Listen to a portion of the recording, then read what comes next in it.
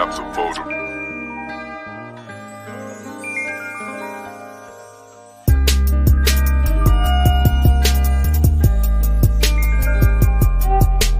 This one going up to photo breaking TV. For the record TV back in his name. Big one L, I be flies a plane. Lady T, she ain't playing no games. No more, she be repping the gang. Third war, then your force it. He won't hesitate to smoke it. He the south side soldier for the record taking over. We turn it up off of the Henny. She want some love, I give her plenty. Leaving the club when it get empty. I know the plug, shout out to Kenny. I'm still throwing up the foe. And I'm rock the flies closed. Third war might take your hoe. Lady T, my save her soul. South Memphis going through it. Rest in peace, a young dog. Do what you gotta do so you could be a young boss. What you see on the gram, it ain't always what it seems. Cause I told her no, but now she looking at me mean. On my block, you better believe I got the biggest house. Young shooters on my team like Kyle Rittenhouse. Keep on playing, they gon' have your blood dripping out. What are you saying? I ain't broke, I got riches now.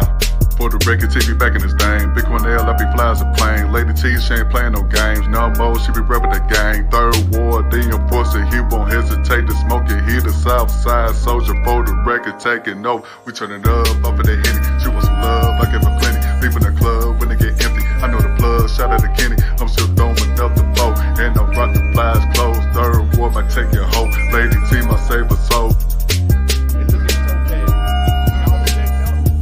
What's up?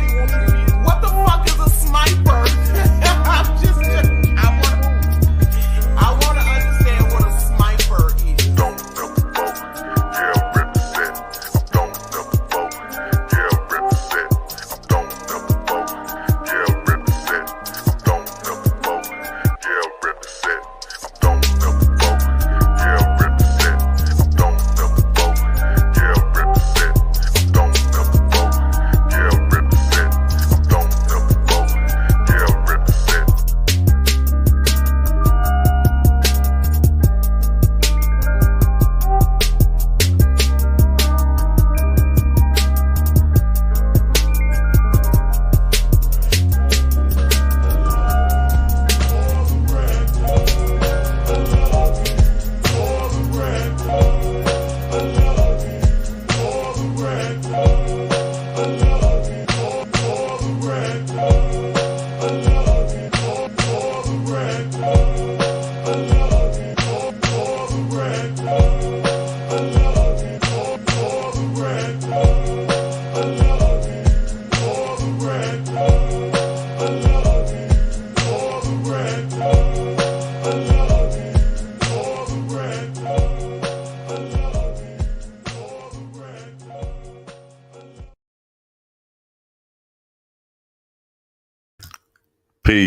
Peace. What's going on, everybody? It's your boy, Third World Colombian.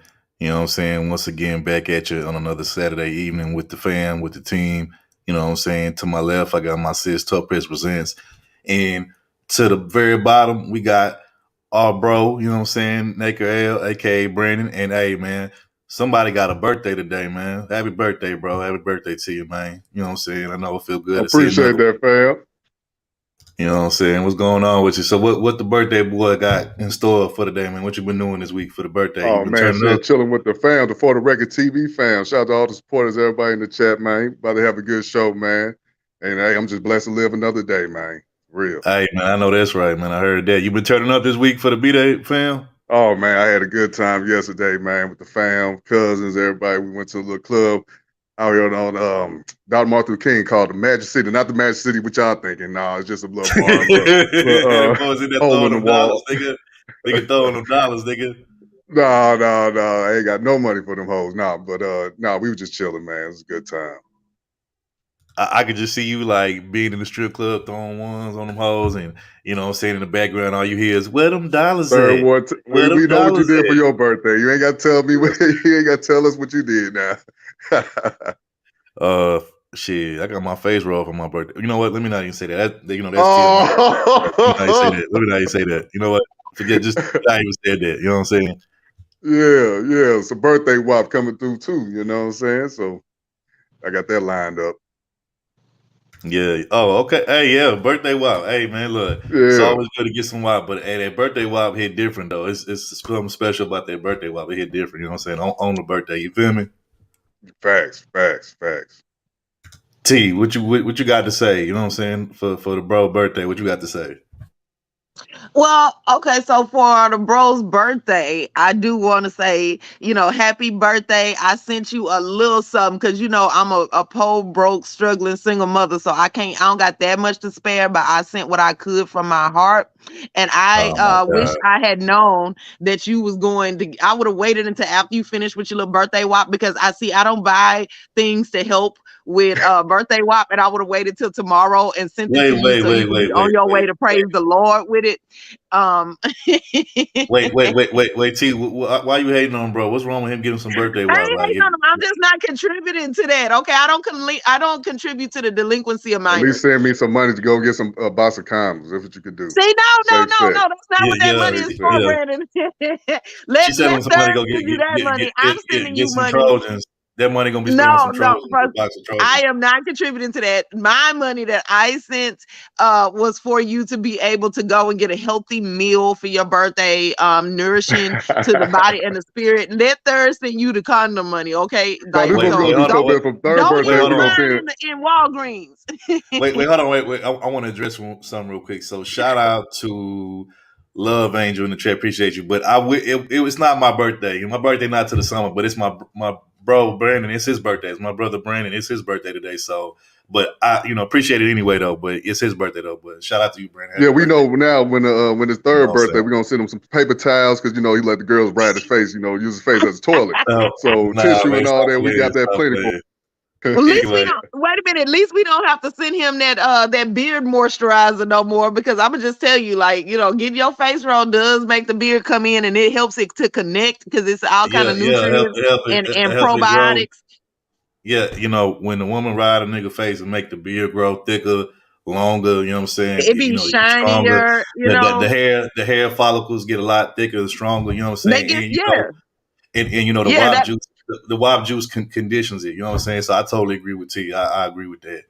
Yeah, they I so supplement agree. I'm a lot just more. saying, like if you got the struggle beard, maybe you. The beard start You, looking you like ain't this. shit for that. Hey, You this ain't what shit for happened that. with third. He let old girl ride You his ain't shit face. for that. This the aftermath. You ain't Damn shit for straight. that. Now listen, I don't date white men, but the beard is nice though. I'm gonna put that it's connected. It's all full like a whole forest. So I think that basically, what Topaz is telling you niggas that she only Oh fuck with my god, divested beards. She only fuck with divested no, beards. If your beard ain't no, divested, she ain't fucking with it. no. She ain't No, fucking with first of all, no, that dude beard only look like that because he's now trying to get black women to ride his face. Okay. So it's something about melanated WAP juice. You got because a non-melanated WAP juice is like the diet Coke of WAP juice. It's like the margarine, so I want to put that out there. I prefer a Oh my Sprite, god, you so ain't I don't shit. know about that. Okay, diet Sprite. No, what is it? Sprite, no sugar or some shit like that. Like, what the fuck? Why does this exist? It don't do what you think it does. So yeah. Yep. But no, happy birthday to you, bro. Happy birthday to you. Happy 88th birthday. You know what I'm saying? Oh Pretty yeah. old Hey, fella. You know what I'm Topaz saying? 30. Y'all know I'm 88. Y'all know what that means. Yeah, man. No, I'm 88. That no. mean Brandon that is mean that you Y'all old know what 22 enough. that years old means. today. That mean that you old enough to finally cash in on that Social Security, my nigga. Congratulations, bro. Cash in, Congratulations. yeah. Y'all For the You know what I'm regular stupid. saying? TV cash, and I earned my 401k. Where my 401k at? Wait a Yep. You minute, know what I'm Brandon, saying? this your baby picture? Yeah. How come he look like he judging me already? Like you look like you judging people. Oh That my that God. Y'all smile ain't shit. fake as hell, and you judging me. Y'all ain't shit. Hey, I he's talking about. swear. He said, "Hey, nigga, you know that girl ain't got no money. She ain't gonna send you nothing. Spend all that money on But no, Pookie and that's them. too adorable. Look at baby Brandon. Mhm. Yeah. Look like he was bad back then. Like he was up to no good even way back then and shit. You know what I'm saying? Hey, somebody told this Right. little motherfucker I wouldn't make it to 18. So, but I'm here now, 32, man. I'm still living, still breathing. So it's all good, Brandon, now man. that you bring that up, that just cringes. That squelches like my heart. It squeezes my heart until it stops beating to hear when people can look at a young child and be like, you ain't gonna be shit. Like that, you Oh got to be yeah. a miserable ass person to say. I can't believe that. And then looking at this baby picture, and I'm like, bitch, ooh. So, I just want to know, like, whoever said that, like, I hope they are eating their heart out right now. This probably a motherfucker that ain't got shit to their name either.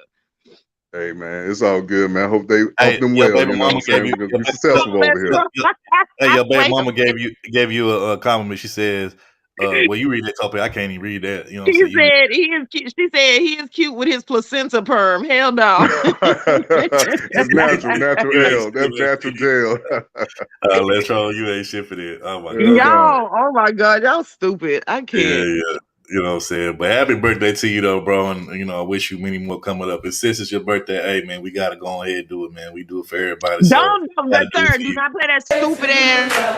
Happy birthday.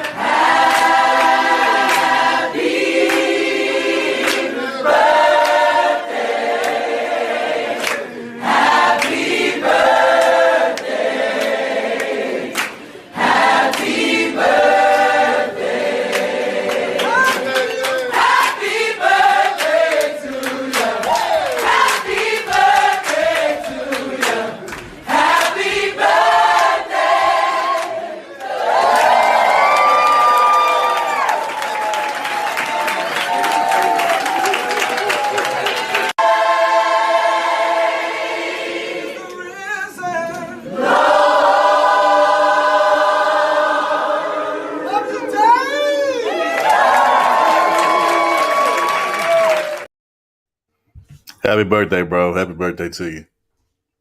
Now, third, you my Okay, nigga, man. But I thought you was gonna play this for me. yes.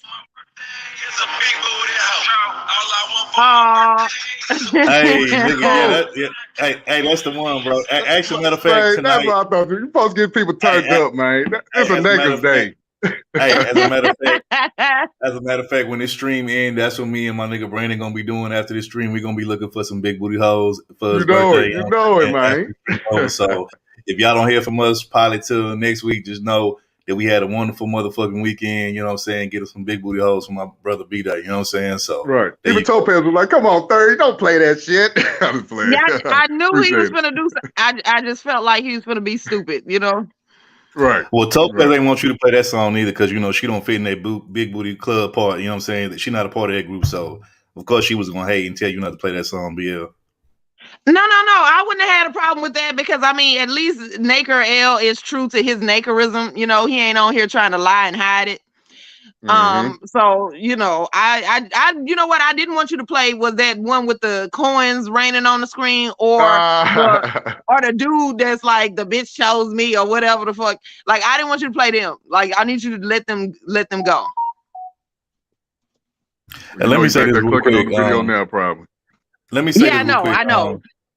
Let me say this real quick. Shout out to where she at? Shout out to Miss Sunkiss. I remember you did say that last time you was in. You said that you was blocked. I don't know, maybe if that was your main account, this or your back. I don't know how that happened because honestly, I didn't even know you was blocked. But I gave you a wrench on this account. This might be a backup, whatever this is. But I just gave you a wrench. So you know what I'm saying. Couldn't find it on the block list. You couldn't find nothing. I didn't see nobody on the block list. Actually, I checked the block list. I want to say this past week, and I ain't see nobody on there. You know what I'm saying? Or at least not her. You know what I'm saying? So I don't know what's going on. She's talking about another account. She said her Queen Snow Bunny account. I didn't know you had a Queen Snow Bunny account. I didn't even know nothing about that. You know what I'm saying? But I gave you one on this account though, so I don't know. We'll go back and look at the block people in the account and see what's going on. See if we can find you. And I do want to say this too. Oh, we go. Who lied to you? Let's see. Who lied to you on that? That's a lie. That's a damn lie. The devil is a lie. You know what? Let's see. No, let's see. You can't tell Third nothing. You can't tell Third nothing because he is a hater. He's a whole hater. This is what he is. Like we just gonna let him wallow in ignorance, okay? But I do want to say this, man. We got some bad news yesterday. Third shared me videos of people saying RP to ARC, Alan Roger Curry. I couldn't believe it, but it's true. The brother passed away. And the brother known for Mode One. If you know anything about Mode One, a lot of people didn't believe it, but hey, he'll walk up to a girl, tell her how he really feel, and hey, they get down to busy, get down to dirty in front of everybody. That's who ARC was. He spoke his mind, man. So rest in peace to the legendary ARC, one of the best dating coaches. Yeah, R.I.P. to him. I'm gonna tell y'all a little story time. So that's actually, to be honest with you, how I actually even stumbled upon this space and found the manosphere was like the people that like, and just like how they got recommended, the manosphere got recommended through these two people I'm about to name. They just popped them in my recommendations one day, but I remember it was Alan Roger Curry and another guy. I don't know if you know who he is, Brandon, but this guy named Ron Wills. You know who that is? Oh, yeah, I know Ron. Yeah. Yeah, okay. So like one day I just got, recommended they two channels for whatever. He just popped up in my little algorithm in my feed. And so I just started listening to him. I'm like, man, who is these dudes? Whatever. I didn't even know what a dating coach was at that time until I first like stumbled upon they shit. So I'm listening. Some of the shit I agree with, some of it I didn't, but then I noticed like from listening to them for a little bit, that's when I started getting like, recommended other people's videos like Tommy and Obsidian and Angry Man and shit. You know what I'm saying? I think it was Jap and some other people. And then like I started going over there to these different channels, start listening, and that's when I found out about the quote unquote manosphere, the black manosphere. And I didn't even know what the fuck that shit was. And I'm like, what the fuck is this? And I'm like, this a whole little small little online community, little world onto itself. And that's how I like, came into this space. And that's how I like stumbled upon this space. But I don't know if it probably wasn't for me listening to ARC and Ron Wills, I probably might not even found this space, honestly, because that's how I found this space. It was really by accident. But RIP to ARC. And the sad part is, he was still pretty young. I want to say, he was in his 50s, you know what I'm saying? And like we've said before, for some reason, a lot of black men tend to die anywhere between their 50s and their 60s. And, that's sad because that's still only like half your life. And then two, he just had a baby. I want to say about a year, maybe a year and a half ago. Ain't the baby like 2 years old now, right? Probably like 2 years, probably like 2, if that. You know what I'm saying? So and it's his wife. So now she's what, like in her early 30s, and she's a widow with a young baby. Yeah, she's a widow with a young baby, and that's sad. You know what I'm saying? Like I feel. Did anybody say what he died from? Like I think it was from what I heard. From what I heard through different spaces, they said that he was having battling with high blood pressure and that he was on dialysis and all that type. Which that's typical. A lot of black men do suffer from that, whether it's through diet, whatever, stress, whatever. But it don't have to be.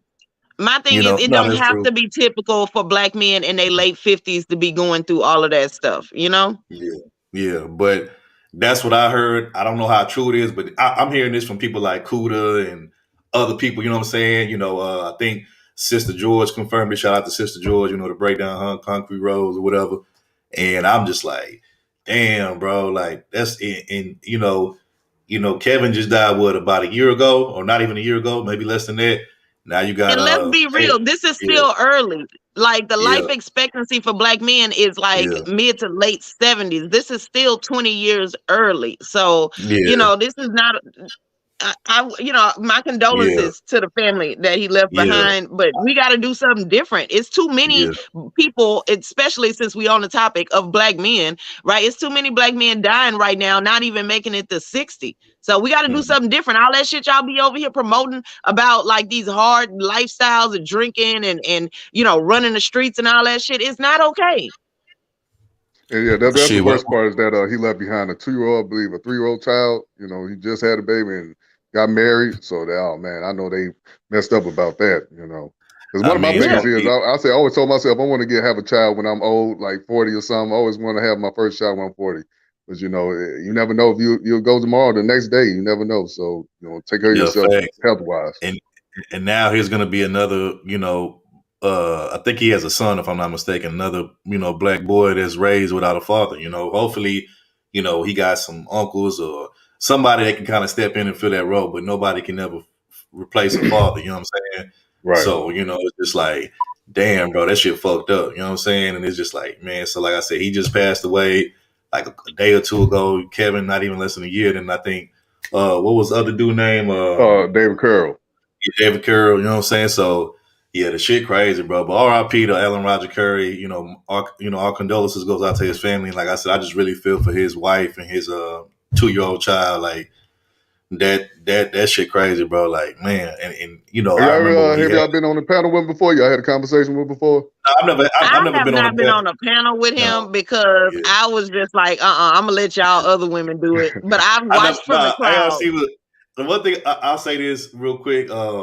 But I don't hate him. Like, he's not a bad person. Yeah, it's just I can't justify to any current or future boo why I'm talking to this man that's gonna get because he gonna get graphic, and if you know that, you can't justify that shit no more. So I didn't want to have nothing to explain because you can't. You never knew what he was gonna say next. Stick my tongue down your ear. Yeah, like that's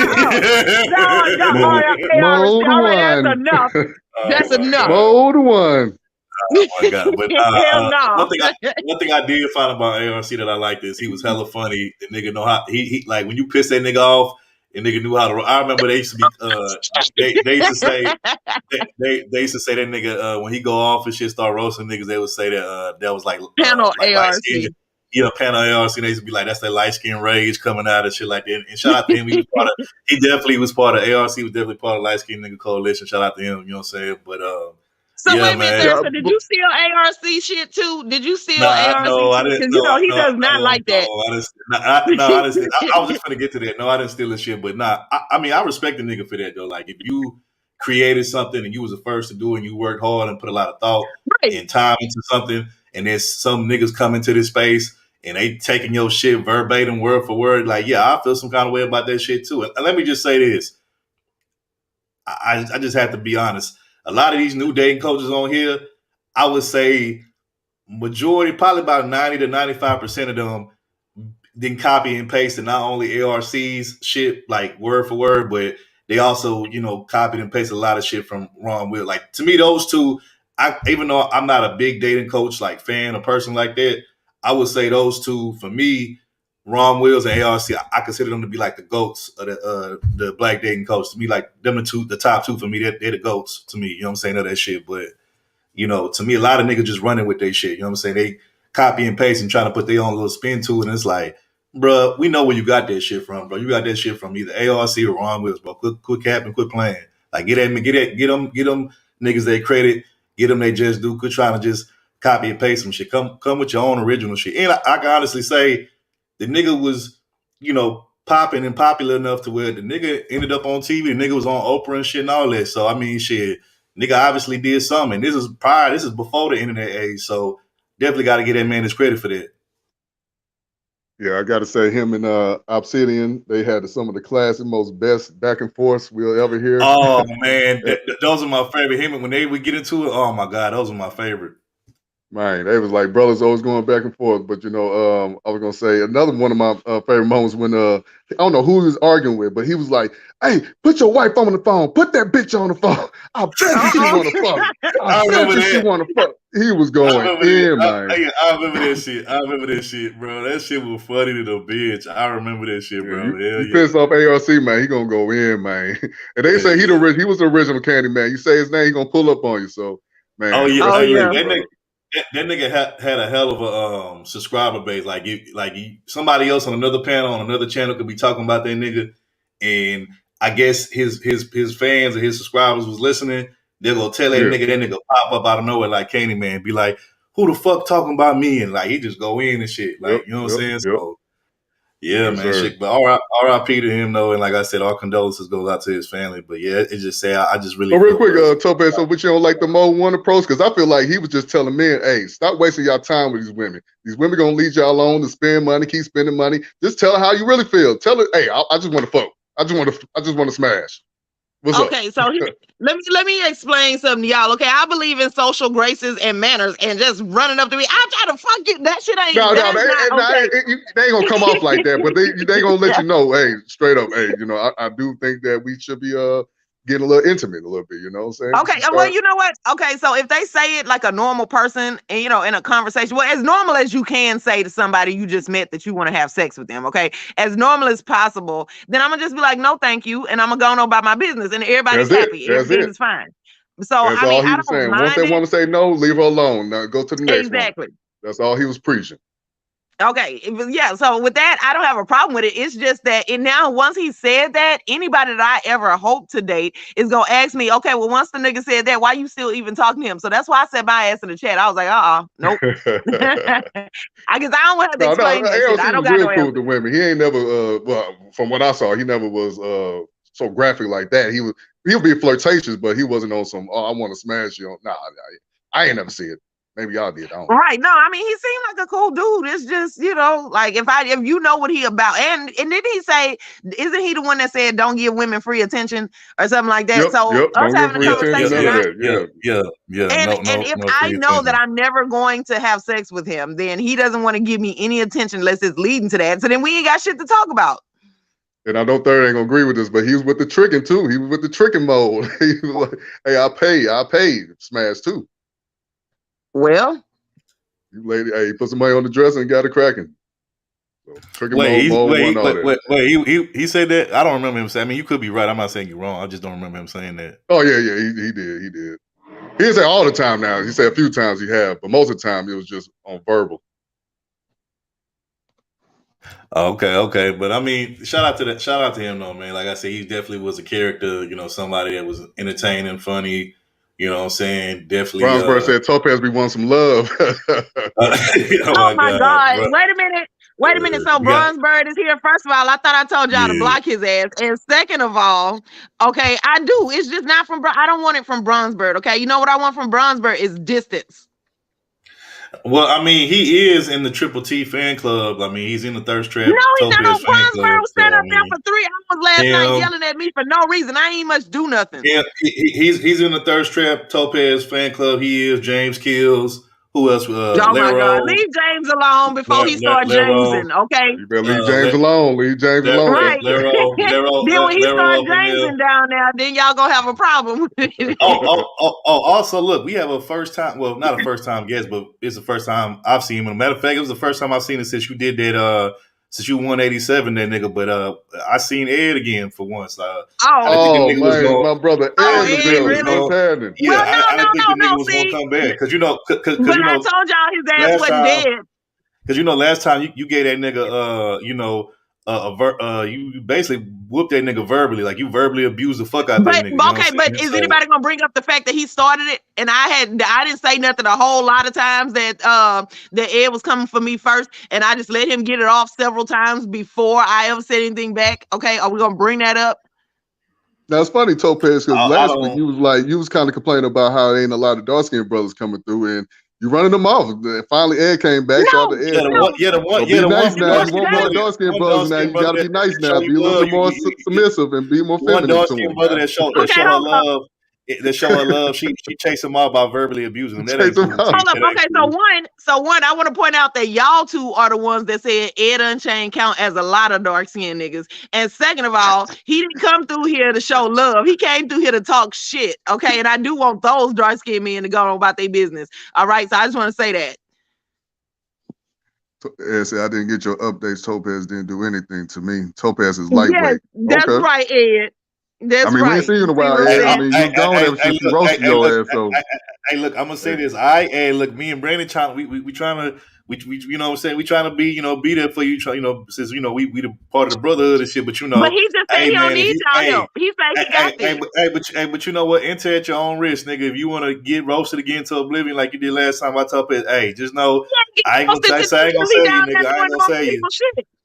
He down there being normal, so ain't nobody roasting him. I only did that one time because Ed came for me several times before that. He was like in every other chat that he would see me in was talking shit. So this nigga got jokes. This nigga talking about something. I thought y'all quit YouTube, honestly, nigga. You don't get your all right, so it ain't just we was gone a couple times though. We was going. We took off a couple days, a couple weeks. So he ain't lying, probably.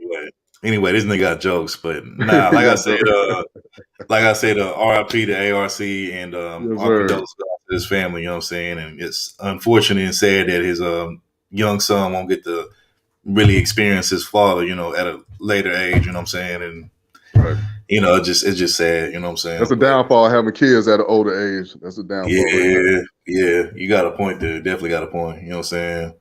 Shout out to man. Hold on, real quick, man. Shout out to my bro in the building. Shout out to my brother Rakim in the building, bro. I see you up in here. Shout out to hold on, let me see. Pop up. There you go. Shout out to Rakim, the 18 letter. What's going on, bro? Appreciate you being here. I ain't even know you knew about this channel, bro. How you find out about this channel? But appreciate you, though, bro, for coming through. Appreciate it. You know what I'm saying? But yeah, RIP to ARC though. But beside all of that, though, man, what y'all been up to this week?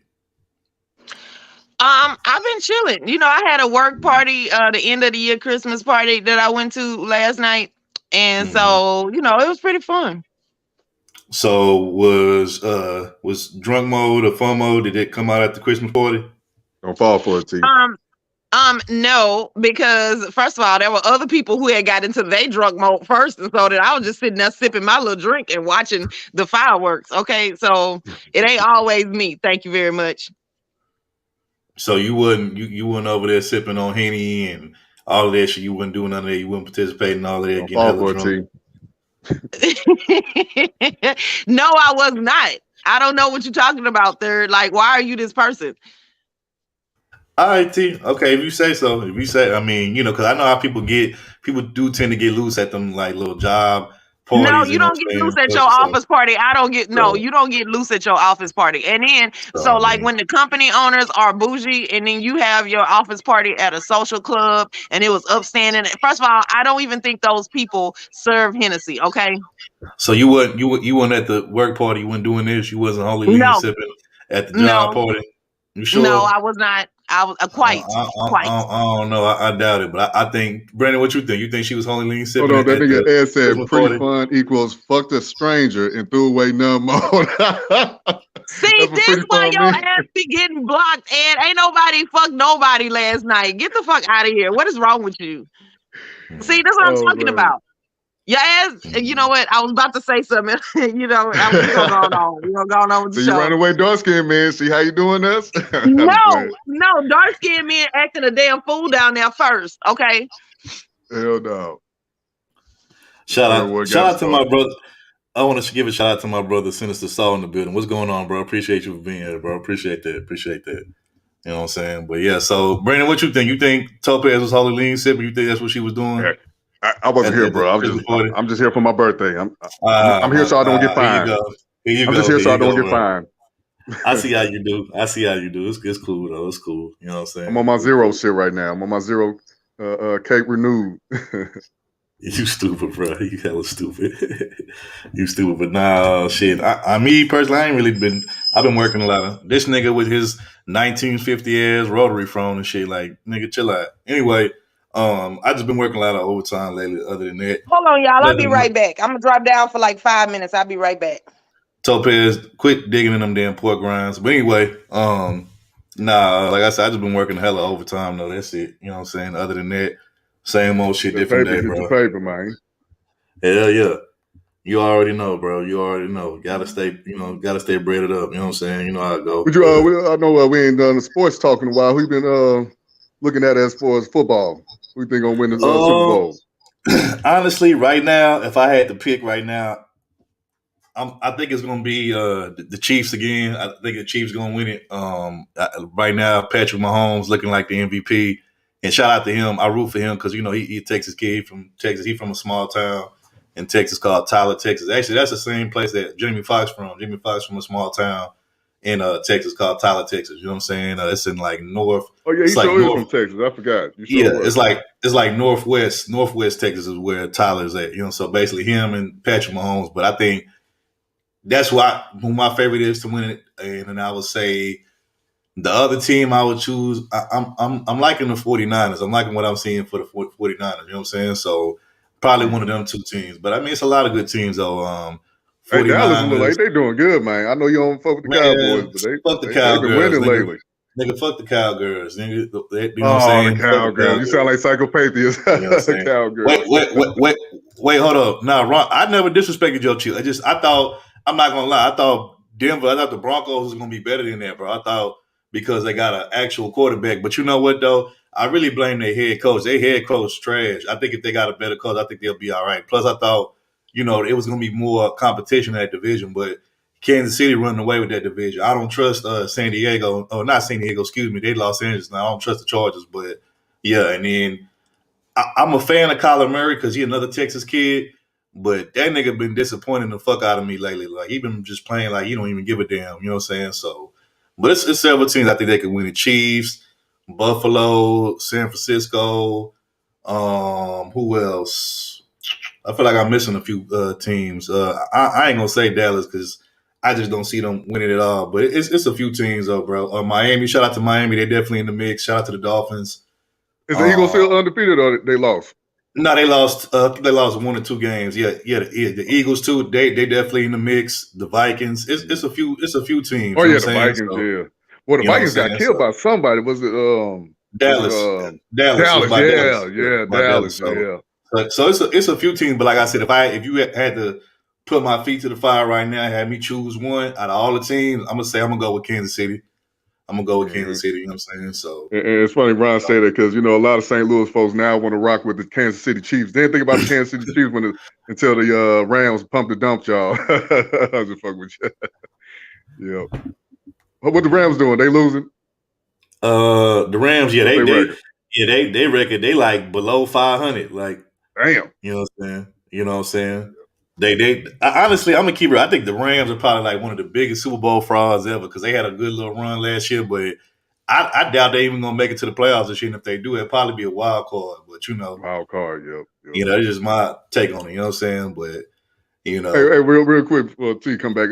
What's your thoughts on Jerry Jones and the infamous picture he took when he was 16 at a rally or something, trying to stop blacks from going to their school? I mean, I'm not surprised though, bro. I mean, let's keep it real. A lot of these owners, these owners of these sports teams, a lot of them are racist as hell, bigots and shit like that. Like a lot of them, you know what I'm saying, probably feel that way. You know what I'm saying? Like it's just some that got caught and some haven't. But majority of these damn sports team owners, they all feel like that. You know what I'm saying? I mean, we had this shit with Donald Sterling, the LA Clippers years ago when he got busted by his little sugar chick, you know what I'm saying? His little side bitch, sugar you know what I'm saying? Yeah, you're right, sugar baby. And shit, you know what I'm saying? So that shit don't surprise me, bro. And then, I mean, Jared been on that type of shit. This shit just not coming out, but that nigga been on that shit, bro. So I ain't really surprised by that. Like that's nothing new, bro. Like that's old news. It's just we got like the actual evidence, we got the receipts to be like this nigga really is on this type of shit. You know what I'm saying? But I've been felt that nigga was that way anyway. You know what I'm saying? So, and I know you don't rock with LeBron, but I gotta give LeBron credit for standing up for what's right, man. When he was like, "Hey," he was talking to the reporter, sports reporter. He was like, "Hey, I'm surprised y'all ain't asked me about Jerry Jones. Y'all was quick to ask me about Kyrie Irving and all that bullshit, but y'all ain't say nothing about Jerry Jones. Y'all real quiet about that." So I'm glad he stood up for that one, man. About time we see a brother that got some status like LeBron say something. Call out the media. I'm not surprised by none of this shit, bro. It is what it is. Like, you know what I'm saying? You don't want to give LeBron his credit? You want that nigga. I mean, look, he spoke, but I mean, that nigga on some fake woke shit, bro. That nigga fake woke. He ain't. You still say he a puppet. He's still a puppet. Yeah, he a puppet, bro. That nigga fake because he always say shit like when it's like he don't ever be the first nigga to say something about some shit. He always be like the last nigga to say something about it. I'm just like, nigga. All right, bro. I get it. You know what I'm saying? But I give him credit for doing something, man. He stood up, man. I give him credit on that, but I'm real biased about that because he was out there. Actually, at a place where it's anti-black. You know what I'm saying? Trying to stop black people from going to their schools in Arkansas or Alabama. I forgot what state it was in, but I still feel like a nigga full of shit. But that just my take on it. But whatever, though. You know what I'm saying? I give him a shout out though. But yeah, I'm gonna go ahead and get into this roll call, and we're gonna go ahead and just get into the topics and shit. You know what I'm saying? So let's go ahead and get into this roll call. Shout out to the first person in the chat. You know what I'm saying? One of my favorite trolls. You know what I'm saying? He be on them old head. You know what I'm saying? Just like I be. Degenerate. Shout out to my brother, Degenerate Sherigan. Appreciate it. And he's saying happy birthday to you, bro. You know what I'm saying? Appreciate that, friend. Appreciate that. Shout out to my brother, Emmanuel Briggs. He also saying happy birthday to you as well. Right on, fam. Shout out to Love Angel in the building. Appreciate you for being here, Love Angel. Shout out to Miss Brownie Ellie in the building. Appreciate you for being here. Shout out to the fam up in here. Shout out to Mika. Shout out to, you know what I'm saying, our Tennessee brother, you know what I'm saying, All Heart. What's going on with you, bro? Appreciate you for being here. We got Miss Misha Mack in the building. What's going on? She's saying good evening to us. You know what I'm saying? She said happy birthday to you. You know what I'm saying? And shout out to the I chat. appreciate that, Misha. Appreciate that, sis. You know what I'm saying? We got one of Topez's side niggas in the chat. My brother Ed Unchained. You know what I'm saying? How dark skin side nigga. You know what I'm saying? So shout out to my brother Ed Unchained. What's going on with you, bro? Tommy Shout out to my brother. What do you say about Tommy? What do you say? Who? Oh, hold on. Let me see. Let me go back. Tommy Wright, three. One man game. Oh, yeah, man. That jump was bumping. That jump was bumping. Yeah. Hey, I ain't gonna lie. That dish that he did on Bone Thugs and Harmony, even though I'm a Bone Thugs fan, nigga, that shit was classic, dog. I can't even lie. Rugged Busters. Yeah, man. Yeah, that stood up for Memphis. Hey, look, you know what? That's one of the, and I get it because, you know, that nigga was hella underground, so most people don't even know who that nigga is, but, that might be one of the greatest disses of all time, bro. But, you know, because he's so underground, he's not going to get the credit he deserved. But remember we did a show, we was like our top 5 greatest, best diss songs, and I said that's my number one right there. You know what? One dude going against the whole group. You know, we might have to bring that back. We might have to do another revised one, and we might have to do some different. Because the ones I did, the top 5 that I picked was the most known. Right, most known, the most known. But I might do next time we do some shit, I might do some more some underground dishes that don't nobody really know about. You know what I'm saying? Because it's a bunch of those, bro. It was some that I wanted to make the cut on the first one, but I was just like, nah, I can't put that over this. You know what I'm saying? When you got Hit 'Em Up, and you know what I'm saying, you got a real motherfucking G's and shit like Ether. that. It's hard. Yeah, Ether. Yeah, I had Ether on there, bro. It's hard. Yeah, Take Over. It's hard to. Well, Take Over really was alright to me. That shit was mid. You know I tried to slide in. I knew he was going to that shit was mid. That shit mid. But you know, I know you like that shit. You know what I'm saying? But that shit was mid. Nigga went in too. But nah, it's just hard, bro. But it's so. If I had to say today, what's the greatest diss song today, right now, man? I just have to say either it's gonna be Drake or that FBG Duck. Dead bitches, man. Them the two the hardest right now today. For me, I would say it's a tie between two southern trap legends. I have to say Gucci Mane's what's that song he did on? Oh, Jeezy? The truth. You sure right? The truth. I had to say that. And then Gucci did a diss called 2423. Or Jeezy did a diss on Gucci called 2423. Them two is probably my as far as the new disses, you know what I'm saying? But yeah, that's true. You sure right. Yep. You know what I'm saying? So yeah. Somebody said T.I. and Flip. Hey, I'm sorry, T.I. I mean Flip. I feel like Flip won in my opinion, but I know a lot of people think Tip did. But I can understand, you know what I'm saying? No, what it was. See, what it was is at that time, Flip's run had came to an end because people don't really realize, bro. Flip had a long run, bro. The nigga, really, the artist who I kind of compare Flip to, I kind of compare him to Lil Wayne only in the sense that they both came into the game when they was in their young teens. They was 13 years old when they really just became like a rapper. You know what I'm saying? But they didn't really blow until damn near they became teenagers, 16, 17, 18, that type of shit. And then when they got in their 20s, that's when, they started to really take over the game and shit. You know what I'm saying? But them niggas been in the game a long time, bro. When you been in the game since you 13, by the time you in your 30s, nigga, you done been in the game 20-some years. You know what I'm saying? So, you know what I'm saying? And they were still young, you know what I'm saying? So that's what it is. But I mean, Flip had his run. It was just T.I. time at the time. He kind of used that, that whole situation to kind of launch his play. Because really, to be honest with you, bro, Flip was the bigger artist before Tip. You know what I'm saying? Yeah, man. Flip was everywhere, man. He was the nigga. Everything he was dropping was going platinum. Whether it was and his features with David Banner a pimp, man. Everybody was bumping that joint. Everybody. All that shit was going platinum. His albums, his mixtapes was selling crazy in the streets. He was doing on everybody features and shit. So yeah, that nigga was everywhere, bro. So can't nobody. And I remember, bro, Tip first album didn't really do that sell that much. And I think even though I like trap music, I think it just went gold or barely went gold. You know what I'm saying? Meanwhile, this nigga Flip was going platinum. So niggas can't say that, Flip fell off. It just, his time came up, bro. Because that nigga had a long ass run. Nigga got songs with Destiny's Child and all that shit, bro. So niggas don't know their history, bro. It is what it is. But shout out to Kid Gravity Beyond in the chat. What's going on, bro? Appreciate you for being here. What's going on, kid? I think I already said what's up to Misha, but just in case I didn't, what's going on, Misha? Shout out to Ron314, STL in the building. St. Louis.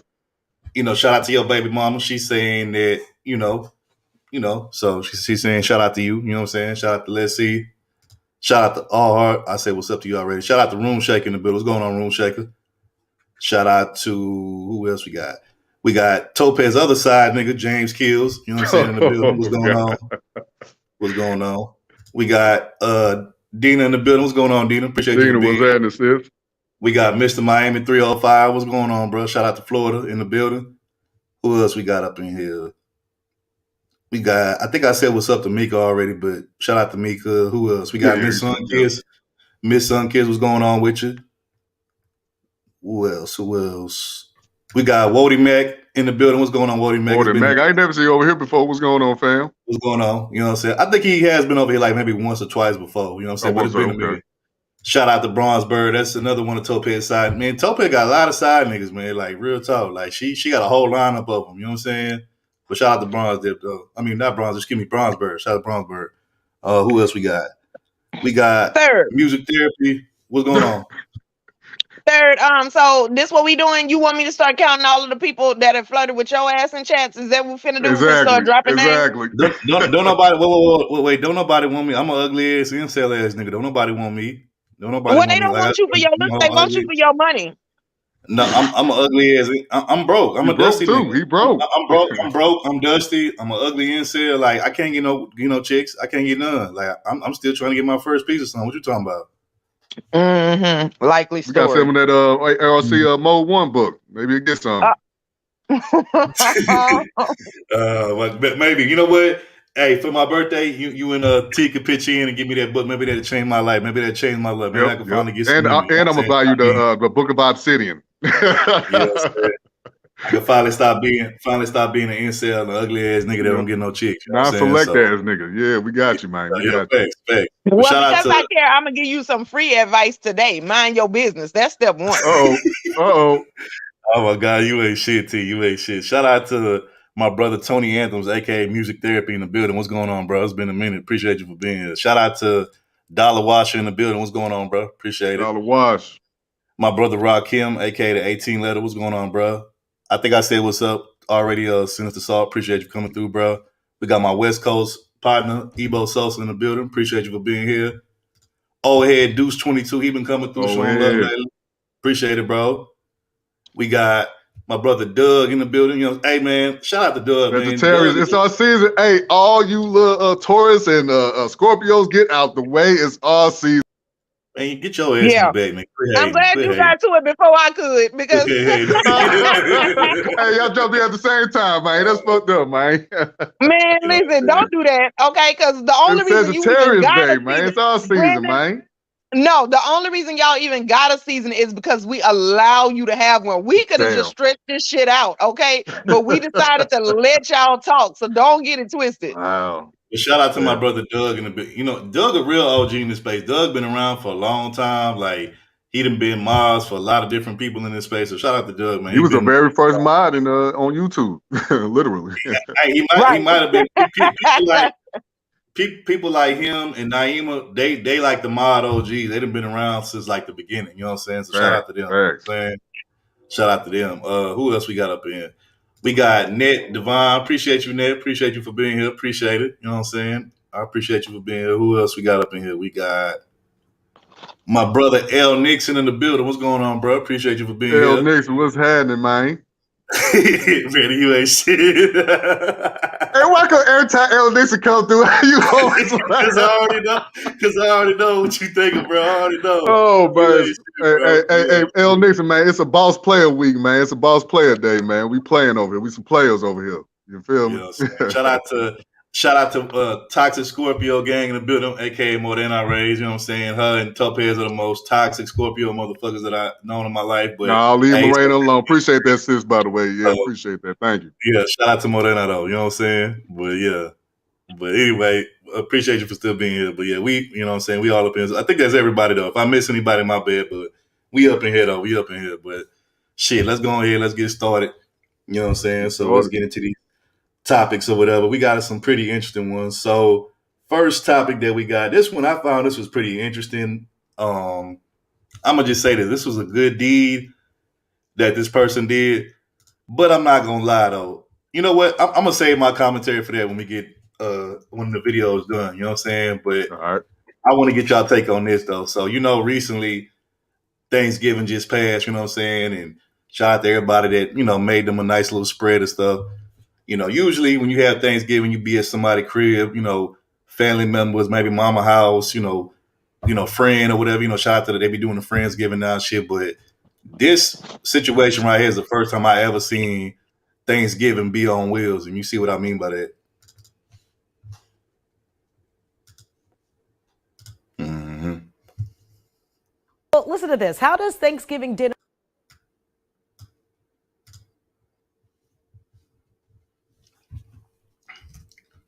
Well, listen to this. How does Thanksgiving dinner on the subway sound?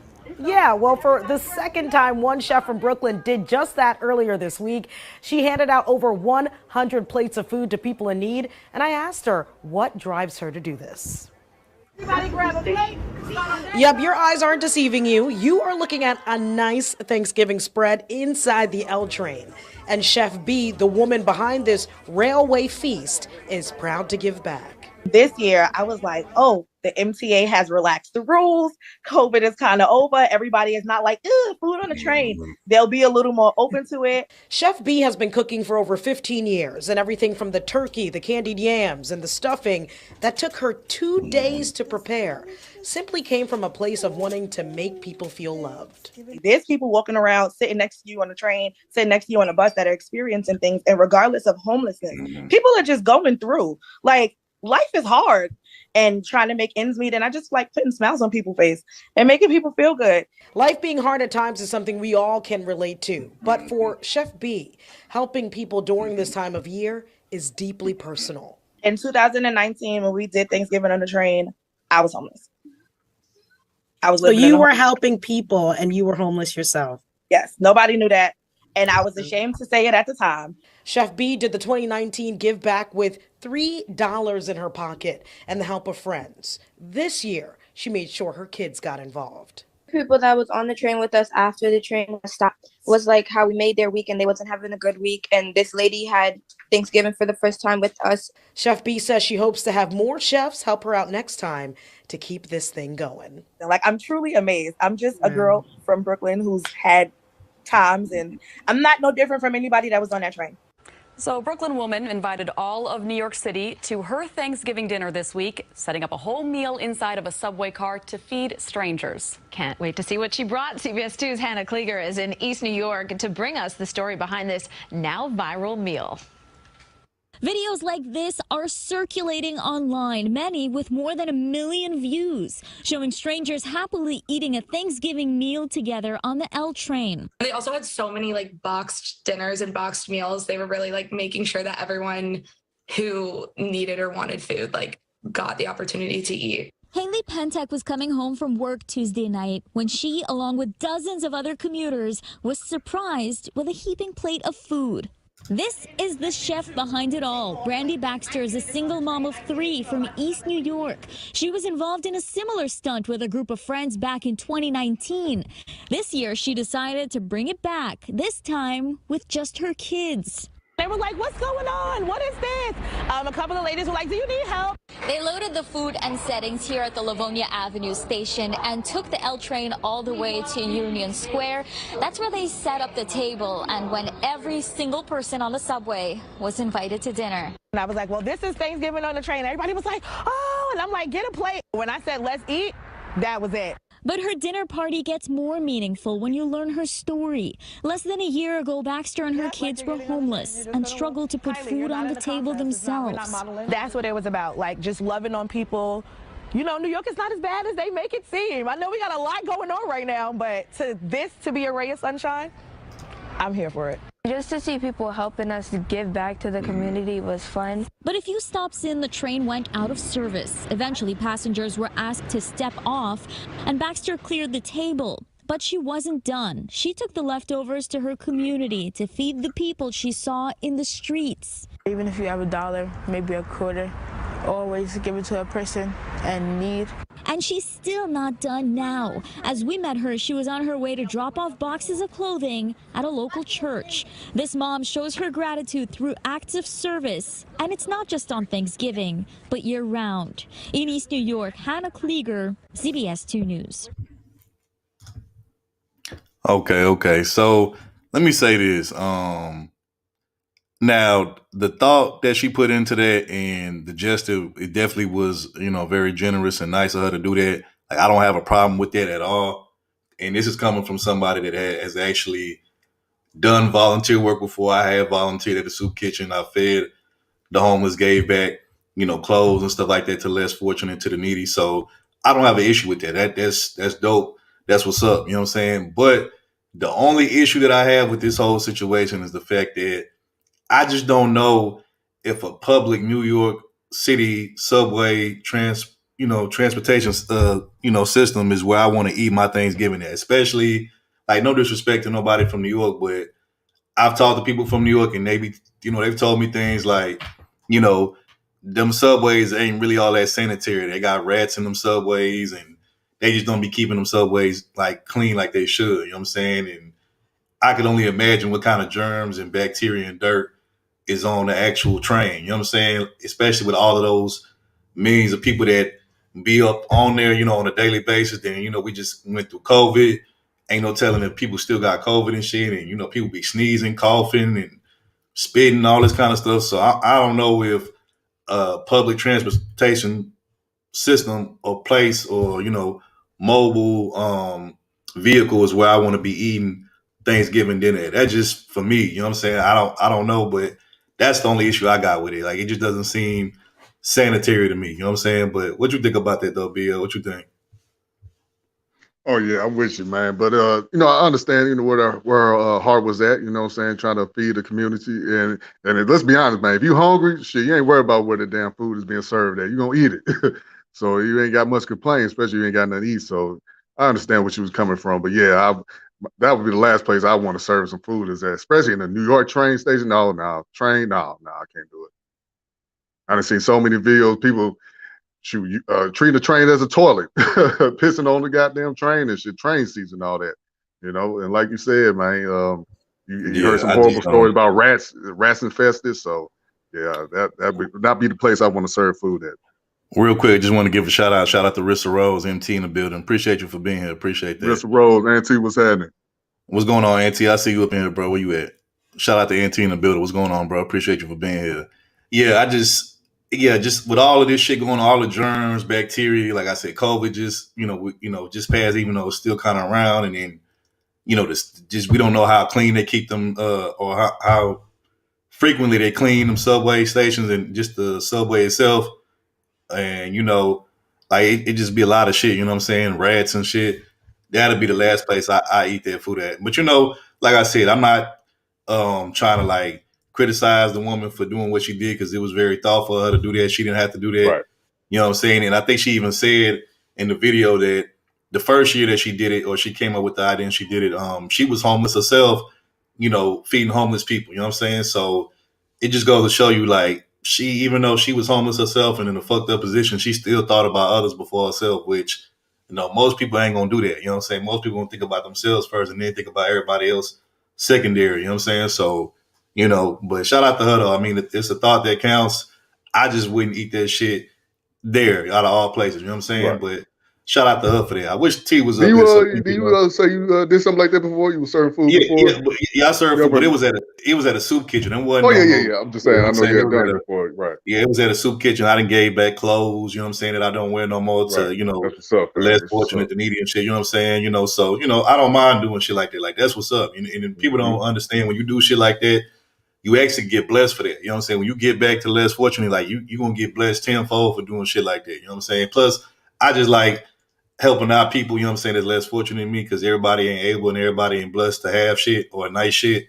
You know what I'm saying? It just make me feel good. It just made me feel good to do some shit like that. You never know what people going through at the time, and you might actually make their day or their week. You know what I'm saying? They might be going through the worst shit ever, but it might be you serving them that plate of food, or giving them some clothes or whatever that might actually, put a smile on their face and make their day or their week. So, that's what I do it for, honestly.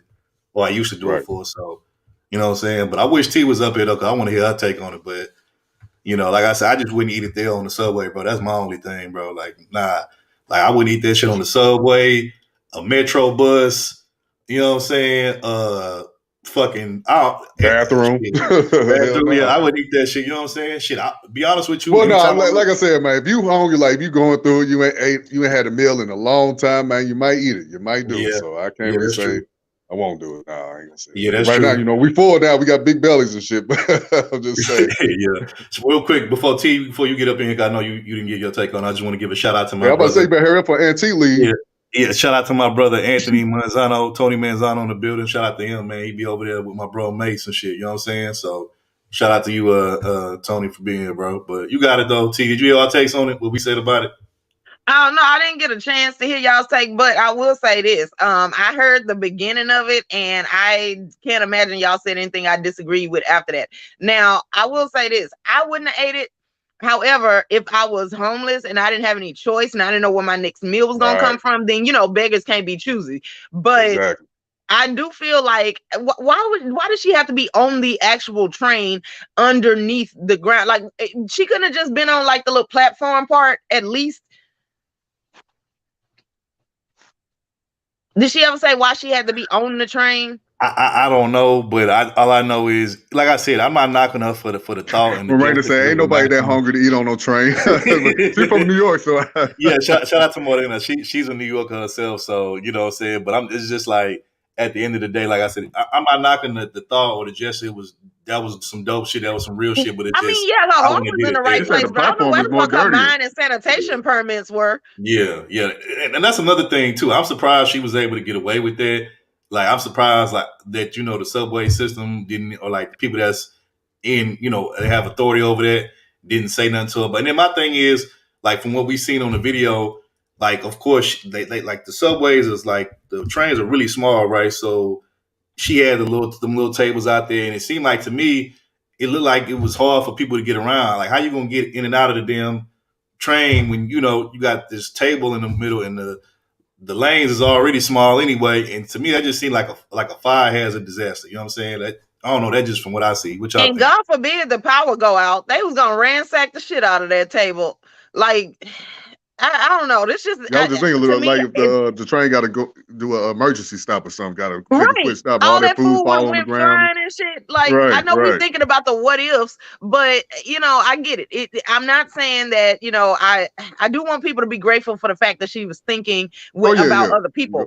But this is not the way to do that, though. There's a way for everything to be done. Hey, shout out to Sister D in the chat. She said, like the cat in the hat, I will not eat it on the train in the rain. I do not want that sad by heavyweight. Shout out to Dita. Shout out to Sister Dita. Bars. Shout out to Morena. She says, nobody there hungry. And y'all funny. She says, platform dirtier. They had to have violated several health codes. You know what? That's what I'm thinking too, Morena. I'm thinking the same thing. We definitely agree with you on that. So yeah, like I said, it was a good gesture. I've done volunteer work before. You know what I'm saying? So I'm not knocking nobody that want to do that out the kindness of their heart. But yeah, that would have been the last place. Like I was telling Brandon before you came back up, T. Like, I'm not gonna do that shit on the subway, a metro bus.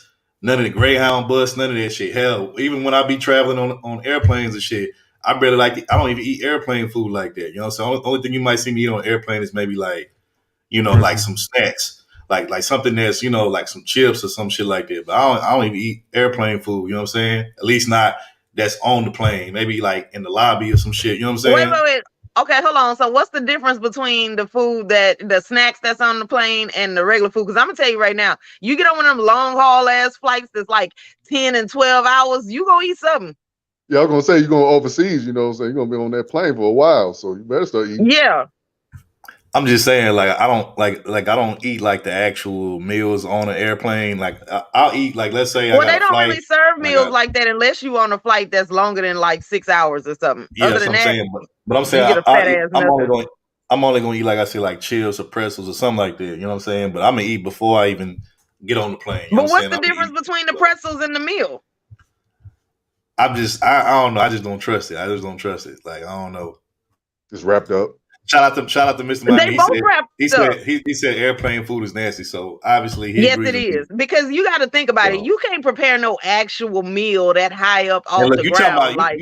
You talking about what's the difference? If I give me a bag of Lay's or Doritos, I know what that tastes like. That's going to be a consistent taste, but I don't know whatever meal they're going to serve on it. I don't know how that's going to be. That might be bland as hell. It might be, you know what I'm saying? I don't know what it do be bland, but that's the point is that it's not unsanitary like that shit was in this video.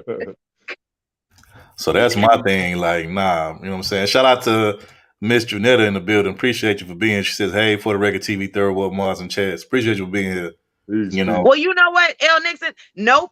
I don't give a damn because I'm gonna tell y'all right now.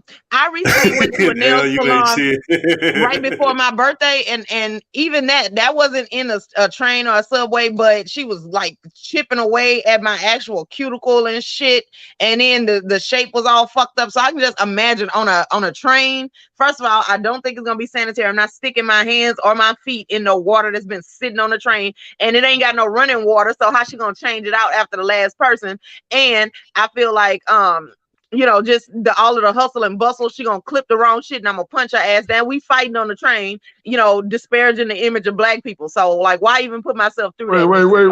Why you who timed out Ed? Which one of y'all did that? Do it. I did, nigga, I did. You goddamn right. What that light skin is just eating like you eat booty. That's the reason why I timed that nigga the fuck out. That's the reason why I can't see it. What he say? Because I'm in that nigga said that's that light skinned ish. Just eat it like you eat booty, Third. But what I want to know, wait, man. See how they treat us dark skins? You see how they do us, man? Wait, what I want to know, time out. What I want to know is, how the fuck do Ed know what I be doing in my bedroom, nigga? Let me find out you've been spying on me, nigga. Like, the fuck wrong with these niggas, bro? Like, how you know what I'm doing in my bedroom? Bro, we saw that video. I'm not worried about what none of you niggas doing in y'all bedroom. Where who knows? There's a video of your young self when you was like, listen, some of y'all gonna grow up and start eating booty. That's what you gonna start eating. They gonna suck porn girls' asses, is what he said. Y'all go with the fuck shit. Y'all go. Anyway, there go James down there, James, and what is this? That ain't got nothing. You know what? But he brings up a good point though. Y'all don't care about your body. You'll still throw your penis in a chick that ain't cleaned up her house, ain't got no actual bed off the floor. Y'all'll eat some shit off the subway. Let me say this. Shout out to the ladies. Shout out to Ned. Shout out to Junetta, and shout out to Dean. Don't be encouraging Ed fuck shit. Don't be laughing at that nigga and his fuck. Don't do that. Just because the woman house dirty doesn't mean I'm laying down in it. I'm still standing up. Just got my jeans down and handling my business. But it doesn't matter if hold on. Let me explain this. Explain this to y'all. Okay, if her house is dirty, that means that she doesn't value being in a clean environment because she ain't clean. Maybe she just had an off day. I'm sure the box stank. She just had a bad day. You attributing the smell to the house and not the box, but I'm sure the box contributed to that overall I get my smell. Release out of the way, I pull my pants on, say thank you, ma'am, I'm out the door. But you still inside of the house, and I'm sure all those germs are still on those clothes. Did you leave that house and go burn those clothes, or did you take them to your house? I've been in people's houses that have been dirty too, you know, smelling pissy in the hallway. So I've been through it. I know. But how long did you stay in there though? Did you stay in there longer than 3 seconds? Mama, can we leave? Yeah. Oh, well, we used to kids. You ain't got no control over that. I'm talking about as a grown ass man. He'll tell you right now. We had to go through her friends' houses, you know, roaches everywhere. So. We've been through it, man. Well, T, I'm gonna tell you how I would handle that situation. So if I go to a chick house and I see that her house is in disarray and it's out of order and you know shit everywhere and all of that, first of all, I'm gonna take her ass. We're gonna go somewhere else to a neutral spot. You know what I'm saying? Somewhere away from that dirty ass house, and I'm gonna be like, you gonna have to take a shower in front of me. Like, I'm gonna have to see you actually clean that shit. You know what I'm saying? Before I even consider touching your ass. But notice y'all do everything but leave the chick like where she at. So, y'all do everything but walk the fuck off. So. Now, no girl never invited me to a house and her place was all dirty. Hell no, they ain't never happened to me. Okay, so hold on. Y'all think that one ass shower is gonna cut through the layers of grime and grit and shit? You gonna need a chisel in there to get all of that shit off of there. Like, no, you still hitting dirty. But you know what? Though I do agree with Brandon though. Like any chick house that I ever been to, like they might have had like a few pieces of clothes laying on the floor, like some jeans or some shit, but they ain't never just been like filthy dirty to where that shit look like a fucking trap house or a bando or some shit. Like it ain't never. I haven't like experienced that. No, I never experienced that. So all right, well, I got an unpopular opinion. If you go to a chick house and she ain't got shit in there, that's also a red flag, because like what the fuck do you do with your daytime, like with your leisure time and shit? You know what's crazy? You know what? Let me not even say that. Let me not do that, because I ain't finna tell on myself. I know Topaz, her vindictive ass gonna try to. Hell yeah, I'm gonna clip your ass like that roadcaster you was talking about. And every time you try to say something, I'm gonna just replay that shit. I'm like, your opinion don't matter because of this. Yeah, let me not even say that, because your petty ass will use that against me later on. Hell yeah. So I'm just saying. I ain't gonna give you the satisfaction. Listen, I know you women in the chat ain't judging. No, y'all probably went to a dude house. He ain't got no mattress, no nothing. He just on the floor. Well, look, y'all get a cracking on the floor with him, man. Come on. No, because that nigga got other life goals that he needs to be achieving instead of getting some box. So he got some shit he needs to do. Now, look, I'm not saying you got to have your house completely decorated, because we know men aren't known for that, but you got to have at least the basic essentials. You got to have a grown-up bed. Okay, I'm not doing shit in no car bed frame. I'm not doing shit on no mattress on the floor. No, like, what are you doing with your life as an adult? T. So, Topaz, you mean to tell me you ain't down with laying on a Tempur-Pedic mattress? What if it's the softest air mattress in the world? You ain't down for that? What the fuck is the frame to it? That mean, you know what? And that's bad decision making, because you bought this luxurious ass mattress to just sit it on the floor. But I thought women like getting it on the floor. So what's the problem? I thought y'all like getting it on the floor. Well, ain't nobody paying you to think third. And here's another thing. So y'all know mattresses got to be flipped, right? So at some point, I know that. Have you flipped it already? And I'm now laying on the side that was on the concrete, or are you about to flip it? In my future endeavors over here, I'm gonna be laying on the side that was on the ground. Nah, you're right. You supposed to like flip your mattress. I think it's every 3 months, something like that. You know what I'm saying? So yeah, I know about that. But I mean, I ain't got those issues. I'm gonna just say, this ain't me bragging, stunt, none of that shit. But I'm gonna just say the Lord has blessed me to where even when I moved out, they sell it together. Ain't nobody asking y'all to be a carpenter, okay? They sell the bedroom suites together. You ain't even got to do no matching or nothing. It all come together as a group. When I moved out my mama crib at 17, and I got my first little apartment, even though it was small, but it was my shit. Like, I was blessed to have, a nice ass mattress, you know what I'm saying, with, a platform to put it on, all that shit. So I ain't never been a nigga that had my mattress on the floor, none of that shit. That ain't never been me. Now, well, wait, hold on, real quick. Shout out to Brownie Ellis. She says y'all on the air mattress. Look, I'm gonna say this. I done been on some air mattresses in the past in my lifetime, but it wasn't my shit. I'm just gonna say that it wasn't my shit. So. Okay, but you should have let that bitch get her life together. Because here's the thing.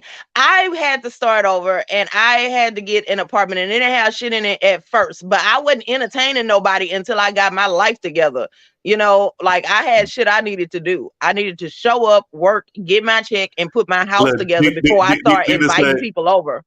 Let Dina say, preach, girl. She up here cheering you on the stage. Well, because y'all don't hear no enough. And I feel, and it shows. You know what I'm saying? Like, some of these women need to start telling y'all asses no.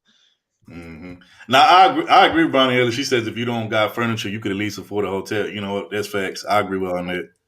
No, if you don't got furniture, you can't afford no damn hotel. What you need to afford is your ass at work and then getting your paycheck and putting your life together. No, that's true. I agree. I mean, y'all both right, though. Y'all, neither one of y'all wrong, but I agree with what you're saying. But shout out to Dina again. She says, I know that's right. You get no play if you're not in the right way. Certain things, man, need to represent for me. Hey, exactly. Because if you comfortable on an air mattress, that means you finna expect me to become. Because, okay, let's just be real. Men want women to live beneath their means. Whatever they can afford to provide for you, you ungrateful if you don't accept it. So if you comfortable on an air mattress, that means at some point you finna ask me why I can't sleep on this air mattress. Why am I upset that you got to keep getting up and inflating it? Why are we making this conversation like a long-term thing? We just talking about a quick nut. That's it. What are y'all talking about? Because, okay, but a quick nut can lead to we're going to get it together, shit. but for now, we're going to get it cracking while we on the floor, whatever, on the couch. So, but this is what...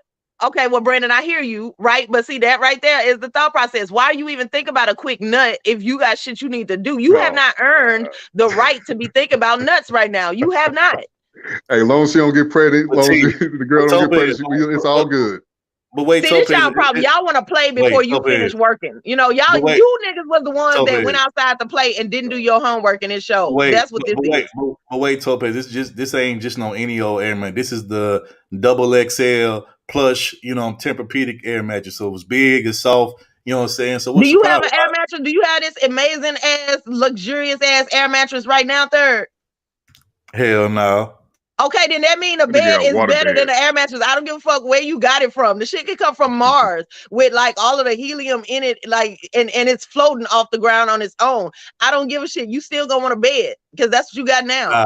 Nah, look, I ain't gonna lie. The bed that I got, that shit is amazing. I actually spin a grip on my mattress, and then not only that, my shit on the platform, so my shit sit up high. Like my shit sit up like real high. So yeah, I like having to climb up into my bed. I like feeling small.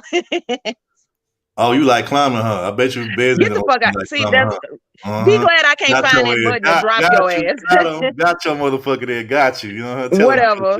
Anyway, shout out to LSP. Shout out to LSP, the Redbone artist in the building. Appreciate you being here. Hey, I just like how Topaz said, I like to feel small. I know it's a hard time being 5'11" or 5'10". Wait, you gotta. I hate y'all. Wait, you gotta put it in. She said that afterwards, but first she said I like to climb up things, and then she said I like to feel small. I didn't say climb up things. See, that right there is the bullshit. That is not what the fuck Get they your head out said. the gutter, Third. Get your head out the gutter. Right. Now, Ed already said you part of the Eat the Booty gang, so I don't know what's going on with y'all. That's why. Get your head out them cheeks. That's why. Right. Do you hear what people saying? That's why Isaiah's got put in time out. But anyway, shout out there. He said, "Ladies, don't worry. Third ward is in from the. You know what? You want to get time out again? Finish reading it. Finish reading. We got you them hooked on phonics for a reason. Third, sound it out. Anyway, shout out to Zero. He says, "Hey, for the regular TV, everybody, shout out to him." Man, look at that on a pile of leaves like an old fox. Why she capping? See, Ed, that's why he timed your ass out. Mm-hmm. See, look at the sisterhood. They defending you and shit and encouraging you. Oh, we the sisterhood because we expect y'all to have a damn bed. God damn, like see, y'all be on us to expect a little or nothing. You know what? Shout out to Zero. He right. He said hashtag Topaz is a climber. I mean, she admitted it. She said it herself. Go. But I thought you didn't like Zero. Go rewind the tape. I mean, look, just because me and Zero got our little issue, that don't mean he don't ever be right about no shit. You know what I'm saying? You got an issue. Zero don't give a fuck about you. He don't care. Me too, I have heard Zero mention Third Ward exactly 0 times. Anyway, man, forget y'all. Anyway, but no, he right though. Topaz admitted herself. Y'all don't believe me? Just rewind the tape. You know what I'm saying? Like it is. Oh, whatever. So how the hell we go from talking about sex on the floor and talking about the train situation? I don't know. Because Third is a miscreant. Nah, because we this is what we do. We be on topic 1 minute, then we just go to something else. But we get back. Anyway, shout out to the lady for having a good heart and serving the people, even though we kind of feel like she could have did another place. But hey, man, she had to do what she had to do. So and I was saying, Topaz, before you came back, I don't think you heard me say this, but she admitted, I think in the first clip, that the first time that she came up with this idea to do that, she said that she was homeless the first year that she did it, and she still decided, I guess, to put others before herself. And, I commend her for that. But at the same time, if you that down bad to where you homeless yourself, yeah, like, because it's kind of like, how can you help others when you can't even help yourself at that point? Like, so that's how I'm. Okay, but if she's homeless, where the fuck does she cook the food at? I don't know. Maybe mama house, sister house. People be having big family members and a big ass family with a bunch of family. So she can come over there and cook Thanksgiving for strangers that she finna serve on a train. Nobody say nothing about this plan, but she can't stay there. I mean, I'm with you on that, T. I agree. Like I said, I don't want to criticize a woman for doing something, kind and something out of her heart. You know what I'm saying, that she didn't have to do, but I just wouldn't have did it in the place that she did it at. And like I said, if I'm not right first, I can't help nobody else, so ain't no way in hell I'm finna be homeless helping other homeless people. Hey, stop the show real quick. Stop the show. Hold on. I just want to give a shout out to Bayou Bunny for sending me a cash app, man, for my B-Day, man. Appreciate that, Bayou Bunny. Oh, hey, Bunny. Shout out to Bayou Bunny. Appreciate you for the cash app. We appreciate that. So let's go ahead. Let's give a, nice little cash. You better play the Shawty Low goddamn song. Matter of fact, that's what she said in the comment. You lying. I'm lying. You lying. Shout out to Bayou Buddy for the cash app. We appreciate the love and the support. Let's get it.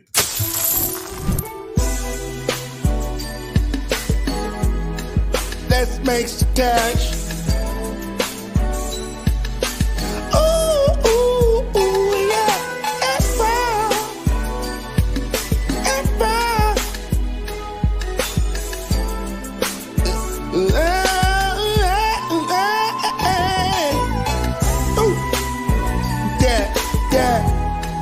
Let's make some cash.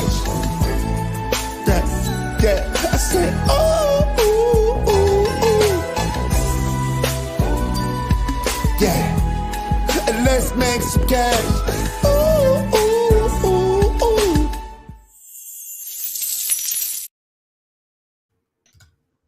So once again, shout out to Bayou Bunny. Let me say this real quick because I didn't realize that dude. I know you finna hate. No, I'm not gonna hate. I'm just saying, like, Brandon, we care about you and everything. You are a little brother.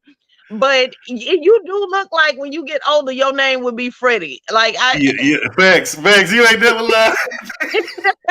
I mean, I picture Brandon when he get older as a Freddie. Like that's exactly what that nigga gonna look like when his hairline start receding and his dreads fall out, and they gonna be bald headed just like that.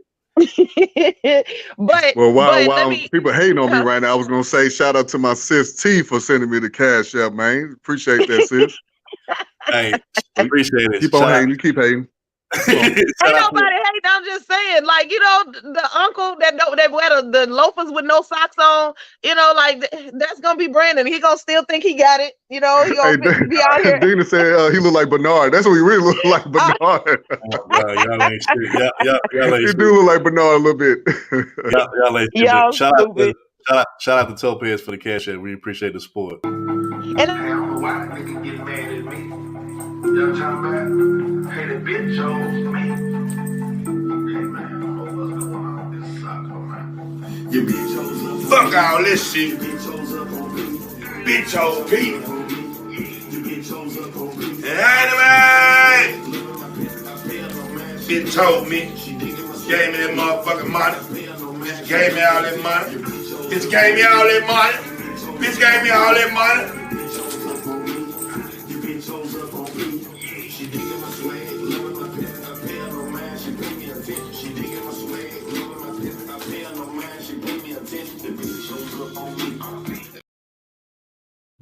So shout out to Topaz. We're gonna have to talk about your obsession with the black dark-skinned men's caricature that's represented in the media. Hey, look, I can't help it that Brandon is the epitome of a true, Memphis Naker. You know what I'm saying? I can't help that. That's how the Memphis niggas be acting. That's what the shit that they be on. So why is you blaming y'all hear this? This is what they really think about us, y'all. Black people understand when you invite people like Third to the cookout, this how they go home talking about us. I mean, here we go. This goddamn black nakers. So sick of y'all stinking asses. Oh my God, you ain't shit.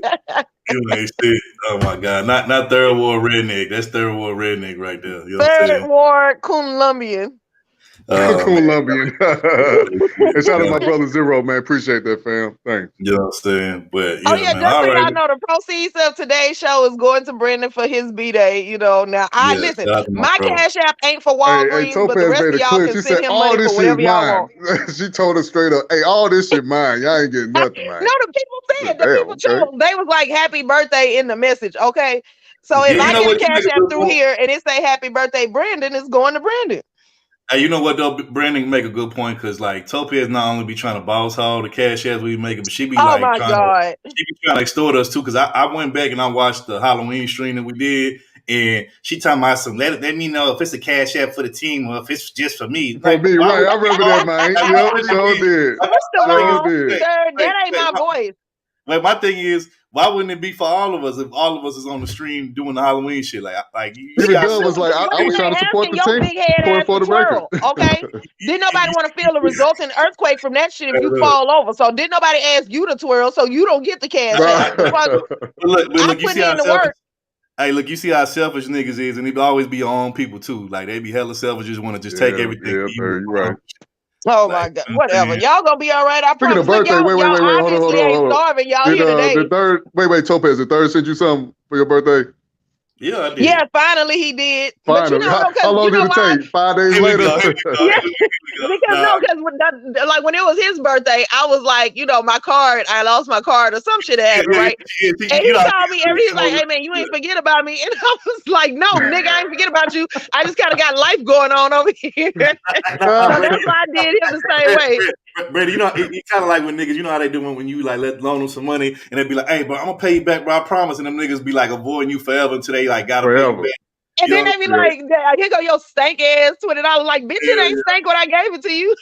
Damn. Like that's how she did a nigga. But no, I sent her some though. Whatever. That's what's up, fam. That's what's up. You know what I'm saying? All right, man. We got next for the time. What's next on the list, man? Before we go to next, I just want to say shout out to Bells G in the chat. You know what I'm saying? Appreciate you being here. So, you know what I'm saying? James, what this nigga say? He say we know third up. Scales like narco, he like big plays. Nigga, you ain't shit. You ain't shit. You trying to say because I'm Colombian, nigga, I be moving that yayo, nigga, you ain't shit. You ain't shit. Yeah, that's exactly what he said. Look, Yo, y'all Holmes, got y'all I own need the stereotypes. kilos. I need the bricks, Holmes. Oh, God, you ain't shit. Really? Third Ward Lopez, y'all ain't shit, man. That's where y'all ain't shit. But now, all right, we're going to go to the next topic. So, next topic on the list, we got, oh, man, this, you know what? This probably might be my favorite topic of the day. So, I'm going to just say this. So, y'all remember, I want to say, this was some months ago when we did that story on, boxer Mike Tyson. Remember, he was on the airplane and, he was just trying to get to his next destination or whatever. I remember it was some stupid ass white guy that was like heckling him and trolling him and, just fucking with him and shit. And he put his hands on the ex-champ and that nigga beat his ass. Bottle at him too. Yeah. He threw a bottle at it and that nigga Mike finally had enough and beat that nigga. Stole something and left like some marks on that nigga face. Remember, he was like crying and had that little puppy dog, little sad face on. Y'all remember that shit? Yep. He had that dumb look on his face. Like, what happened? Nigga, you know what you was doing. Okay, well, no, because Mike Tyson knocked the memory out that nigga. He was like, oh shit, I don't even understand how we get here. We got one of my favorite trolls in here, and BL's #1 fan says, "Happy birthday, brother L. 114 today." Hey, real quick, stop the show. Hold on. I did not see this post. I don't know why I've been seeing some shit from her lately. But anyways, a couple of days ago, she had wrote this long ass paragraph saying, how she been gone and ain't been uploading videos. But in her little message, she gonna say, and I want to say I'm sorry to my brother L for these deadly classic roasts. Like, ain't nothing deadly about your little roasts. They was cool.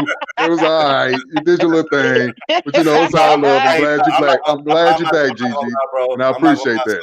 No, I'm not gonna lie. Some of them roasts was cause hell, she even did some classic roasts on me too. So it wasn't nothing deadly though, man. It was all love and fun and games. Nothing deadly. See, no, Brandon, you know what? Brandon, you right now have just got out of the hospital for getting your ass whipped. Somebody and you hit like a bitch. This what you're doing. This what you're doing right now. This is you. Like I'm not being biased. Not only did Gigi have some classic roasts on Brandon, but she had some on me too. So I can't even front on Here this nigga go. Here this nigga go. That's why they say we simping now. This is why they say we simping now. But anyways, what I'm about to say, Gigi, you are correct. I am 114, so that's why I want to know what's going on with Topaz in third, but maybe we'll talk after the show, I guess. But shout out to OMG. Shout out to Janetta. She says yes, and he got Molly while speaking on the Mike Tyson and that white guy situation. Correct. And again, a lot of people, what they like to do is if they go out in public and they see a celebrity somewhere where I just happen to run into a celebrity, they think because these are celebrities and, they got a lot of money and stuff, and, they always got people watching them and, 24/7 recording them and shit. They think they can just fuck with them and do whatever and get away with it because they like, nigga, if you hit me back, I could sue you for X amount of dollars. And especially if I got it on camera, we live in a day and age where everybody's recording shit on their phone, Instagram, all these little social media platforms. So a lot of these people out here really be thinking that they could just do whatever and run up on these celebrities. Well, I'm here to tell you that if that Mike Tyson situation didn't teach y'all motherfuckers a lesson not to just be running up on any and everybody, regardless if they famous or not, I don't know what will, because we got another situation that I just. So you saying he beat that nigga like a public service announcement? Pretty much. But I appreciate that, Nyson. Thanks, Nyson. Appreciate that. Shout out to the family here, Nyson. What's going on? But yeah, I recently came across another situation where we had a regular person trying to heckle and troll a celebrity ex-athlete. Well, he's still an athlete, but he just retired. But and this person happens to be somebody that a lot of people know because he was actually just in the news, like I want to say some months ago for somebody messing with him. But again, when you trying to approach people, man, you got to be mindful because these motherfuckers out here will beat your ass like you stole something. It don't matter if they're a celebrity or not. So without further ado, we're going to get into that. But tell y'all motherfuckers, leave people alone. Like, I don't know why y'all like to fuck with niggas like that. You know what I'm saying? See, would you do some shit like that? No. What are you talking about? Like running up on athletes and shit? I'm just saying running up on celebrities, period. You know what I'm saying? And fucking with them the way. No, because listen, you know why? Because I feel like even if they are a celebrity, because certain athletes, they get registered, and so then they can't just have regular ass people fights, right? So I feel like even if you run up on them, they have a duty, a responsibility for all of us to beat you back to the place in childhood where your parents were supposed to lecture you about keeping your hands to yourself and didn't. Like, so as you get your ass whooped, you go back in your mind, and now you sitting on the bed and your parents are telling you, don't hit people unless you want to get hit back. And then you come to getting your ass whooped, and then you like, I understand what I did wrong. Well, to introduce this next topic is a former ex-football player, a Hall of Famer one at that. Some person ran up on him, thought shit was sweet until he found out that it wasn't. So let's get into it now. Shout out to Commandante Lou in Free Zone. Appreciate that, Commandante Lou. Appreciate that.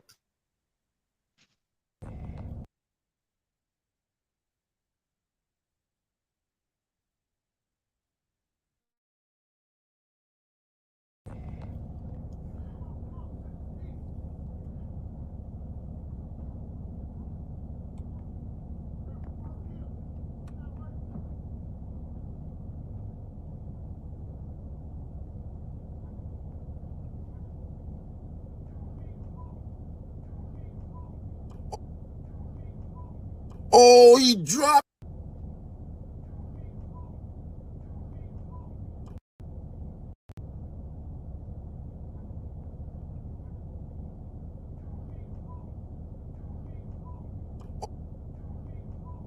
Oh, he dropped him.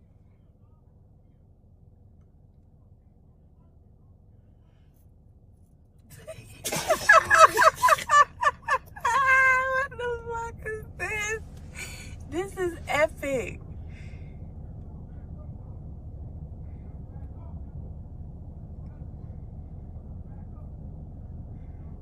Knock his ass out, D. I can't believe I'm seeing this shit. He waited for him to come out. Buddy been cleared it out Walgreens. Nah, yeah, Buddy started with T.O., dog. He's stupid as hell.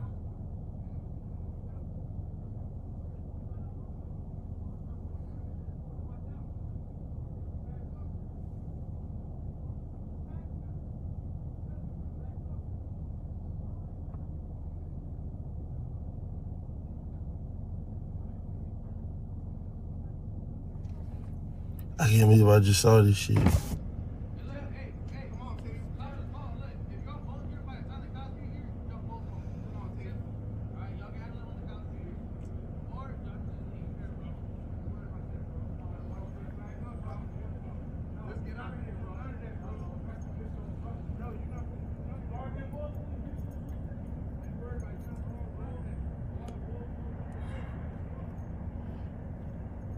Man, that was crazy, bro. He deserved it. Terrell Owens hasn't been on a football field in years, but he's in impeccable shape, and don't try him. He was at a CVS Saturday night around 11:30 getting some essentials, he said. He was approached by a 49ers fan. They had some nice banter back and forth, and then a heckler, agitator got involved, and we'll show you the video, tell you more. And then a heckler, agitator got involved, and we'll show you the video, tell you more about it.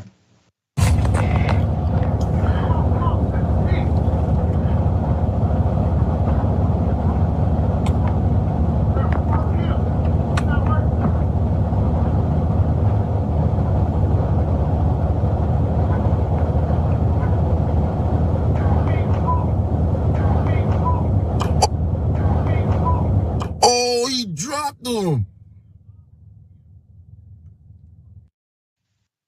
Man down. Okay, T.O. was not the aggressor here, but he did handle it once it was brought to him. Here's more. Witnesses say that, this is from TMZ, the agitator, started talking mess to T.O., threatened to beat up the men outside. At some point, it did move outside, as you saw there. The group eventually got into it. T.O., reportedly the peacemaker here, and was trying to do the right thing. Unfortunately, the heckler who allegedly started the confrontation just minutes earlier inside the store took an unprovoked swing at Owens, a clear mistake, and the fight was on. The man returns to his feet a few moments later. We can play the video one more time. David, let you comment on this. When we last saw T.O., he was handling a Karen and was proven right on that one too. Yeah, I'm sort of with T.O. on this one, and I just sort of wonder, the guy who was the agitator here has some sort of mental health issues, because look at the size difference between T.O. and this guy. This guy's much smaller. For him to think that he could actually knock out T.O. or win a fight with T.O., never mind the people inside the store, that's crazy. You're talking about a professional athlete who is ripped. So the agitator's got some mental health issues, regardless of what was going on here. I'm not sure the knuckle sandwich from T.O. is necessarily gonna help solve them, but maybe it sends that guy to the hospital. Maybe he gets some psychiatric evaluation in addition to whatever help he needs for the medical issues he's now facing. Yeah, he's got some medical issues. I hope he does have good insurance there. And generally, T.O.'s in fantastic shape, David, but that doesn't always mean that you can fight. It doesn't necessarily translate. We've seen guys, in the NBA kind of like slapping each other when they get heated. But there you have it, T.O. I bet you he'll get a contract, celebrity boxing contract. Welcome to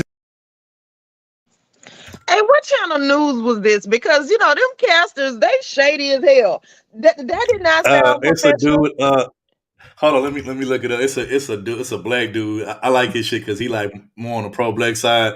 But yeah, him and his people, you're right. They kind of like petty and shady. Shit, she talking about he hasn't been on the field in years. She did not have to drag out the word years like that. Yeah, it's a channel. It's a channel called Indisputable with Dr. Rashad. So I'm gonna have to go sub to this because, I'll put it in the back chat. Okay, because they sound like they sitting on the sideline sipping their tea, eating popcorn while they watching this. Like, matter of fact, last week, remember when we did that story, or it was the week before that when we did the story about the black chick in France that beat up the white boy that tried to run up on her. That put his hand on her. That was the same clip from the same. That's the same. Okay, I definitely got to go watch them. Remember the black guy was on there and he sang a little Young Jeezy rap verse. He's like, your mouth got a hummingbird ass. Yeah, like that shit. Yeah, that's from that nigga. You know what I'm saying? But his channel be lit though. I like his shit. Man, no, because I was sitting here watching. I was like, I feel like they ain't supposed to be doing the news like this, but it was entertaining. But yeah, okay. No, I just wanted to bring that up. But go ahead, y'all. No, I want you to go first on it because my thing is this. I just want to say this, and I'm gonna give you the floor, T. I hate how I know you probably feel this way. I hate how they always want to like put mental health issues on there. No, this nigga was a dumb nigga that played a stupid game and won a stupid prize and got his ass knocked the fuck out by T.O. You know what I'm saying? It wasn't nothing mental health about that. You know what I'm saying? So I'm tired of these motherfuckers want to put mental health, label that shit on every little fucking incident. No, nigga, you was being dumb, you was being stupid.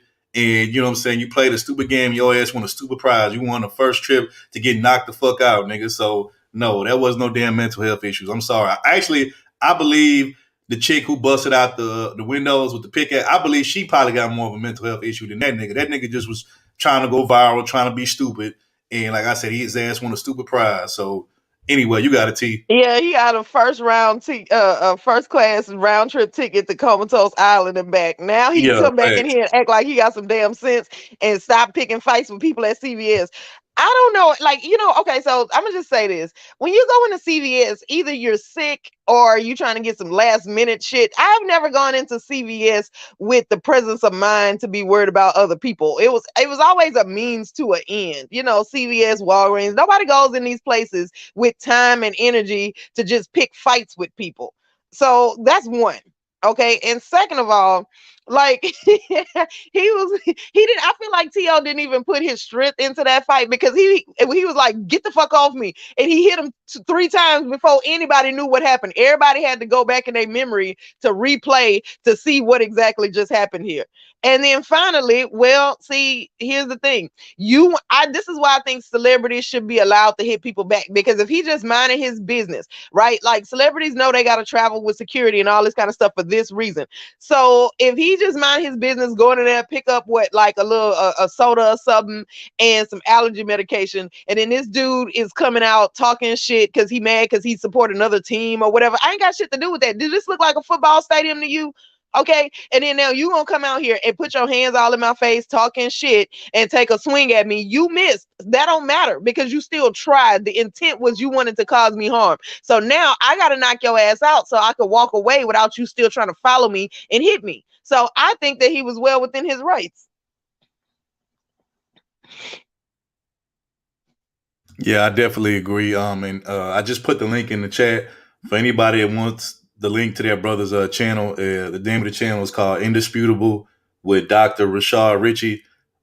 They be giving a lot of funny takes on shit, funny opinions, and like I said, you could tell it's like that channel is like kind of like has a pro-black side or theme to it. You know what I'm saying? But I fuck with that channel. That shit funny. But to add to what you were saying again, these motherfuckers be thinking they can get away with, antagonizing and heckling and trolling, celebrities because they think, oh, if a celebrity put his hands on me, I'm gonna sue that motherfucker for some money, and I'm just a regular citizen. Then in that situation, of course they're gonna be like, oh, well, why you had to put their hands on that man? You stronger than him, but it's like, nigga, we got that shit on camera and on film. He know I'm stronger than him. Yeah, if I gotta know it, why he can't know it?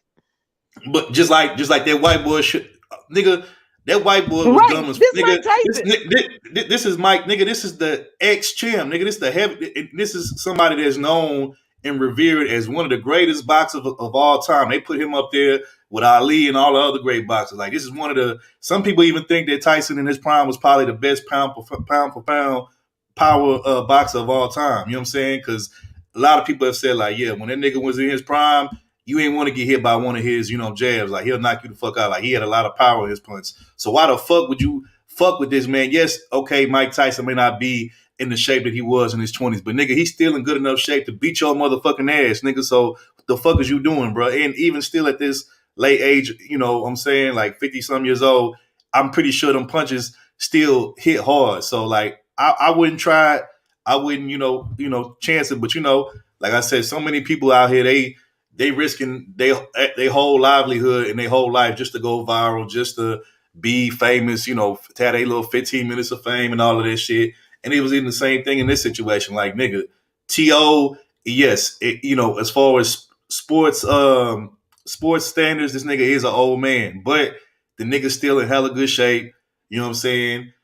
Hella ripped, muscular, all that shit. Why the fuck you going around fucking with this man? You know what I'm saying? Like, leave this man alone. Let this man go do his thing. If he went into Walgreens, CVS to go get some shit, like if you want to just be like, hey, T.O., I'm a fan, hey man, I grew up watching your shit. Hey, you think I can get a picture? Or you think maybe, I can get an autograph or something? It's all about how you do shit, bro. But like, to be fucking with that man like that and acting like he ain't gonna fuck your ass up, like, bro, we seen how he clowned that fucking Karen for trolling him and messing with him. He wasn't even doing nothing to her. And of course, he couldn't put his hands on her because that's a woman. But I'm just saying, we seen how he clowned the fuck out of her, made her look stupid, embarrassed her. You didn't think he was going to embarrass your fucking ass, and you a nigga. So, of course, he going to put his hands on you. And that's what he did. And knocked your ass clean the fuck out.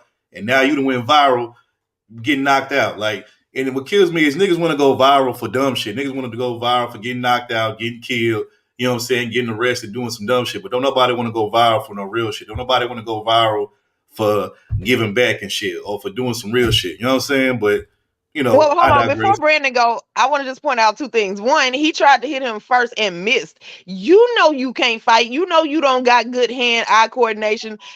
You should have went set your ass down somewhere. Say your little comment and be grateful that he let you walk off with all your feet. And one more thing before I pass it to Brandon. Of course, T.O. got good hand-eye coordination. First of all, T.O. is an ex-wide receiver. Wide receiver, their main job is to catch long, deep passes that the quarterback throws them and shit, like down the field and shit at top speed. Like, T.O. is considered to be one of the greatest receivers of all time. He's considered to be, well, at least I know most people put him top 3, top 5. He definitely my top 3. I would say is Jerry. Most people consider Jerry Rice the GOAT, so I'm gonna give him that. But when I grew up watching football, like during my time, you know what I'm saying? To me, the greatest 2 receivers at that time, it was only 2 to me, or it was the 2 main ones to me. It was more than 2, but the 2 main ones was T.O. Terrell Owens, and then the other one was Randy Moss. Like them 2 niggas, like they, you know what I'm saying, they catch ratio was out of this world. So you think if a nigga could catch a football running down the field at top speed, you don't think he have enough good hand-eye coordination to beat your motherfucking ass? Like, what's wrong with these niggas? But anyway, I don't think that nigga was putting together sports statistics like that to calculate the possibility of an ass whooping the way it needed to be done. But what I will say is this nigga also makes bad decisions because, like, can you imagine him going anywhere like to work with his friends and family and shit? He can't say no to nothing now. They were like, see, you know what? This why T.O. beat your ass. You know what? I gotta say this. Everything. Me being the president and the founder of the Light Skin Nigga Coalition, I gotta give Dark Skin Nigga Nation they props on that. Hey, Dark Skin Nation. Dark Skin men take this W. Yeah. Dark Skin Nigga Nation take this W. I deserve that. Y'all got that. Anyway, you gotta be here.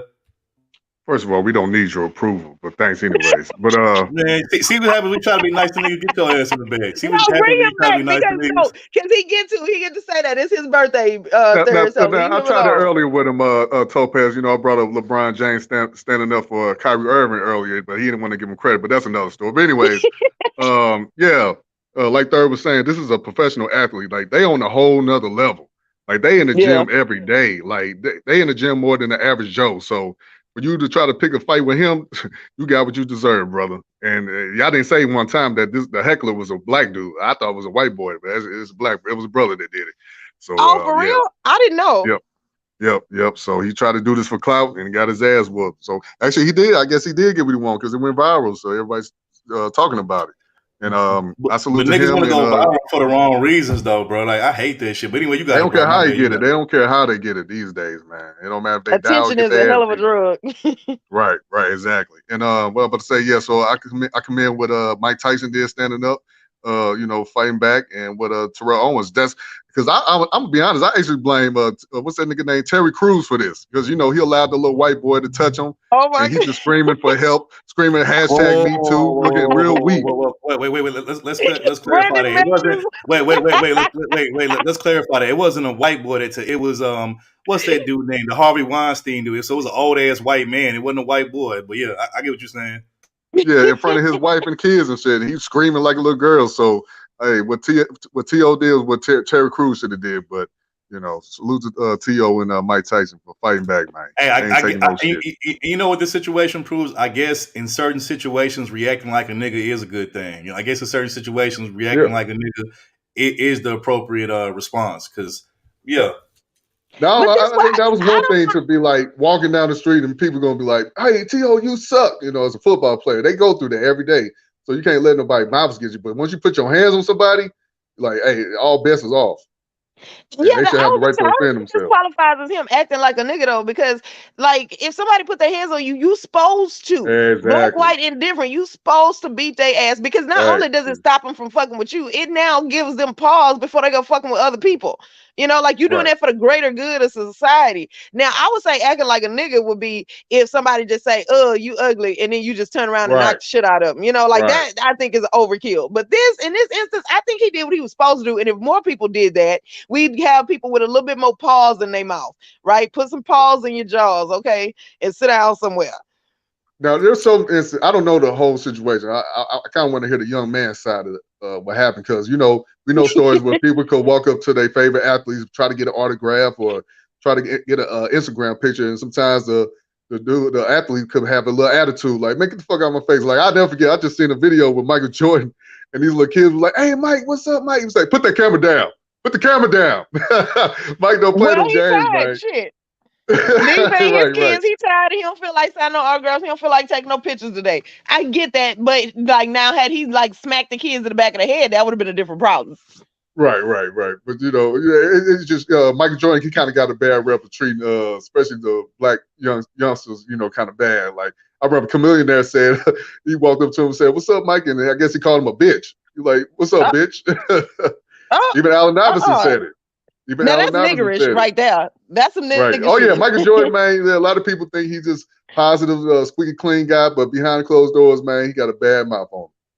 Oh, okay. See, I Yeah, didn't know so Michael Jordan. I didn't know Michael Jordan was a whole nigga out here. Oh yeah, he is. He is. I'm not gonna lie. It's certain, like, you know, they always tell you don't, you know, a lot of times you don't want to meet your heroes or the people that you look up to because a lot of them will let you down or whatever. But I will say I've met like maybe a handful of celebrities, and the ones that I met, they actually was cool. Like I met Slim Thug and Young Jeezy. They did a video and like smack dead in the middle of my hood. It's a video, you can look it up right now. It's on YouTube. It's called Diamonds Remixes. Slim Thug, Young Jeezy, Killer Calion, Slick Puller. That was, I want to say that had to have been like 05. I think that was like 05. You in the video? I was at the video shoot, but I wasn't in the video. Like I was like the whole. How they miss your big ass head? I know they got your head. You know what? You know what? Get your ass up out of here. Be proud of me, Third, because I didn't say shit. Okay, I wasn't even. Your head was in the video, man. I know. He couldn't be in the video because they couldn't fit his head in the frame. You know what? Forget y'all. T, I'm gonna tell you what the video was. Okay, you know. But his head did block off traffic. You know what? Get both of their heads out of here. I'm just gonna do the show by my goddamn self. Fuck them. But anyway, T, you know when you pull up, in Third Ward, you know over there with a Shape Center at, right? Yeah. Okay, right in that same little area. I don't know if that corner store is still there, but it used to be a little corner store called Delano Mini Market. I don't know if you know what I'm talking about, but I don't know if it's still over there. I think it's abandoned. Probably, they probably either close it down or they probably turn it because you know they gentrifying my neighborhood, so you know how it go. But anyway, that's where they shot the video, and the whole hood was out there. I mean, like of course, you know, I'd have been all in through Third Ward. I know Third Ward is probably one of the biggest hoods in Houston. I know it's a lot of people, but like everybody was outside that day. That shit was crazy. Like I was like, damn, I'm like the whole hood out here. But yeah, I met Slim and Jeezy. They was cool. I met Patrick Ewing, the guy that used to play for the Knicks, the Jamaican guy that used to play for the Knicks. When I met him, he was the assistant coach for the Houston Rockets. And I actually met him at a Walgreens over there in Montrose area. You know what I'm saying? You know, he gave me his autograph. He was cool. I met the coolest person I think I probably met though, and he was hella cool, was Dr. J, Julius Irvin. You know what I'm saying? I met him at the All-Star weekend. I think it was 2006 in Houston. It was at the George R. Brown Convention Center. Wait a minute. So Third was out there thotting and being a groupie at the All-Star game when he be talking about women? Man, you know what? Get your ass up out of here. Get your ass up out of here. No, I was there with some homies of mine. We was just there enjoying the festivities and shit. You know what I'm saying? Going around kicking it. Right, shit, T. and I just so happened to run into Wait a minute, who was it you met again at the All-Star? Dr. J, Julius Irvin, the guy that, at the All-Star game, man. I'm still trying to hit it.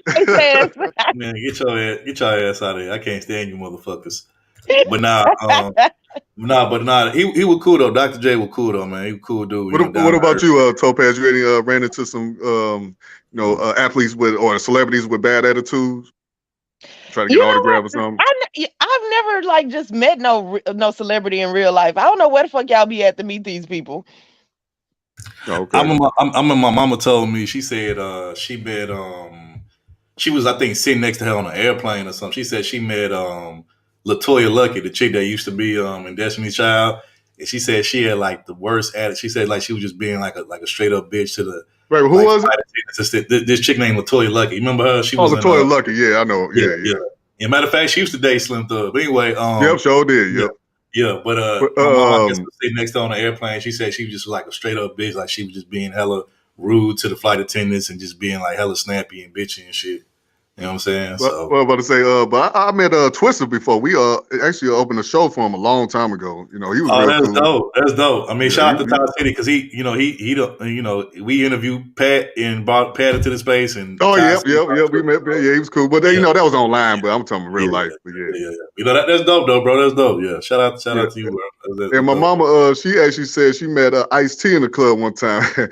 Shout out to Ice-T, but she said his breath was clowning. Oh my god.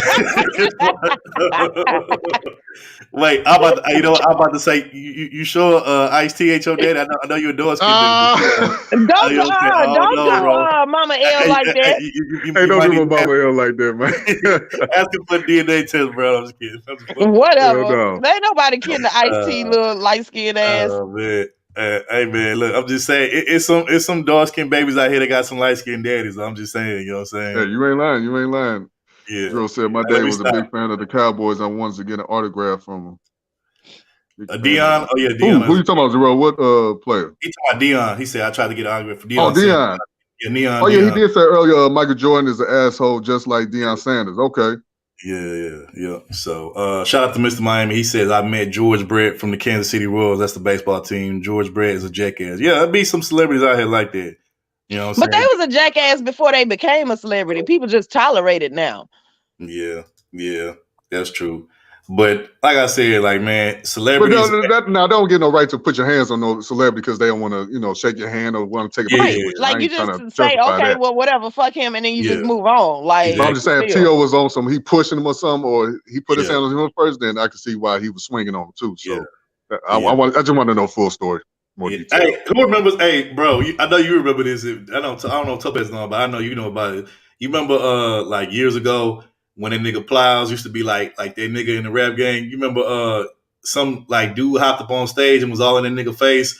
He was like, man. Color. What did he say? Color money or something like that. Like color money, and then the nigga tackle him like off the stage. Yeah, bro, man, that was wild, man. Yeah. That shit was weird as fuck. Zero was weird as hell. He had his little 15 minutes of fame, then he just went away. I ain't heard nothing from him since. Zero says I met Sinbad. He was that in Houston, by the way? Was that in Houston? I don't remember where that was at, honestly, bro. I just know it was at a concert that Plies had, and that was some weird shit, bro. That was some weirdo shit. Like at the end of the Sinbad day, tall as hell. Yeah, Sinbad real tall. At the end of the day, celebrities is human just like us. The only thing that separates us from them is their tax bracket and all the materialism shit that they got. You know what I'm saying? And they celebrity status. They celebrity status. But outside of that, they humans too. Like nigga, they got bad days just like we do. They bleed just like we do. You know what I'm saying? So, but can y'all imagine having a life where you got money and people know you rich and they know you got connections and fame and all of that? So now when people walk up to you, you can't just assume, oh, this person being friendly. You got to now think that everybody that come talk to you got an ulterior motive. That might put you in a bad mood though. Yeah, that's true. But all I'm saying is at the end of the day, y'all can run up on these niggas with that fuck shit if y'all want to. You know what I'm saying? Y'all gonna find out the hard way. If you fuck, the more you fuck around, the more you find out. Yeah, the more you find out for sure. You know what I'm saying? But I will say this, even though there's one part, okay, so the person I'm about to bring up, I don't really care for him as a boxer, but I mean, I respect the way this nigga move, how him and his team move in the streets. Cause Floyd Mayweather. Yeah, right, T. Can't nobody get. Hey, look, can't nobody get to Floyd like that nigga. I've heard stories from people like this is one YouTuber who I listen to. Right, it's a guy from Chicago. He actually knows Floyd personally. Through some other guys or whatever. And he's actually hung around Floyd at parties and shit like that. And he was telling a story like he was like, "Hey man, Floyd is the one nigga you'll never get to." He was like, "If you think you're gonna get to Floyd." He like, it's about 20, 30 niggas you got to get through before. He said, these niggas that are bigger than Floyd, taller than Floyd, just as buff and swole Floyd. And he was like, his team move very militant, like they don't play. Like, even if you ain't even got to be close. If you just walking in his direction and they feel like you some kind of threat, they going to stomp your ass the fuck out and get you the fuck up out of there. So shout out to Floyd and his team, man, because they move real militant. Like they ain't finna let nothing happen to that nigga because they know he the golden goose, they lay the golden egg, and he the money, you know what I'm saying? So they ain't finna fuck that up. Like I seen a video where he was training like years ago, and like they say sometimes he'll get up in the middle of the night, like early in the morning, because I think he live out in Vegas and shit.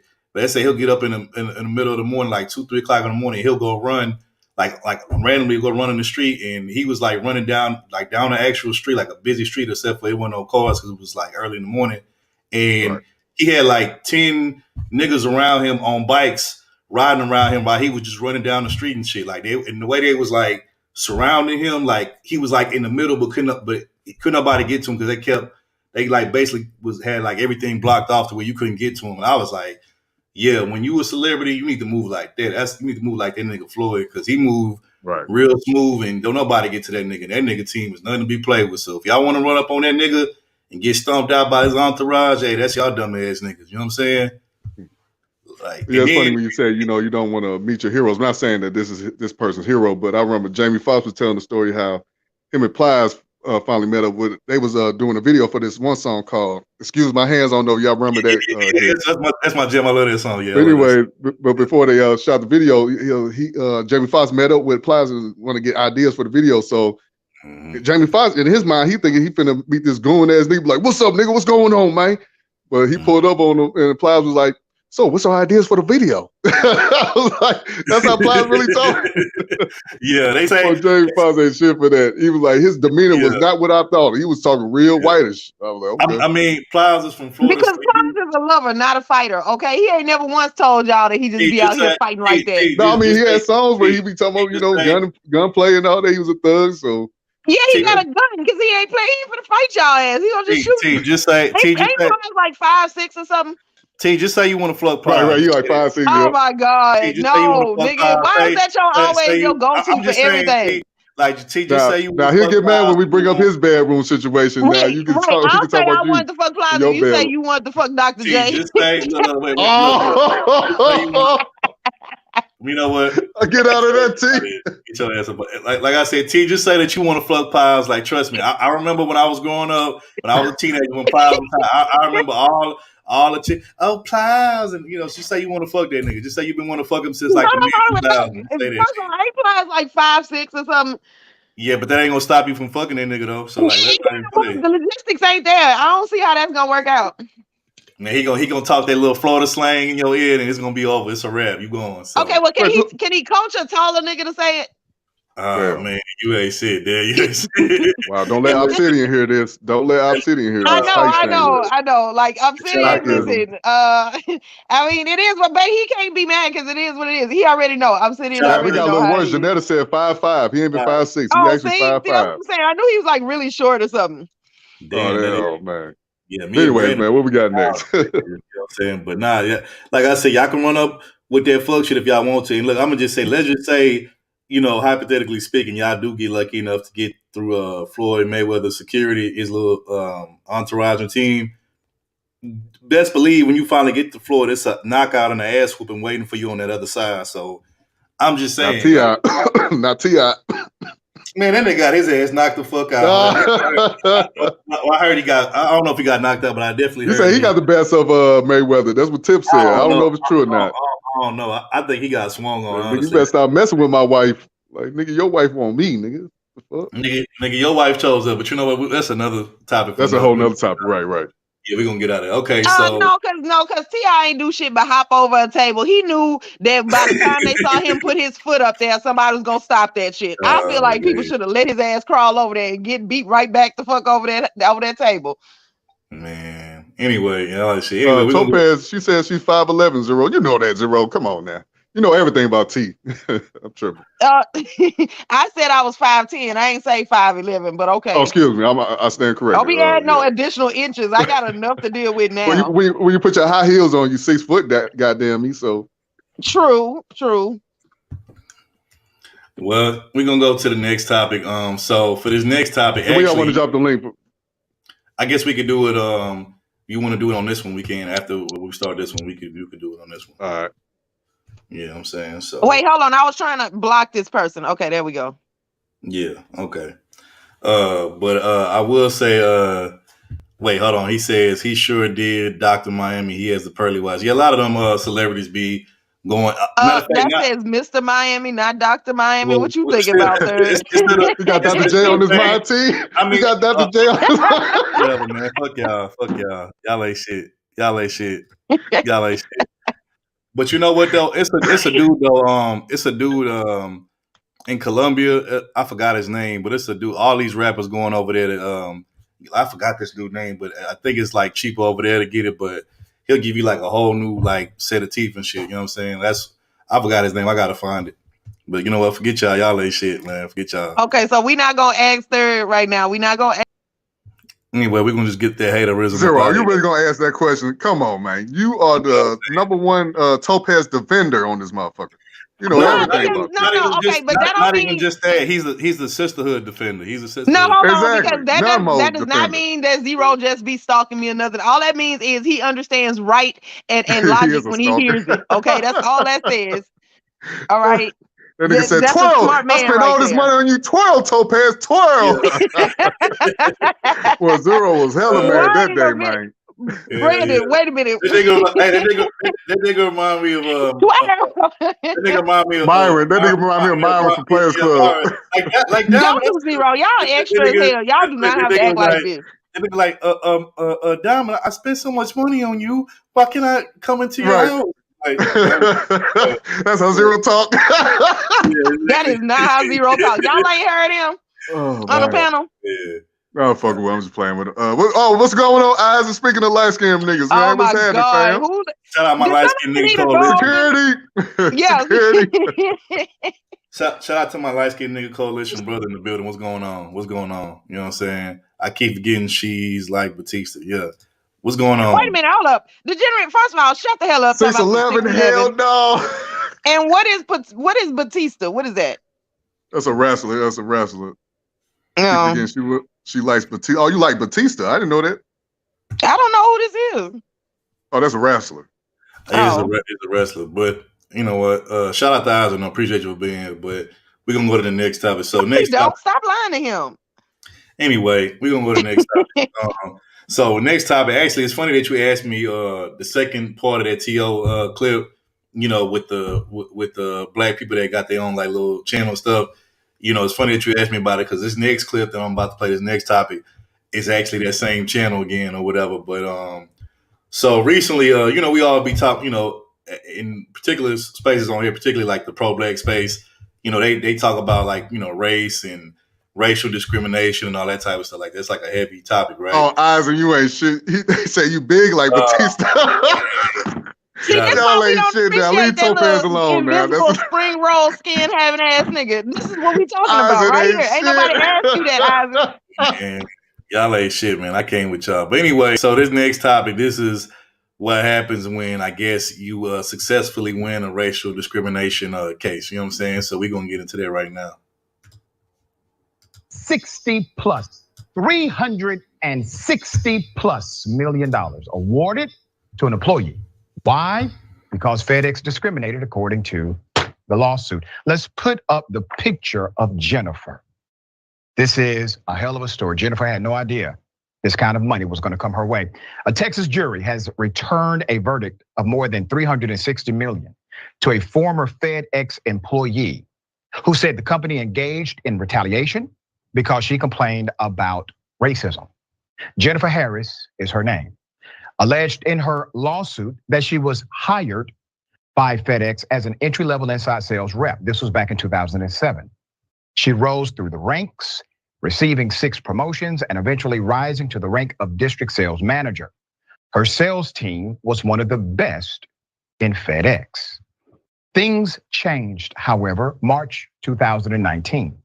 She said when a white supervisor posed a question, asked her to accept a demotion, she said, okay, well, when Harris balked at the request, negative treatment of her escalated, and her supervisor took away commissions that she earned, according to the allegation. A white HR advisor allegedly said, and I quote, just go on with your job, it'll blow over. But she complained to HR of alleged discrimination. Harris added, FedEx responded by telling her that her job performance was subpar and then terminating her employment in January of 2020 after a sham investigation. Harris decided not to let her firing be the end and filed a racial discrimination and retaliation lawsuit against FedEx. This took place Monday, May 20th, 2021. The lawsuit alleges FedEx failed to follow its own policies prohibiting discrimination and prohibiting retaliation. The jury agreed. A Texas jury believes Harris and her claims of discrimination and retaliation and decided to send a strong message by ordering FedEx to pay Harris over $360 million in damages. The quote is from the attorney.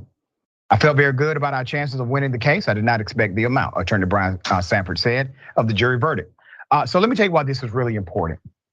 Because sometimes statutory law will not remedy workplace issues like discrimination. We can have all the laws in the world. We can have great policies. FedEx actually does have good policies on paper. But when culture is adversarial to the policy, culture wins every day. And in order to enforce a policy, sometimes you have to take that company to court. It is a great enforcement tool. She stood up, did what was right, and now because she stood up to the racism of these FedEx workers, the policy and the culture are now much more aligned than they were before. Sometimes it takes leadership like this in order to create avenues for other people. What she has done has not only benefited her, but it has benefited a generation of employees and managers she would never meet. That's how this works. All right, dear sister, what are your thoughts here? Yes, I do discrimination cases in my line of work. I do disability discrimination cases, but generally the same sort of discrimination. But when it comes to becoming a plaintiff in a case of workplace discrimination, particularly, I think that people might have a misconception as to the difficulties that people have to overcome to be involved in that sort of lawsuit, because it's not even first you have to face the discrimination in the workplace, but now when you've put your name on a lawsuit, when you become a plaintiff, it's harder to find another job. You're going to get harassed by that company and be bogged down in litigation for years, and you might not see a payoff in the end. And I'm so thankful that this worker was brave enough to come forward to engage in this lawsuit, and I'm glad that she reaped the rewards of that, and that there will be better policies, better working conditions for people to come afterwards, because it is really hard to step up and put yourself in that position in the first place. There it is. Well said. What's discrimination? I feel like she was trying to slick call this lady a nigga on the side. That's what I think. Your guess is as good as mine, T. Discrimination, really? She might feel like she might speak the same language as that dude that got the word sniper and all that. So yeah. I was gonna say that's another Naker moment. Like old girl was trying to say Lakers, but she said Nakers. Right. Like, bitch, we see you. But hold on. Now listen, I'm gonna tell you right now, 360 M's. That damn. I need to figure out how to I'm a trick. Well, see, it ain't gonna work for me because my bosses is black. But if I worked at a white company, I'm gonna trick somebody to calling me a nigga because I need this money. I need to figure out how to up my racial discrimination game. You know what I'm saying? I need to figure out how to really tap in my full potential into that. You know what I'm saying? Like for real. Cause damn, 366 million. Most of the time they might do like $1 million or something or $500,000, but damn, damn near some generational wealth right there that she got. You know what I'm saying? So hell yeah. So I'm that's just like, reparations right there. Like Jesus. Hey, you know what? I gotta say this. Like she definitely gotta go up on in the top 5 for most the best finesse move of all time. Like they gotta be top 5, top 10. Like when it comes to finesse moves. That's what happened when you don't settle for less. They was like, accept the demotion, just keep your head down and keep working. And she was like, y'all got me fucked up. I'll see you in court. And see them, she did. Jesus, that is a lot of money. Hey, you know what? She did that shit. I can't even lie. She did that shit. Right? You know what I'm saying? So, but anyway, now she ain't never got to have another boss again in life. Matter of fact, she might be able to buy their ass the fuck out. You know what I'm saying? So, I don't know if she can't buy FedEx out, but I bet they're gonna be on time with all her motherfucking packages. You think maybe I'm talking about the location, not the actual Fed, but just that location. But they don't it's not a franchise. You can't just buy one location. Okay. Well, that right there is a publicly traded company, man. At 366 million, get you a portion in there though. Yeah, she could buy stock in there. Yeah. Hey, shout out to Frizo Luation. He talking about the guy. So the black guy that was up on there with the glasses, that's the guy's channel. That is Dr. Rashard Ritchie. But Frizo Luation, he said he got that nigga Monopoly man mustache. You ain't shit. Y'all silly. Ain't shit, man. Anyway, what's going on, Isaac, bro? What you got on it, bro? What you want to say? Man, I'm just gonna say, hey, ain't no way you be able to hit him for that much third. 80, I don't know what it is. Our light skin black ass wouldn't have been able to do no shit like that. They would have denied us. You know what I'm saying? Man, look, well, nobody would have called y'all a nigga in the first place because ain't that the whole point? Bull crap. And the reason why I ain't gonna get called one, I just got that permanent scowl on my face the whole time. Like I got indigestion or something. That's why they won't even try it. Look, now Isaac got a stick up his ass. Well, you know what, but I Isaac, ain't you're got right nothing though. I now. was trying to think. I was like, how come ain't nobody never called me a nigga at work? And I'm thinking it's probably because of my countenance too. It's like I got that I wish you would look on my face a whole lot you of the look time. crazy Like, all the bitch, time. we here to work and go home. Yeah, you got that crazy Keisha look on your face all the time. So yeah, But listen, they know who to play with though. But and, I wouldn't be mad. Like, okay, DeGeneres said you 6'10" too, so that might get have the something fuck to out, do. Eisen, shut up. And you talking about you didn't say it, but you signing on with the shit. Now does 360 M's, does that Right, make it like would you then be okay with somebody having called you a nigga? I tell you what, I feel $366 million better about it. I tell you that. Right. Like, I ain't okay with it, but I might let it slide because I got other shit to do now. You know, I ain't got time right now, but you know.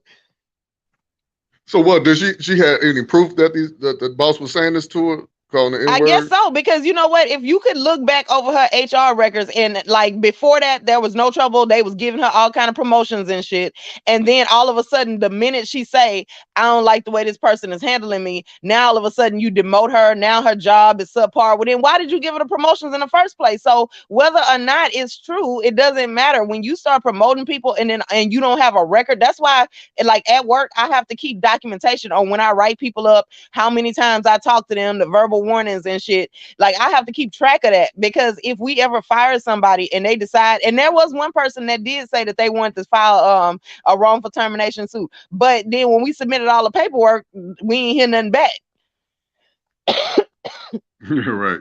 I'm laughing at Oz, you talking about me or Zero? I think you talking about Zero. Hey, real quick, let me say. Hold on. Let me say that. I just want to say she finessed her way into winning the racial discrimination nigga lottery. Like, that's pretty much what she won, because that's lottery money, right? That's like the mega that's like Powerball money, but I don't feel like she finessed though. She was just at work doing her job, and then they decided to take it upon themselves to be stupid and then play stupid games, get stupid prizes. So she didn't finesse that. She didn't make them do it.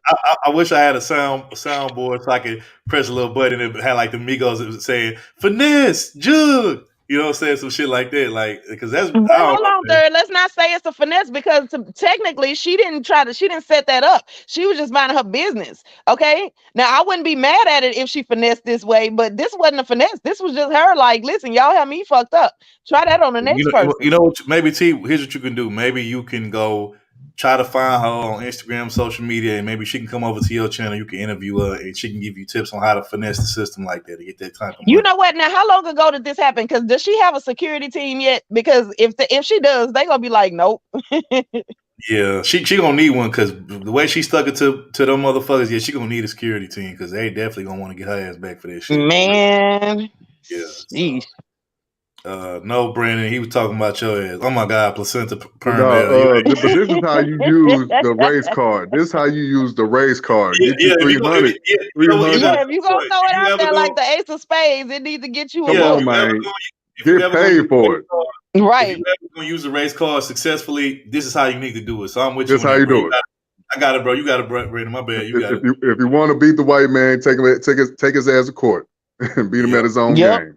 And she did that. So salute to her. And if I'm part of the sisterhood because I said this, oh well, Eisen. I'm sorry. She won. Hey, if you ain't got the receipts with it, hey, look, your black ass might not be able to win against them. Hey, fact, man. Fact. That's why I said she got a recording. Because in some states, like if you record without somebody knowing, that's illegal. I think it's in California, if you do something like that, that's illegal.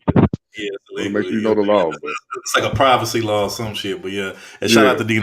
Dina, I see you still up here. We appreciate you for being. But I mean, yeah, bro. At the end of the day, she did that shit. She killed that shit. Like, she deserved props for that. Like, I'd be like, shit, show me how to do that shit. Show me how I can do this shit. You know what I'm saying? Like, for real. Teach me how to do Whoa, Zero. Wait, hold on, Zero. What did Becky do? We talking about Brad. Becky ain't got nothing to do with this situation. This is a whole high value Brad did some racial stuff. So no, you can't blame Becky on that now. Yeah, that she did. Like I said, she literally got damn near generational wealth. You know what I'm saying? Like, come on, like, yeah, that was definitely like one of the highlights. You know what I'm saying? Probably like she deserved to be up there with one of the top play runners and hitters of all time. Like, she did that shit. Like, Like, damn, bro, I wish I could get some of that. Like, for real, for real. I'm gonna need her lawyer number. I need them lawyers, man. What's your lawyer there? Let me get his card or something. Yeah, shout out to Dina. She said. So Is for he a any small future hat? business Let owners me out get out of there, there. for any Hey, what's future your lawyer business small owners out hat? there, understand that if you got somebody that's doing subpar work and you like trying to let them make it, that can come back to bite you in your ass. Now, I'm not saying that's what she was doing. Obviously, she was getting promotions or whatever. But what I'm saying is this why you keep the documentation as you go along, because otherwise they can come back and say, well, why you ain't tell me a long time ago? The belief is that the first time somebody messed it up, that you're going to stop them right then. Yeah. Real talk. Yeah. And Shout out to eyes Dina. in the zero, get my as they say. I was just thinking that he usually be with the white women, but today he flip flop to Keisha. Hey, when Keisha in the right, man, I got salute. I got salute, Keisha. Topaz, don't even finish that. That's a lie. Shout out to Dina. She says Georgia too. It is against the law unless you inform them. So okay, she was talking about Slim motherfucking Duncan, what's happening? H-Town the bill. Shout out my H-Town said Slim Duncan. What's going on? Hey, Slim Duncan. What's going on? Oh so damn! yeah. Now you praising H-Town. Normally you be got jokes for H-Town. Well, I don't like when Third and them, they be talking all day about Houston. I ain't about to try to hear them. I want to hear from you folks. I hear them every day. Brandon, I'm in them today. Jesus. Yeah. I got a whole name, Brandon. Brandon, that nigga say he being extra petty on his birthday today. Right. Oh, yeah. This all the shit he been wanting to say all year. Mm-hmm. I'm tired of these Taurus and Scorpios. I ain't trying to hear y'all no more. It's a Sagittarius season. You hear me? Come on now. We letting you make it, but I'm telling you, next week you gonna get dropped for that. Like, don't do that. Scorpios ain't do shit to you. Yeah. Like, well, yeah, man. She, like I said, she did that shit. Shout out to that sister for finessing FedEx out of $366 million. Will you stop saying finessing? She didn't lie, nothing. This is all the truth, all facts. She brought evidence. I still feel like every time black people win, you always think we finessing and scamming. Like you got to it first. Hey, technically you ain't got the lie to finesse. Technically, you can go. Well, however, the point is she didn't do shit but show up, and they acted a damn. They did that to themselves. Provide proof. I just feel like she used the spirit of finesse to get that money, even though it wasn't a finesse. But I just feel like she used he still can't just accept the fact that black woman was doing what she needed to do, going to work, not bothering nobody, and decided that she wasn't gonna come. I think Third secretly calls us the N word when we not on the panel. I think that. I'm gonna go ahead and go with Third on it. Look, she was finessing. Because that makes it better. Right. Coming from you, it makes it better now. Because it don't matter how you get it. If you ain't cheating, you ain't trying. But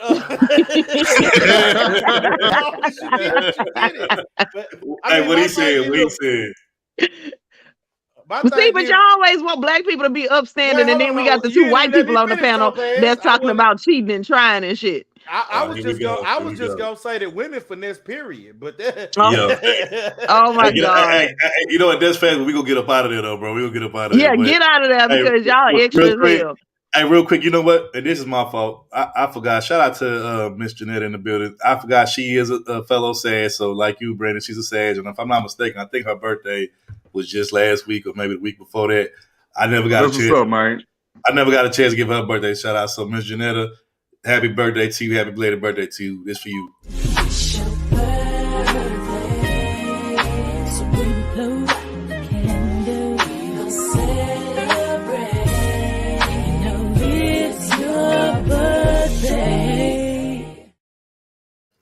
Shout out to Miss Jonetta, you know what I'm saying? Happy birthday to you, you know what I'm saying? Third Ward, the barge, okay. Yes. By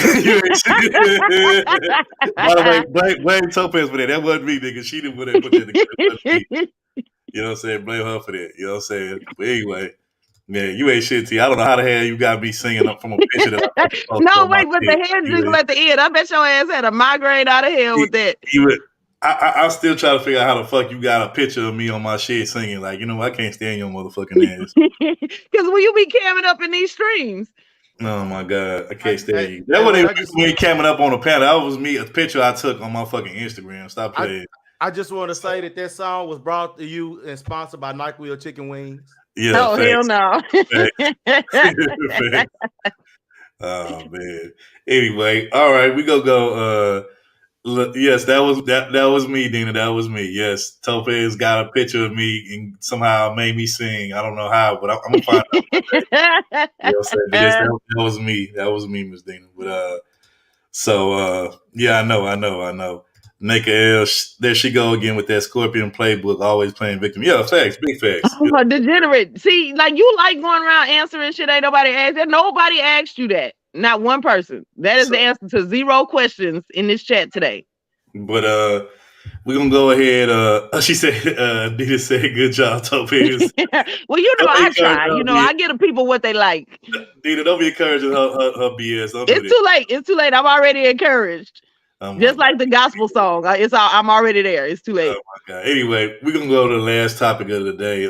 This last topic, she say Scorpios. Wait, Dina, are you a Scorpio too? Let me find out you a Scorpio.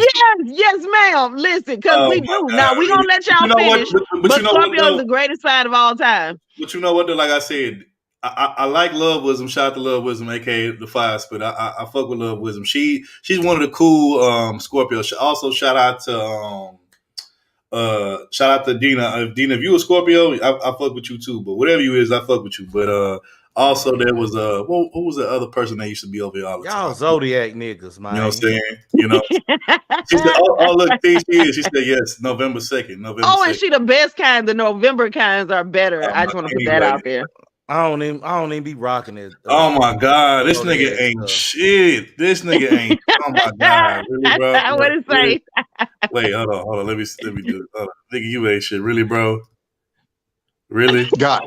When black women win in the court, like guys, we all know it's finessing. When black women win in court, it's finesse game. Okay, white women don't do this. They don't have to put in no finesse game. Come on, let's be serious. Come on, guys. Come on. Ain't shit. You ain't just want to let you know, bro. this third ward. No, it's talking about third ward sharp. Okay, come on, guys. You ain't shit. Black women are the worst of all time, but they will finesse you for everything you got. The sportscaster dude, right? This the real light skin coalition gang right here. This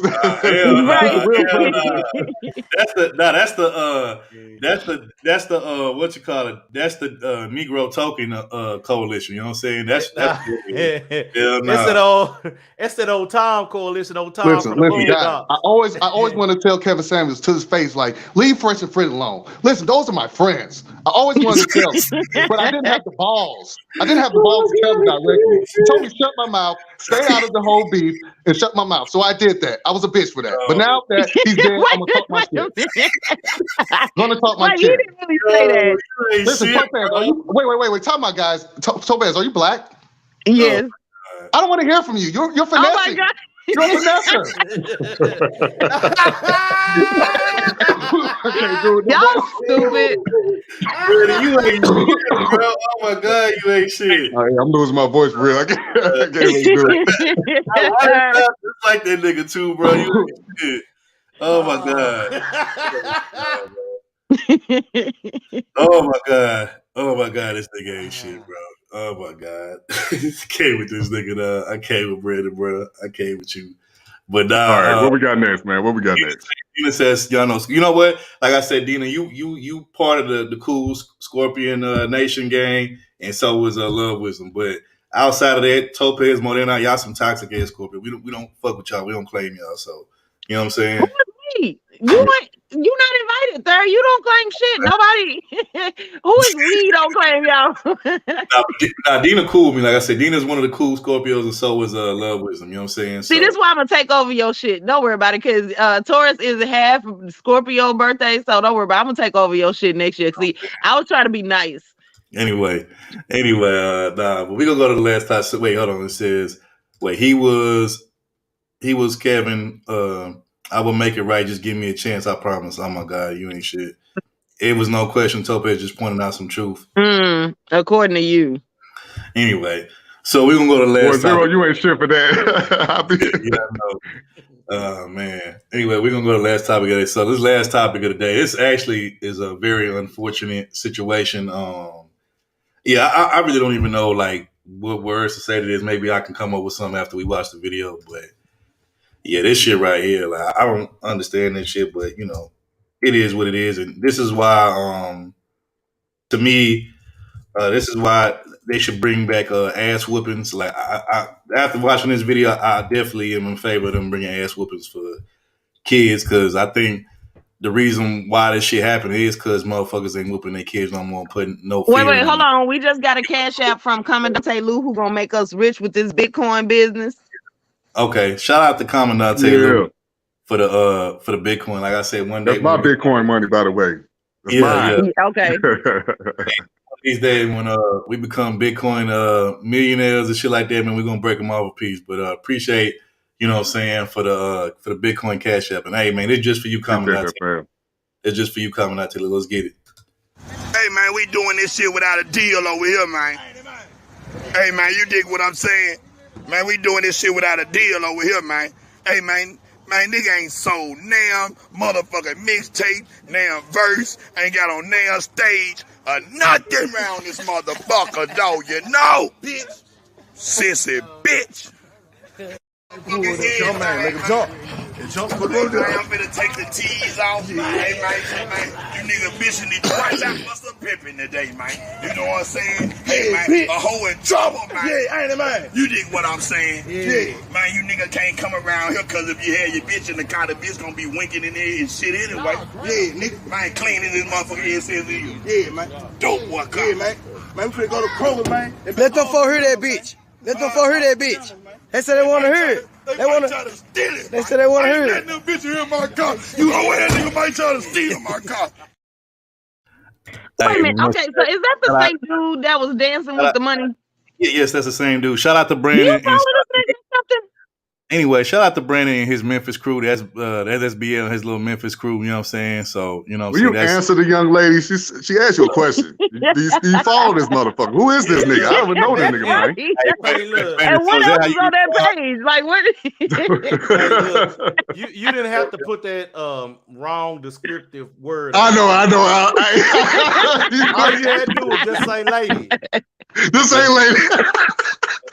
Hey, one thing about Isaac, boy, he got some good ears, boy. He good at listening, man. No, because that nigga nosy as fuck. He don't let shit go. This what I'm talking about. This what he do. Just like he one of them get off my lawn, pesky kids ass niggas. Like that's what he gonna do. Hey, that's look, gonna be Isaac in about 5 years. It's not that I'm nosy. It's just that I can't let nothing. You be in people's business. Can't let nothing get by him. I don't be in people's business.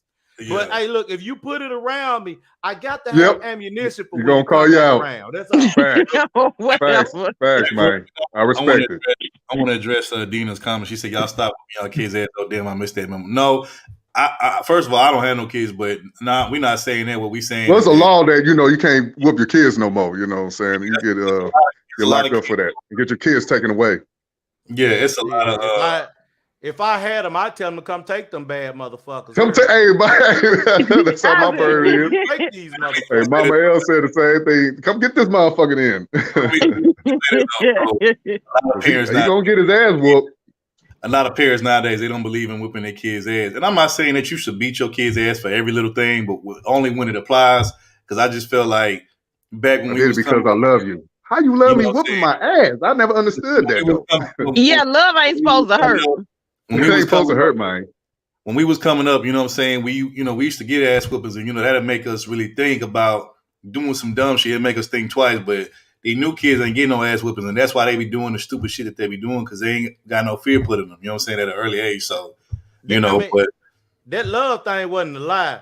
The lie was when them niggas said, "This gonna hurt me more than this gonna hurt you." What are you right? God damn me, Isaac. You so right. Yep. Yeah, shout out to my H-Town sis Slim Doug, and she says, "Y'all, while I'm trying to record AIG and all I hear is y'all on my story." Hey, that's lit. You gotta show that to me, fam. You gotta let me hear that. Like I want to hear that shit.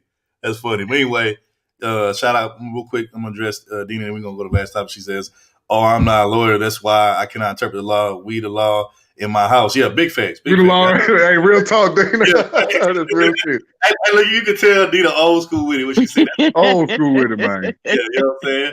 Like I remember, who remembers kids that used to be like, "I'm gonna call CPS on you." They'd be like, "Good shit," because I'm gonna beat your motherfucking ass till they get here. You know what I'm saying? Like, you know. Oh no, Like, I never said that shit. Oh yeah, no, because you said that you was raised by the old school men, like your grandfather, right? No, that wasn't my was me, daddy that was was me, old that enough was to me be my grandfather. Oh, okay. That was me. Either I way, was they raised- wasn't playing with your motherfucking ass. I was raised by my grandfather and mom because that was me. You know what I'm saying? So Okay. you know what I'm saying. So you know what I'm saying.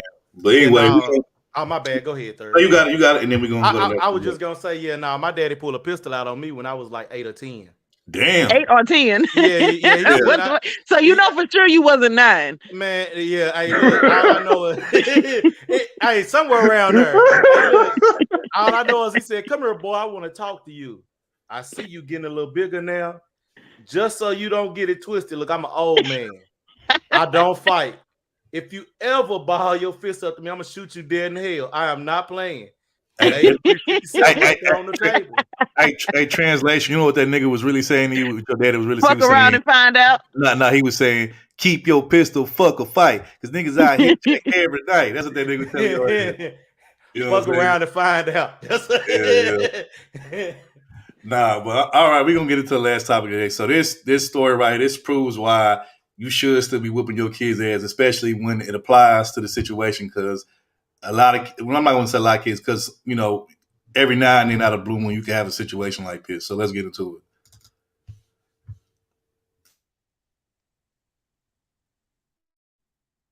Fuck you, Zero. Tonight.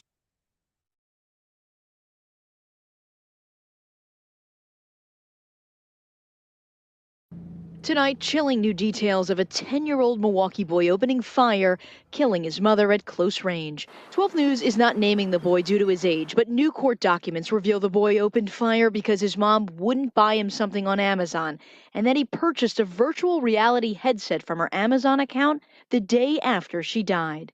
The deadly shooting happened Monday at the boy's home near 87th and Hemlock on the northwest side of the city. Police initially ruled the shooting accidental, but the criminal complaint says the 10-year-old's family called police with serious concerns the next day. The boy's sister telling detectives, quote, "He has had rage issues all of his life. He becomes very angry and acts out," adding that he had been seeing a therapist. And when police questioned the boy a second time, they say he told them the shooting wasn't accidental and that he was mad at his mother because she woke him up early that morning. According to this complaint, police say the boy told them he took his mother's keys and grabbed the gun from a lockbox, then went down to the basement to confront his mother while she was doing laundry. The boy told investigators he only meant to scare his mother by shooting at the wall, instead admitted that he shot her in the face and that he knew guns can kill people. No one answered the door at the family's home Thursday. The complaint says the boy's grandmother said he told her, quote, "I'm sorry for killing my mom," then asked if his Amazon package had arrived. Well, Hillary, tonight, what's next for this boy? Well, Patrick, he is charged as an adult. He's due back in court next week, and if convicted, could face 60 years in prison. Meanwhile, his mother's funeral is set for Friday. Hillary Mintz reporting live tonight. First at 5, disturbing new details. A 10-year-old boy charged with killing his own mother. Police say he told investigators he pulled the trigger because he was mad she wouldn't let him buy something online. Let's get right to Steve Shamraz, anchoring our coverage live in Wauwatosa tonight from the Juvenile Justice Center. That's where the young accused shooter is in custody, Steve. Yeah, Katie, the alleged killer here, again, only 10 years old, but facing homicide charges in adult court. That child is being held here at the Juvenile Justice Center, where he's awaiting an appearance next week before a judge. We're going to bring my colleague Uba Ali in now. And Uba, you have been going through the details of what happened in some of the court documents in this case today. Yeah, Steve, and the details are very alarming. The complaint describes the very moment that child went into his mother's gun lock box and decided to take the gun out. It's still a surprise when there's a shooting around Susie's quiet neighborhood. Steve Frisch has lived near 87th and Hemlock for more than 2 decades. His quiet neighborhood was shaken up last week after police say a 10-year-old boy killed his mother. Frisch described the family as average. He just asked me how I'm doing and stuff like that. According to a criminal complaint, the boy originally told police he accidentally shot his mom when he was twirling the gun, but the next day the family called police with serious serious concerns. They say the boy told his aunt he was actually aiming the gun at his mother. According to detectives, the boy said he got the gun because he was mad at his mom for waking him up at 6 in the morning and that she would not allow him to order a virtual reality headset from Amazon. Police say the boy told them he got the gun by taking his mom's keys to the gun safe. He says he took up a shooting stance and that he wanted to shoot the wall to scare her, but she walked in front of him. Family told the police the boy had, quote, rage issues all his life, and at 4 years old picked up a puppy by its tail and swung it around until it whined in pain. The criminal complaint states that 6 months ago, the 10-year-old filled a balloon with flammable liquid and set it on fire, which caused a sectional and carpet in their home to catch fire. A sibling told police the 10-year-old was meeting with a therapist who gave him a concerning diagnosis that led his mother to place cameras inside their home. The cameras were unplugged 2 weeks ago. A family member told police, quote, they felt bad for not stepping in earlier because they knew that eventually something bad was going to happen. This morning, we asked Mayor Kevlar Johnson about the charges the 10-year-old is facing. Anytime there's violence that happens in Milwaukee, whether it's committed by somebody who's 10 years old or much older than that, that gives me pause. I don't want to see anybody hurt or lose their lives in the city. In this particular case, I don't have the details just yet. This is something that is just coming to my attention just this morning. Now, a cash bond of $50,000 was set for the 10-year-old who will remain at this Justice Juvenile Facility, Steve. And according to detectives, that 10-year-old did admit to them that he knew a gun could kill. That 10-year-old is now being charged, like you said, as an adult with first-degree reckless homicide. So much going on with that young boy in that home. Uba Ali, thanks for walking us through that. So before we get commentary on that, I want to give a shout out to he just came up here. Shout out to my brother Afi Kingdom, the passport king in the building. Hey, Afi Kingdom. What's going on? And so yeah, this unfortunate, sad situation when you have a son, an entitled son, feeling like he was entitled to a virtual game and headset to where when he didn't get it or when she wouldn't order it for him, he basically shot at the wall to try to scale. But I think they said that she walked in front of him. She walked like in the line of him shooting. And that's how he ended up, killing her or whatever. But I don't know. Bia, you said the little nigga was a black kid, because that sounds like some white shit to me, bro. Like, you know what I'm saying? But I don't know. Yeah, it's a black boy. Yeah, he black. You sure? Black.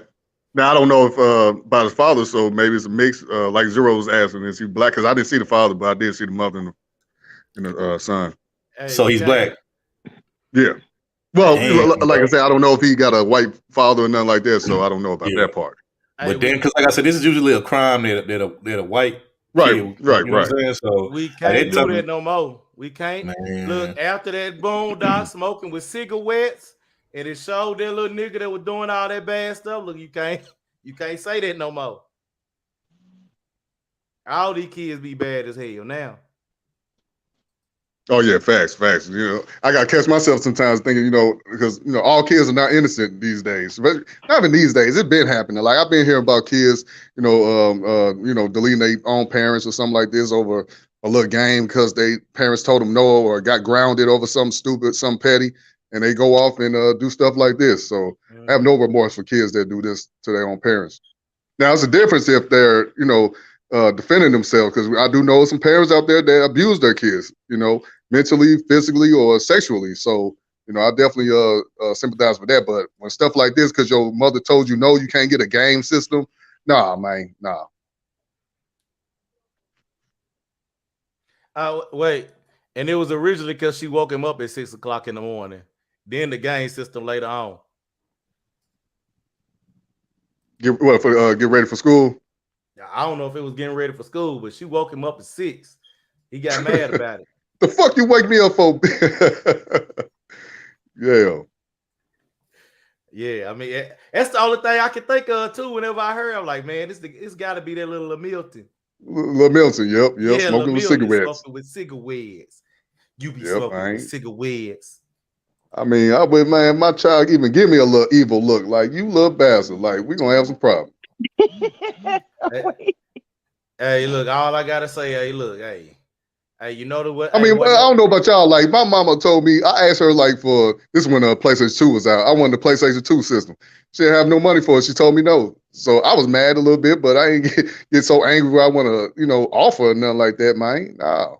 Well, so let me just say this. Thursday he gonna be back. Shut your ass up, Ed. Okay. Thursday he gonna be back. He got a phone call. So I'm gonna just go ahead and say this, right? Unpopular opinion. If you got a list, it's interesting to me how when something tragic like this happened, the family members be having a list of shit that they know that the kid did way before that, right? And then now this kid's still in the house. I get clients that their parents call me and be like, where's a residential or boot camp or something, way before you setting fire to the house couches and shit, way before you are hurting animals and all this kind of stuff. And you mean to tell me that the family talking about we didn't do enough, we felt bad for not stepping in earlier? Well, I'm just saying, like, when y'all first, one of y'all up here just said it, when your kid first give you a crazy look, let them know not to test you right then. Now, exactly. Somebody in the chat was talking about sociopathic behavior, right? So before the age of 18, kids cannot get diagnosed with antisocial personality disorder, okay? Because they are not in charge of their lives yet. So they get diagnosed with the precursor to that, which is conduct disorder. And he definitely, I can't say for sure, but that's most likely what the concerning diagnosis was, okay? You hurting animals. All we need to know is, was he, peeing in the bed or whatever. The point is, he had like the dark personality traits already. Who is excited to hear a puppy wincing in pain? Okay. My thing is, this little nigga mama got a gun in the damn house, but she ain't gonna use it on that little bad fucker. Well, see, and that's another thing. If you know you got a kid that like this kind of shit, why you even got the gun in the house? Why you, like, here's the thing. When he first started acting like that, if y'all not gonna remove him or put him in his place early before all this becomes a problem, then you gotta know, if you're gonna wake him up at 6 o'clock in the morning, make sure that the gun is locked up. Now, apparently he got it out of the lockbox, so he had the presence of mind at some point to go learn the password or get the key or something. Okay, so this is not the kid to play with. You can play with the other ones, but this one, no, you got to show him. Man, I would have showed him with that pistol. See, well, your dad pulled one on you for less, Eisen. Okay, that's why we up here able to hold a conversation with you. Well, I don't think that's gonna look good on the paper, though. Almost called you zero. Eisen pulling the gun out on the 10-year-old. Man, look, that little rascal right there. I wouldn't have just pulled it. I would have used it. I would say, hey, look, this see, but wait a minute. So this what happens. It's a cycle of violence. Eisen had a gun pulled on him at 8 or 10 years old, only those two ages, and now he tried to pull a gun out on another 10-year-old. So I just want to point that out. Like father, like son, ain't it? To you? Right. I'm hitting it with the Glock of glory right here. Yes. Right. Thank you, Eisen. Go ahead and say hashtag none mode. Okay. For the record, TV do not agree, or we do not condone any violence towards kids. We already off the cliff. yeah. But what I'm about to say, Brandon couldn't even finish the disclaimer. What I'm about to say, we don't, y'all know what the fuck I'm saying. We you silly T. But now I want to say, yeah, this was definitely a little boy probably would have been a mass shooter or a serial killer in the making. Yeah. So I'm glad they got him, and hopefully you do 60 years. But y'all think that's fair? Y'all think he should got life? What y'all think? What y'all would have did? Y'all was here's the thing. I don't agree with him being. See, Eisen, shut up. Okay, so I don't agree with him being charged as an adult, because at the end of the day, he is still 10 years old. And what can a 10-year-old do that he's not being let to do? Now, here's what I'm saying by that. I mean, deleting your mama, I ain't never want to do nothing like that to my mama, man. Maybe I call her a bitch a couple times. I might say, damn, you bitch. Get on my nerves, something like that. But I ain't want to, no, man. I don't think no kid think about deleting their mama. Or daddy, right. Whoever. And here's the thing: he wasn't thinking about deleting her. He was thinking about scaring her, intimidating her. Which I don't believe that. Damn, no, the auntie was like that motherfucker wanted to kill her. Okay, but here's the thing: every other behavior that they named didn't have death as a result. It had scaring people, intimidating people, enjoying pain. So he probably would have progressed to that. But here's why I'm saying that: at 10 years old, you are surrounded by a bunch of people that are way bigger than you, way stronger than you. If they wanted wanted to give his ass some little act right, they could have, but they were scared of what he was going to do afterwards, which is how intimidation works. You don't have to kill nobody. You just got to make them think you want to. They weren't scared. It was all of that, my baby bullshit and all that. If he had had my daddy there with that 350 ceremony and will really. Well, his daddy wouldn't need to pull a gun. His daddy would have touched him up a couple of times. You know what I'm saying? Like if his dad was like normal age. Man, look. All I know is, look, if you ain't finna use it, ain't no need to have no gun up in no house. Well, I feel like this, okay. man. Oh, my bad, T. Oh, that's you good, Brandon. So here's the thing: she had one there, and you know you got a kid that has a tendency to do stuff like this. So if you're not gonna use it for protection or whatever, if you don't got threats from outside people, then take it out of the house because it is gonna be used against you. Okay. Second of all, at 10 years old, I don't like he can't go to a prison with adults in it. I'm just not gonna sign off on that. I don't think they saying that. You got to go to juvenile. You got to start off juvenile first, then we turn 18, then they take you to the adult prison. He'll strangle them in there. Hell no, you can't let no 10-year-old be in no the prisoner's gonna do what the fuck everybody else around him should have done because they don't give a fuck about laws. You can't scare no person already in prison with we gonna call CPS. They ain't gonna give a fuck. That nigga gonna get some act right in there. But I think it's gonna be too harsh though. Somebody said, child, is this a child or a demon? Hell yeah, this is a whole demon. Because I feel like this, man. Once you do a crime like this, whether it's abuse of another little child or you're shooting at foes, you're robbing folks at a young age, like your innocence is taken away. You're no longer a child no more. You're grown. Well, of course, I'm not saying that they grown, but I'm just saying you lose that. He can't that make grown-up I'm decisions. A child. Well, so think about it this way: when the cops got there, he was like, he made a. Well, that was a demon choice, if you ask me. But yeah. Right. That was emotional AF. He didn't think that shit out. So here's the thing: when the cops got there, he said, "I'm sorry. Where's my package?" Like that's not appropriate thinking. That's not something that shows he was thinking like an adult. It means he didn't give a damn. It means he didn't have fucks to give about shooting his mama. But an adult that didn't give a damn would have still not said that to the cops, though. Like, man, look, no, I can't say that. I can't say that. So you really think? Okay, an adult that's not delayed would not have said that to the cops. Man, look, they probably wouldn't even still been there. Watch this. When you had them female teachers that was sitting up there sleeping with them boys. They up there saying he wanted it, so I gave it to him. Oh, but they made an excuse. They made an excuse. They thought that was gonna get them out of it. The point is, he didn't even make no damn excuse. He didn't see nothing wrong with this. He lied first. I thought he said. Didn't they say he said I'm sorry? No, first he said it was an accident. He was twirling the gun and it went off. He done told 4 or 5 damn lies. This shit was premeditated. Well, he should have thought it through a little bit harder then, I would think. Man, look, my daddy always said the problem is with lying, you forget the first lie you told, so you telling more lies to cover up the next lies you done told. That's all that happened. Okay, so before anybody goes off, let me say this. I am not condoning anything that this little boy did. What I am saying is if we don't want this shit to keep happening, we got to get to these kids earlier than this. Okay. And then second of all, him going like now that y'all have cleared up that he's not going to go to a prison with grown ass men in it, then okay, he got to get what he get.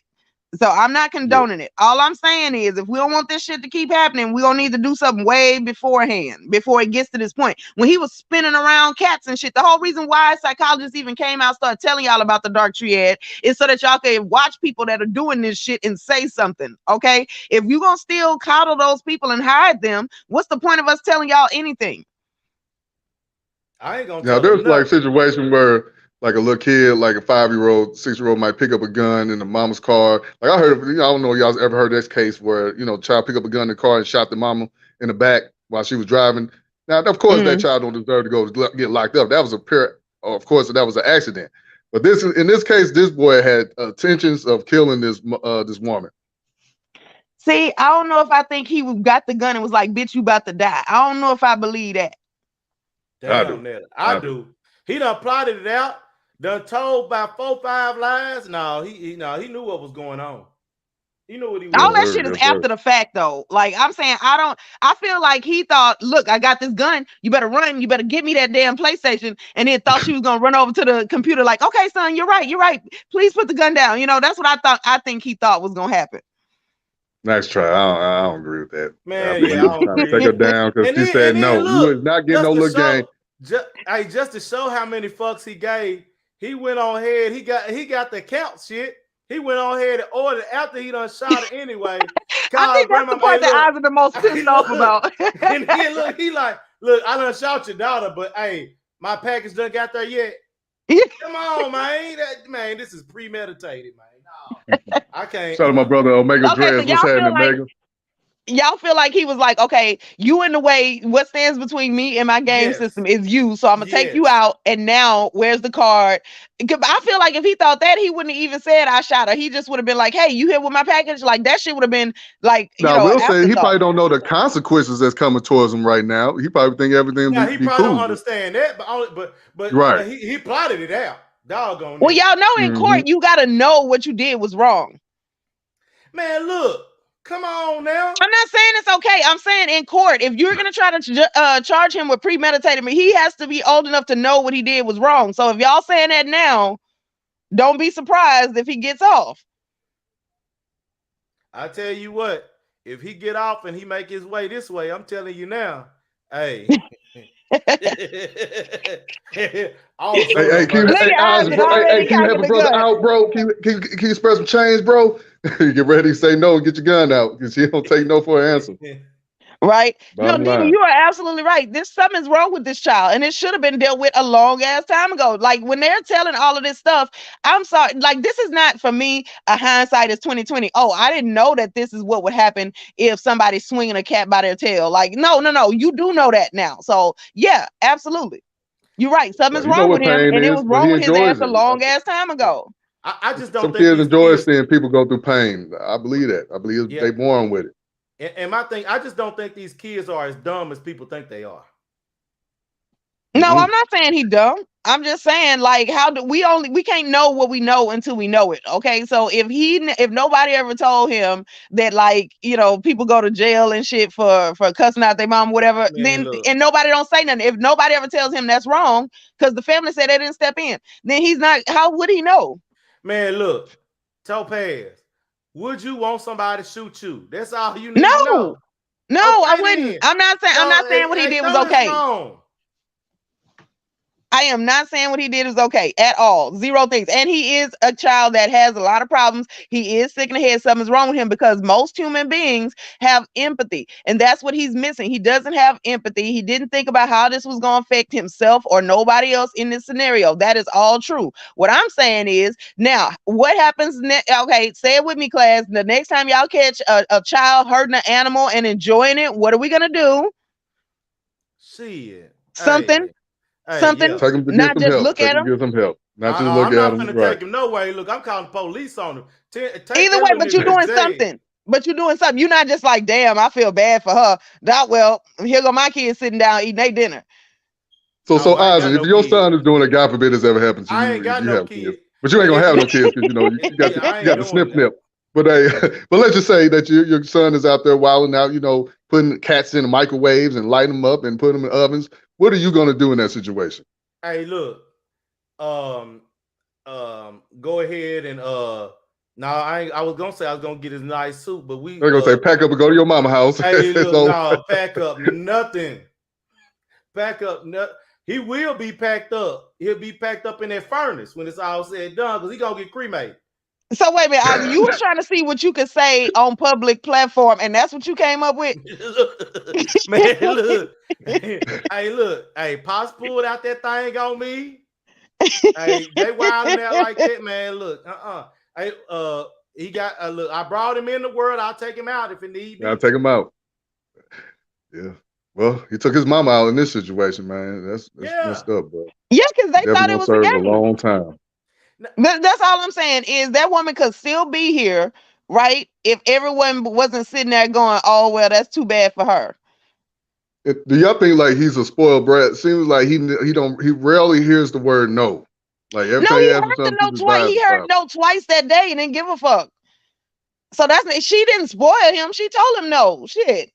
I mean, maybe this is the first time she probably fed up. I'm just saying before. I'm sorry. I don't think that she made it that like I don't think that she got to that point where, oh, today was the first day that I'm gonna ever tell him no. Sometimes it happens. You know, some black mothers try to act like white mothers, and this is what happens. It costs. Oh wow! Wait a minute, Brandon. And then, hey, look. And then she tried to finally put her foot down one day. Hey, look. Right. He wasn't having it. He said, let me go get that. And I like how y'all was kind of holding her accountable too. Because why you got this gun where a place where this boy could get it? You know what I'm saying? He could reach it. So maybe they said it was in a lockbox. He knew where the key was to get it. Yeah, that's what I'm saying. Like, it was in the lockbox. She made all of the crap, but she made all of the things that she was taught. Like, we all know, if you have a gun in the house with kids, put it in the lockbox, make sure it's safe, don't store the ammunition at the same place, blah, blah, blah, right? But if you got a kid that knows how to get through all of that shit, ain't nothing else you could do but remove it out of the house at that point.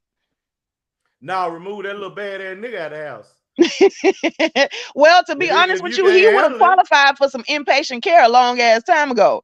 All you just show up to a hospital talking about your kid is out here abusing animals and shit, and that kid ain't got no empathy when they do that assessment. He ain't coming back home. Man, look, all I gotta say, this is the perfect case for why some people should not be having kids. Well, yeah. Hey, you better tell your kids no at an early age. Well, don't do it when they're 10 and 12 years old. It's too late now. That's what the whole terrible 2s and 3s is because they go from a time where in infancy we jump to their every need, then we start trying to make them do it themselves, and then we have to tell them no. And the first time they hear it, that's what that whole little tantrum fallout bullshit is. And it take them about a year and a half to get the picture that you falling out don't mean shit. This kid ain't get the picture.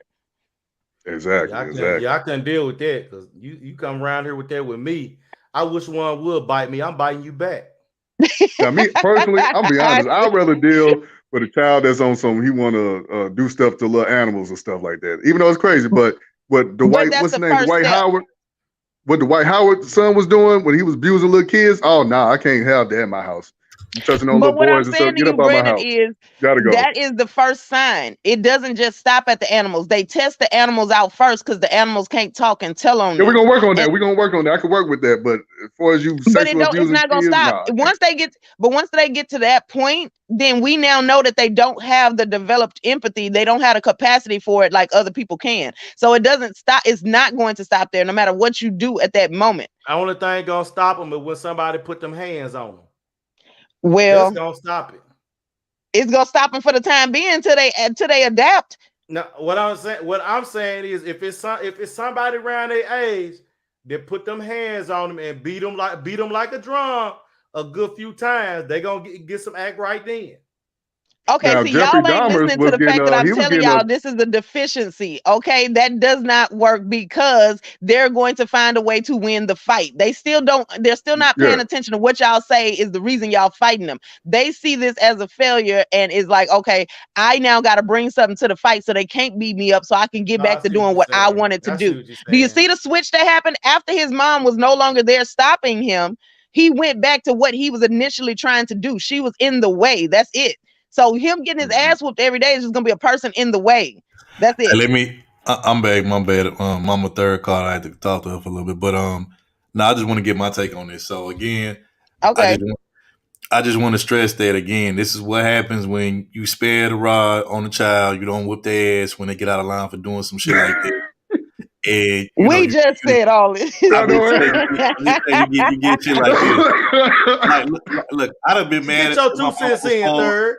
I'd have been mad at my mama before. I didn't, argue with her before when I was, young like that. But I ain't never try to pick up no gun or no weapon or no shit at my mama though. Like, hell nah. You know what I'm saying? Like, what the hell wrong with that motherfucker? Like I said, this usually some white people shit. So the fact that this is a black kid, I'm just like, what the fuck? Like, you know what I'm saying? And then you the one brought the story to me. You didn't know it was a black boy. I thought you knew. I didn't know because in the video they don't really say. Okay. They didn't really say little Milton badass. Hell yeah. Also, another thing too, the fact that this kid already had something, and as I was on the phone, I was like reading the chat. I think Dina brought up. Shout out to Dina. She said that there's always like these little telltale signs, and yeah, it was signs. I mean, they talking about he pulling little puppies by the tail and dragging them till they whine and cry. And the nigga put some damn flammable liquid in a fucking balloon and dropped the motherfucker in the damn carpet. Like the little nigga doing too much. That nigga doing way too much. Oh, like by that point, like nigga, you damn near about to burn the fucking house down, bro. Yeah, like I'm giving your ass whoop. Yeah, not only you getting your ass whooped, but I might have to get your ass up, and you know you gonna go to the little kitty, you know, to the little kitty side. Nigga, you doing too much. Like nigga, not only you gonna burn the house down, you gonna kill all of us in this bitch. Like the fuck wrong with you? Like kids that be playing with. I knew some kids growing up who used to like for fun they would burn their toys and shit, like just little weird shit like that. And I'm like, what's wrong with these motherfuckers, bro? Like they'll take a lighter and an air freshener can and they'll put it in front of the lighter for and they'll spray it and it'll be like fire spray and they'll burn it toy. I'm like, what the fuck wrong with these motherfuckers, bro? Like the fuck wrong with y'all? And I even knew something that like try to fucking like you know be mean and harmful to animals and shit. And I'm like, and these is, you know, animals that didn't even do nothing to them. You know what I'm saying? I'm just like, man, yeah, something wrong with these motherfuckers. I got. But then you got to deal with people that'll say, well, third, why are you giving up on your child like this? Now you're going to be called a bad father or a bad mother, whoever gives a baby. But if I know I didn't raise my child to be this way, why the fuck is you this way if I know I ain't raised you to be this way? Like what what demon, what fucking exorcism do I have to perform on you, or what fucking voodoo doctor or spell do I gotta, you know, get to motherfucker to perform on you so you can get this fucking heathen and this demon up out of you? Like, what the fuck do I gotta do just to get you to act right like a fucking normal kid? Like, the fuck wrong with you? So y'all realize that y'all are saying that y'all never thought about this because y'all ain't built this way. That's the point. Okay. So not enough ass weapons. So here's the difference. Okay. A normal kid that's playing with fire and matches, they get their ass whooped, they get grounded, they realize and they can connect it to this event and they don't play with matches anymore. This is a kid for whom that kind of shit is not going to work. The only acceptable thing at this point that we found that even keeps him or anybody else safe is continued supervision and monitoring. That's it. Like this is not a person you could leave alone. This is a person you, as soon as they get that look on their face, you got to just intervene right then. Okay. So you giving him up to a state facility isn't you giving up on him. It's you keeping you, him, and society safe. So that's what you would tell them nosy ass people that be like, oh, well, you ain't a good parent. Okay, well, you'll be all right. And don't even like go back and forth with them because they don't get it. If you've never worked with anybody that actually has these symptoms, you will know there's a coldness there. You don't feel the same warmth that you do around other people. That's why I'm not buying the bullshit about the family saying they feel bad because they didn't step in early. No, they were scared to step in early. Because a kid, you ever been around a kid that has that kind of coldness to them, it is very chilling. You're going to want to get the fuck out of there. You're going to want to be away from them. Man, look, I don't know. See, it seems like to me, you making me seem more right about a minute. Isaac, that's because that's who you are. Okay, you are old gun pulling ass Southern nigga. Hey, let me say that. Wait. Let me address Zero. Zero, you ain't shit for this comment. He said, "Yeah, Lil Vic Wild." And I look. Yeah, don't do Michael Vick like that. He didn't do all that. Look. Let me say this. He didn't do all that. Y'all extra as hell. Let me say this. Yes, Michael Vick did what he did. He already paid. He wasn't even there, right? Well, still, he still can't do that. No, he still. It was his ring that you know his cousin ran, but still in he his was house. very well. He was aware of what was going on, so he get the blame. But still, he already paid his dues to society for that. He did his time, all that shit, you know. So he not that person no more. But you still ain't shit for this comment though. You ain't shit. You know what I'm saying? You always say shit for that. Y'all extra as hell. Now, Topaz, look, I just believe in the fact that it's some people that exist in the world. The only remedy for their fuckery is a dirt nap. No, I'm serious, they an enigma. No, they were sitting here to test us to see if we bought it. Eisen, is that what you're saying? Huh? Is they an enigma? They were sitting here to test the rest of humanity to see if we are willing to get rid of them. Man, look, it's some people that is the only remedy to their illness is a dirt nap. But we talking about the kid though, Eisen. So you're going to be doing jail. You're going to be in prison for the rest of your life. Hey, look, it's better than that than him coming up being Michael Myers. Damn. As long as you know that what's going to happen to you. That's all I got to say. That's all I'm saying. Well, because you don't hear stories where parents will delete their own child because they feel like the child is possessed. We have heard a bunch of stories like that. Matter of fact, it was a recent one where a black woman killed her 2 kids. She thought her boys was possessed in Brooklyn somewhere. I'm not Yeah, but saying see, it. the issue is Hey, that real she quick. had nothing. That was all in her mind. That was the problem, is that those kids weren't doing anything to lead her down that path. Now, if she was raising one of these kids here, like this one in this story, she wouldn't get a harsh sentence like that. Hey, real quick, let me ask you this, T. So, a kid like this in this situation, who I'm pretty sure, like I said, his parents didn't raise him to be this way.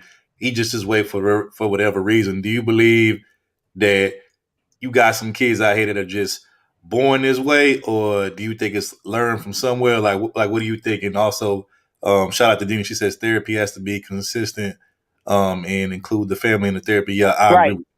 But I just want to get your take on it. Do you think some kids are just born with this type of crazy behavior? Because if they weren't raised to be that way, like where did they get the shit from?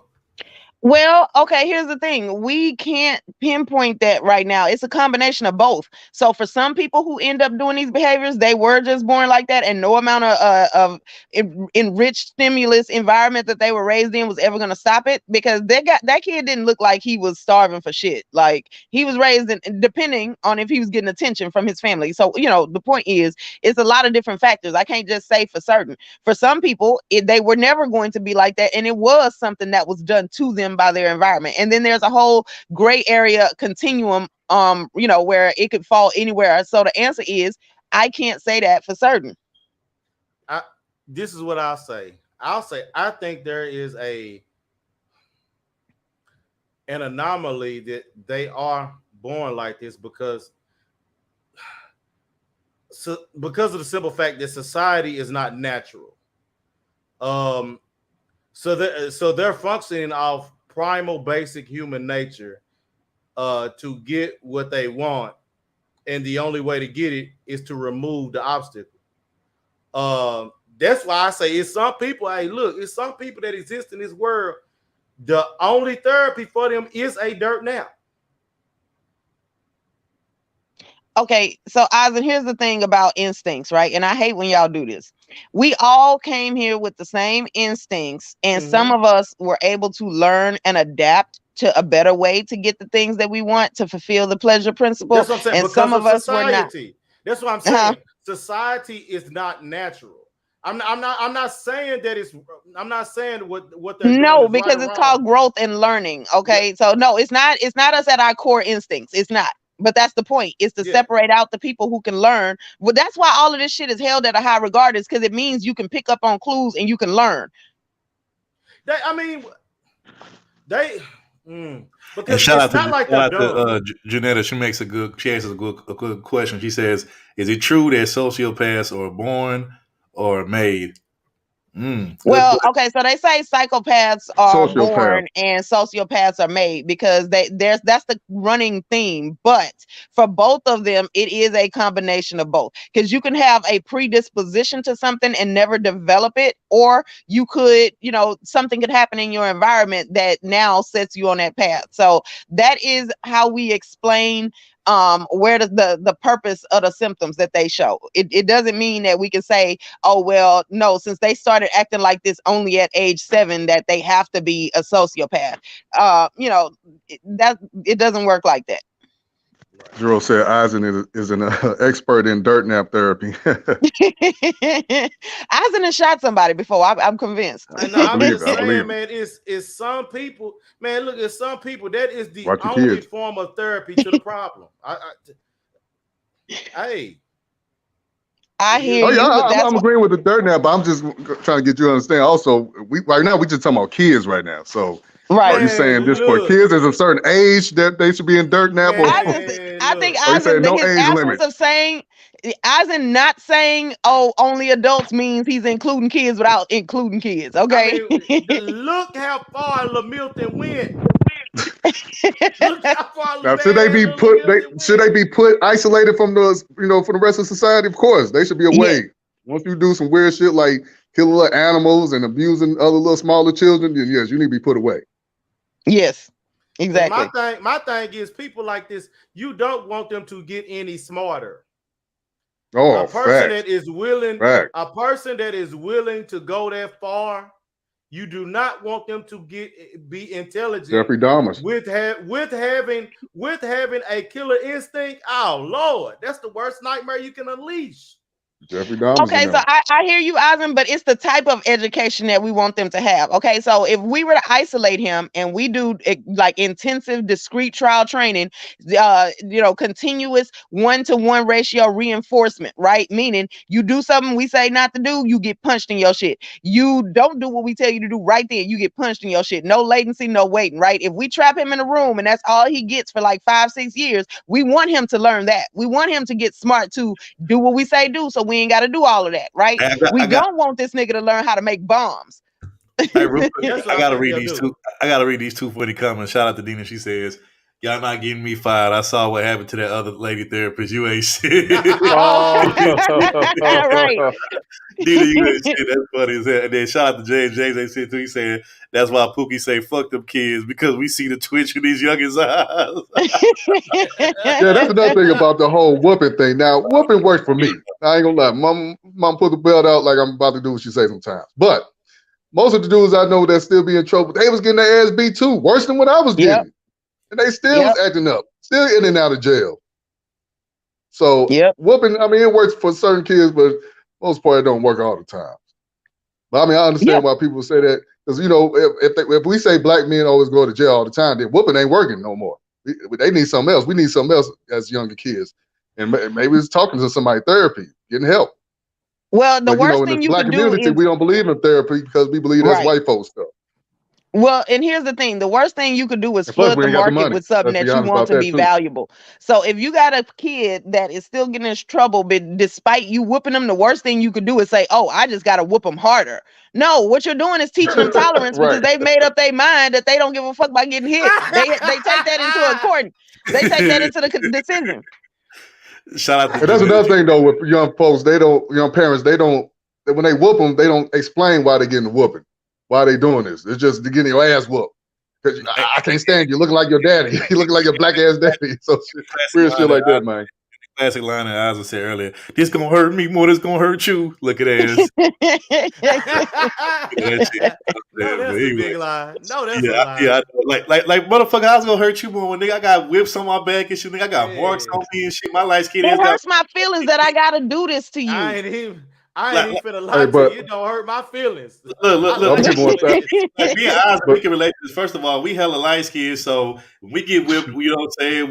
Y'all got bruises and shit. Bruised up like a motherfucker. We got like go ahead and make it okay for y'all to go inside the house and leave us out in the field and shit. Yeah, because I would have got bruised up. That ain't a good enough excuse. Right?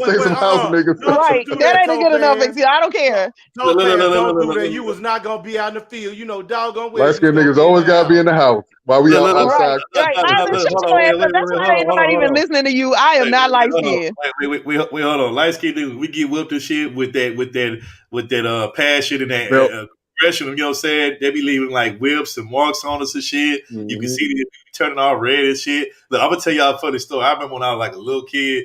I forgot what I did. This was like elementary school, so I can't remember what that. But I did something, and like my mom came in there.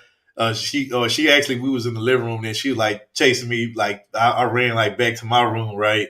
Oh, you ran? Yeah. That make it worse.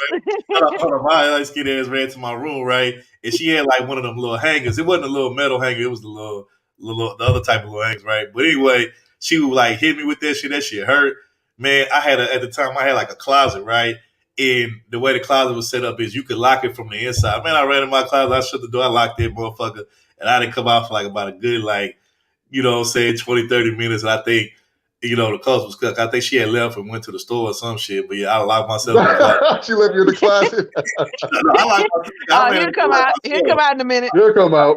You're gonna get hungry. Yeah. I read it in Lock it from you had that new school parenting, man. That running and shit. Wasn't none of that running.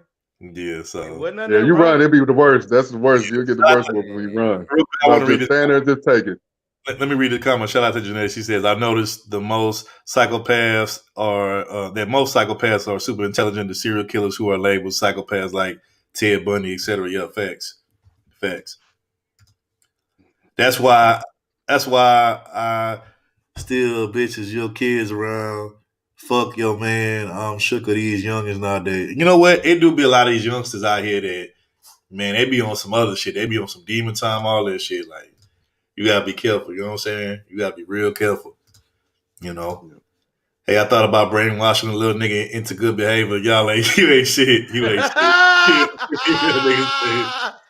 Oh my God, Zero AC he said house nigga Stephen A. Smith, they calling for you, man. Shout out to my brother Psycho, man. He was going off on Stephen A. He called that nigga Stephen A. cool. And then he been calling Kanye cool lately. That shit funny. But shout out to Psycho though. Oh man, y'all ain't shit. But yeah, man, it's sad though that you got kids trying to off their parents over a gaming system and shit. Like, and you know what's crazy? Trying, they do. Not trying, they do. He didn't try. Yeah, he done. But you know what's sad though? I remember like when I was a little kid, like back in the day. I remember when I was a little kid, the spot that I used to love being there was Toys R Us. You remember Toys R Us? Oh yeah. Okay, so we would go in there. And, you know, I ain't gonna lie. Sometimes I'd be like, you know, whining, crying. Oh, I want this. I want that. You know, she be like, nah, we ain't getting this, whatever. But you know, I would see like the white kids up in that store, boy, they be doing the most. They fall out in the aisle and rolling around and like just doing a bunch of like extra shit. And them white parents would just like let them, no, Billy, don't do that. Don't. And man, look, you see a black kid doing some shit like that, and you know what I'm saying? I'll be like, didn't I tell your motherfucking ass don't come in here and embarrass me, nigga? And just be like, you know what I'm saying, just whipping the shit out of them right there in the aisle. I'd be like, damn, bro. Like, you know what I'm saying? And then your little white friends be like, why you let your mom talk to you like that? When my mom do that, I'd be like, bitch, shut up. Like, you know what's funny, bro? Like, the dynamics between black parents and white, it's so, like, night and day, bro. Hey, bro, I'll see, bro. I remember when I spent at my white friend's house, bro, I used to see, like them talk to they parents, like shit, bro. Like, Mom, like, gosh, Mom, you're such a fucking dick. Get out my room. Hey, your room, nigga. I ain't got no room. Everything's my mama. You know what I'm saying? Like, why you gotta be such a bitch? And I'm just like, damn, bro. Like, I just be. And they say it right in their face, man. They say it right in their face. Hey, look, and everything, man. Let Brad and me. You will say that shit to our mama, bro. And then you think, what? You get your ass slapped. Hey, I believe Eisen is the exception of the rule. I think he cuss his mom. Hey, look, I'm gonna tell you something. That nigga Eisen be real raging on his mama and shit. Right. Yeah. Look, man. Even when the white kids came around, they already knew when none of that going around when Daddy was there. Oh yeah. Yes, sir. Yes, sir. Yes, sir. Yes, sir. No, sir. Yes, sir. That was my for me. That was my grandfather, right? Like I knew certain people that like I knew who I could get away with shit with. And I know who I couldn't. Like my grandfather, that nigga wasn't playing that shit. And shout out to Janetta because she actually brings up my next point. She said all my mom had to do was give me a look. And I knew to stop. And that's how it was with my grandfather. Like I knew not to even try to play with him. Like he was just giving me a look, and I'd be like, oh shit, let me chill out because I know he finna snap. You know what I'm saying? So like yeah, I knew not to play that shit with him. You know what I'm saying? Him and my uncles, but like. My grandmother, she, you know, I could get away with shit for her because, you know, she like used to be spoiling me and shit. And, you know what I'm saying? And her and my grandfather used to get about that. Man, stop doing that shit. That's why he know he can come to you and shit. Like, they used to argue about that shit. You know what I'm saying? You know, but yeah, man, that shit crazy. I just want to say this, that y'all asses is all spoiled because it was hard for me to get mad at my mom for not buying me something if I knew the money wasn't there. So you know what I did? I got up off my ass and found a way to make my own damn money. Why you little niggas ain't get a job? Y'all wanted everything but a job, you little crumb snatchers. Okay? I just wanted the PlayStation 2. Wait. Do you got PlayStation 2 money? Wait, tell me I got this, y'all. Wait, tell me I got this. Wait, hold on. Time out one motherfucking minute. How somebody who got like 10, 11 million sugar daddies that you don't get to fly, whatever the fuck. We talking about child. Ain't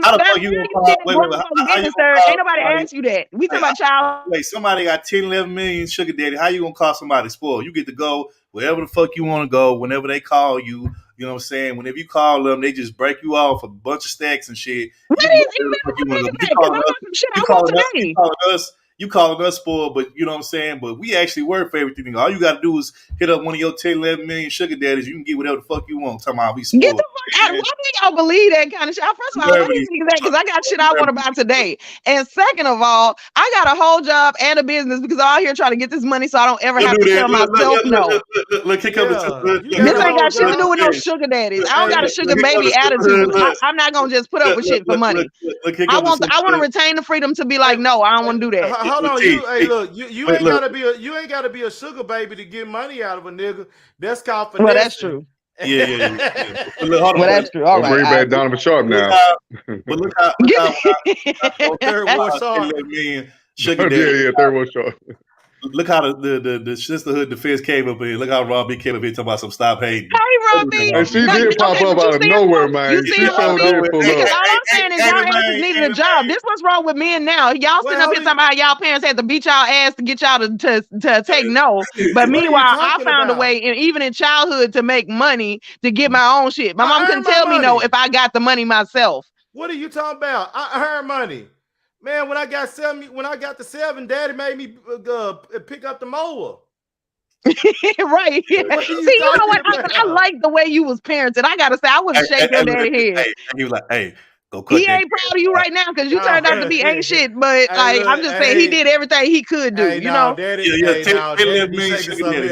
right. Hey, you say he gonna hug and rub on something down there? No. See, listen. Gonna get his rub on while he hugging on you. No, he ain't gonna do all that. That's gonna be a respectful man because if he come back, he was married. Okay, allegedly. So he's still married. Allegedly. No, Daddy was not married.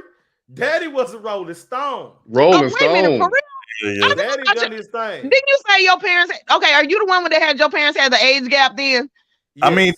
I mean, Topaz, you should be able to understand that because you kind of like a Rolling Stone too when it comes to all these little sugar daddies you got rolling around. Oh my God! First of all, I am a whole wholesome, committed woman. Thank you very much, Third. Won't you mind your business? What you committed to? T only committed. See, now you being nosy, Eisen. We just talked about this about 20 minutes ago. Now you in grown folk business. You see, this is what I ain't nosy. Yeah, yes, you are. Yes, the hell you are. I can watch this. T's only committed to the sugar daddy dollars. That's the only thing she's committed to. Whatever. You know what I'm saying? Whatever. Hey, look. Let's not go there.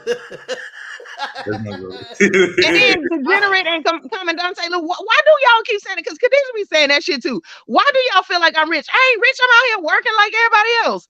Nah, yo, I don't believe you. If you spending like 10, 11 million other niggas' money, then you saving your money. So we know you rich. So that's a motherfucking lie. I don't believe. And then you on vacation almost every week, man. You guys are getting paid. Yeah, bro. Tell her. Dog. It ain't no every week. I spend my birthday here in Houston. Like, hey, T, you want to do a show? I'm over here in Hawaii. I'm over here in Jamaica. I'm like, damn, okay. I ain't even ever been to Jamaica. Thank you very much, Brandon. See, it's a lie. That's next on the list, ain't it? Hey, Topaz like that's next on the list, though. Mind your business. First of all, Rio is first because I want to go see that big ass church statue. Okay, Rio next then. It just seemed like she left that many times because she stayed gone that long. Hey, look, y'all. I said you new here, okay? Ain't nobody asked you none of this. Hey, look. 1 week she in Paris, the next week, you know what I'm saying? She in Hong Kong next week. You know what I'm saying? I've never been to Hong Kong, but it is on the list. She's somewhere else. It's on the list too. Yeah. Hey, I respect that, man. Salute to T, man. Passport sis. Hell yeah, and so is Sydney because you know what? I want to go to Sydney in New Year's just so I can be like, "Hi, niggas, I'm a year ahead of y'all asses." I just want to tell y'all that I made it to the next year first. That's the whole reason why, you know. And the opera. Wait a minute. Hold on. Stop the show. So now we finally know who's the one supporting Topaz in these vacations every week. And he said, "I buy Topaz vacations every week. Got to do what I got to do." Hey, respect, man. Black love. Wait a minute. Ed is one of her 10, 11 million sugar daddy. He one of them. No, not the way Ed was roasting me in these shit months ago. Hey, watch this. Watch this. Don't do that, Topaz, because even though you saying no, not the way. Hey, if he dropping off in that cash app, you ain't sending it back.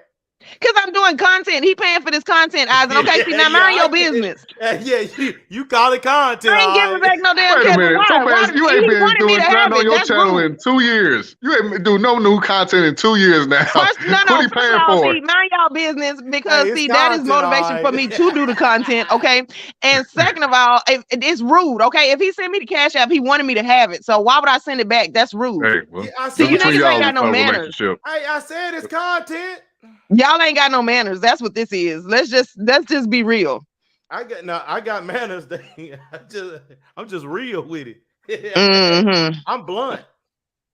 Hey, T, I'm not even trolling when I say this, but honestly, I feel like you and Khadijah need to change your name to Passport Nuns because I feel like it fits better with y'all traveling the 7 seas and doing it all off of Sugar Daddy's dime and shit. I feel like y'all should change your name to Passport Nuns. It be the lies though. Like y'all will make up. It ain't shit for y'all to make up a lie. Y'all will put together a string of words that ain't true in a minute. Passport Nuns. Yeah. And let me say this too. Wait, let me say this real quick. It's so effortless though. It just falls out. You ain't even got to think about the lies. And let me say this too. Not only do I think y'all should change y'all name to Passport Nuns, I feel like it suits y'all non-mode adventures or y'all Sugar Daddy adventures better. But I think when y'all do change y'all name to Passport Nuns, I think this should be y'all theme song for all y'all travels. Here we go.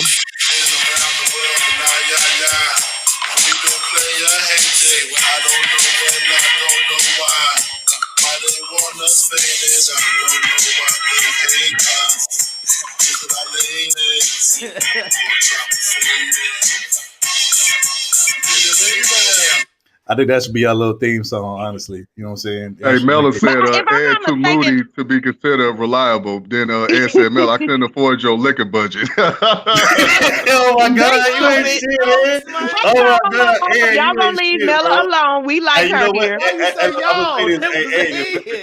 But y'all laughing. Hey, look, if Mella start gunning for you, bro, coming for you, like all viciously, hey, I'm staying out of this, bro. I'm seeing this one out. I ain't got nothing to do with this, bro. They're still mad about that eating booty comment. You on your own. Eating booty comment. He's still mad. Man, you know what? I can't stand y'all motherfuckers. Now wait a minute. Okay, so according to that song, if I'm not mistaken, ain't the first sentence like now trick what lace who? That ain't what Mace do. Don't he say that? I'm just saying. Man, you don't know nothing about that song. Quit acting like you know the lyrics, knowing damn well you don't. Like, man, come on, you don't exactly know the lyrics though. Anyway, what's going on, Robbie? What's going on? Wait, what you say, Robbie? I said, but those aren't exactly the lyrics. See what I'm saying? Here we go. Be listening to the stuff that y'all pull up. Y'all just play stuff and don't even know what you support. Here comes the sisterhood reinforcement. I know you a real Keisha girl. I know you know the lyrics. Shut up, Eisen. First of all, we ain't gonna be up here trying to roast Topaz. Who cares if she got 50, 11, 100 million sugar daddy? Thank you, Robbie. You see what I go through over here? Oh no, I ain't trying to join the team. By myself too. I'll be over here holding it down by myself too. Wait, and then Robbie, when somebody like so then when Ron come up here, now y'all want to act like y'all getting jumped on. Hey, no, I don't SBE. They trying to SBE Topaz and her sugar daddies. Never SBE. Again, Terrell. Where's Ty City at? I ain't never SBE Topaz. Never. Ask that question again, Brandon. I congratulate. I tell her get more. Get more. Facts. Y'all contribute. $sign TP 1881. That's what I'm saying. Yes, listen, Robbie. But when she comes through, though, she comes through. Okay. Wait, so I just got a question. So since you are endorsing that Topaz had 50, 11 million sugar daddy, she ain't say that. Stop with the lies. That is not what she said. She said the question that I have is how many sugar daddies you got, Robbie? How many you got? See, now you being nosy. You know what? I don't got no sugar daddies, you know. They worried about my dress size. I'm not a cute girl. I'm ugly. I'm over here. I'm in the struggle. It's dry over here. Mm-hmm. I don't know about all that because I seen some pretty thick cakes, you know what I'm saying, once upon a time.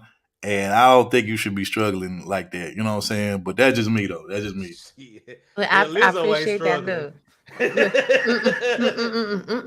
That's the narrative that we're going with. That's what they say on these YouTube streets. So that's how we gonna keep it. I am officially numb. Okay, I be keeping it to myself. Wait a minute. Oh Lord.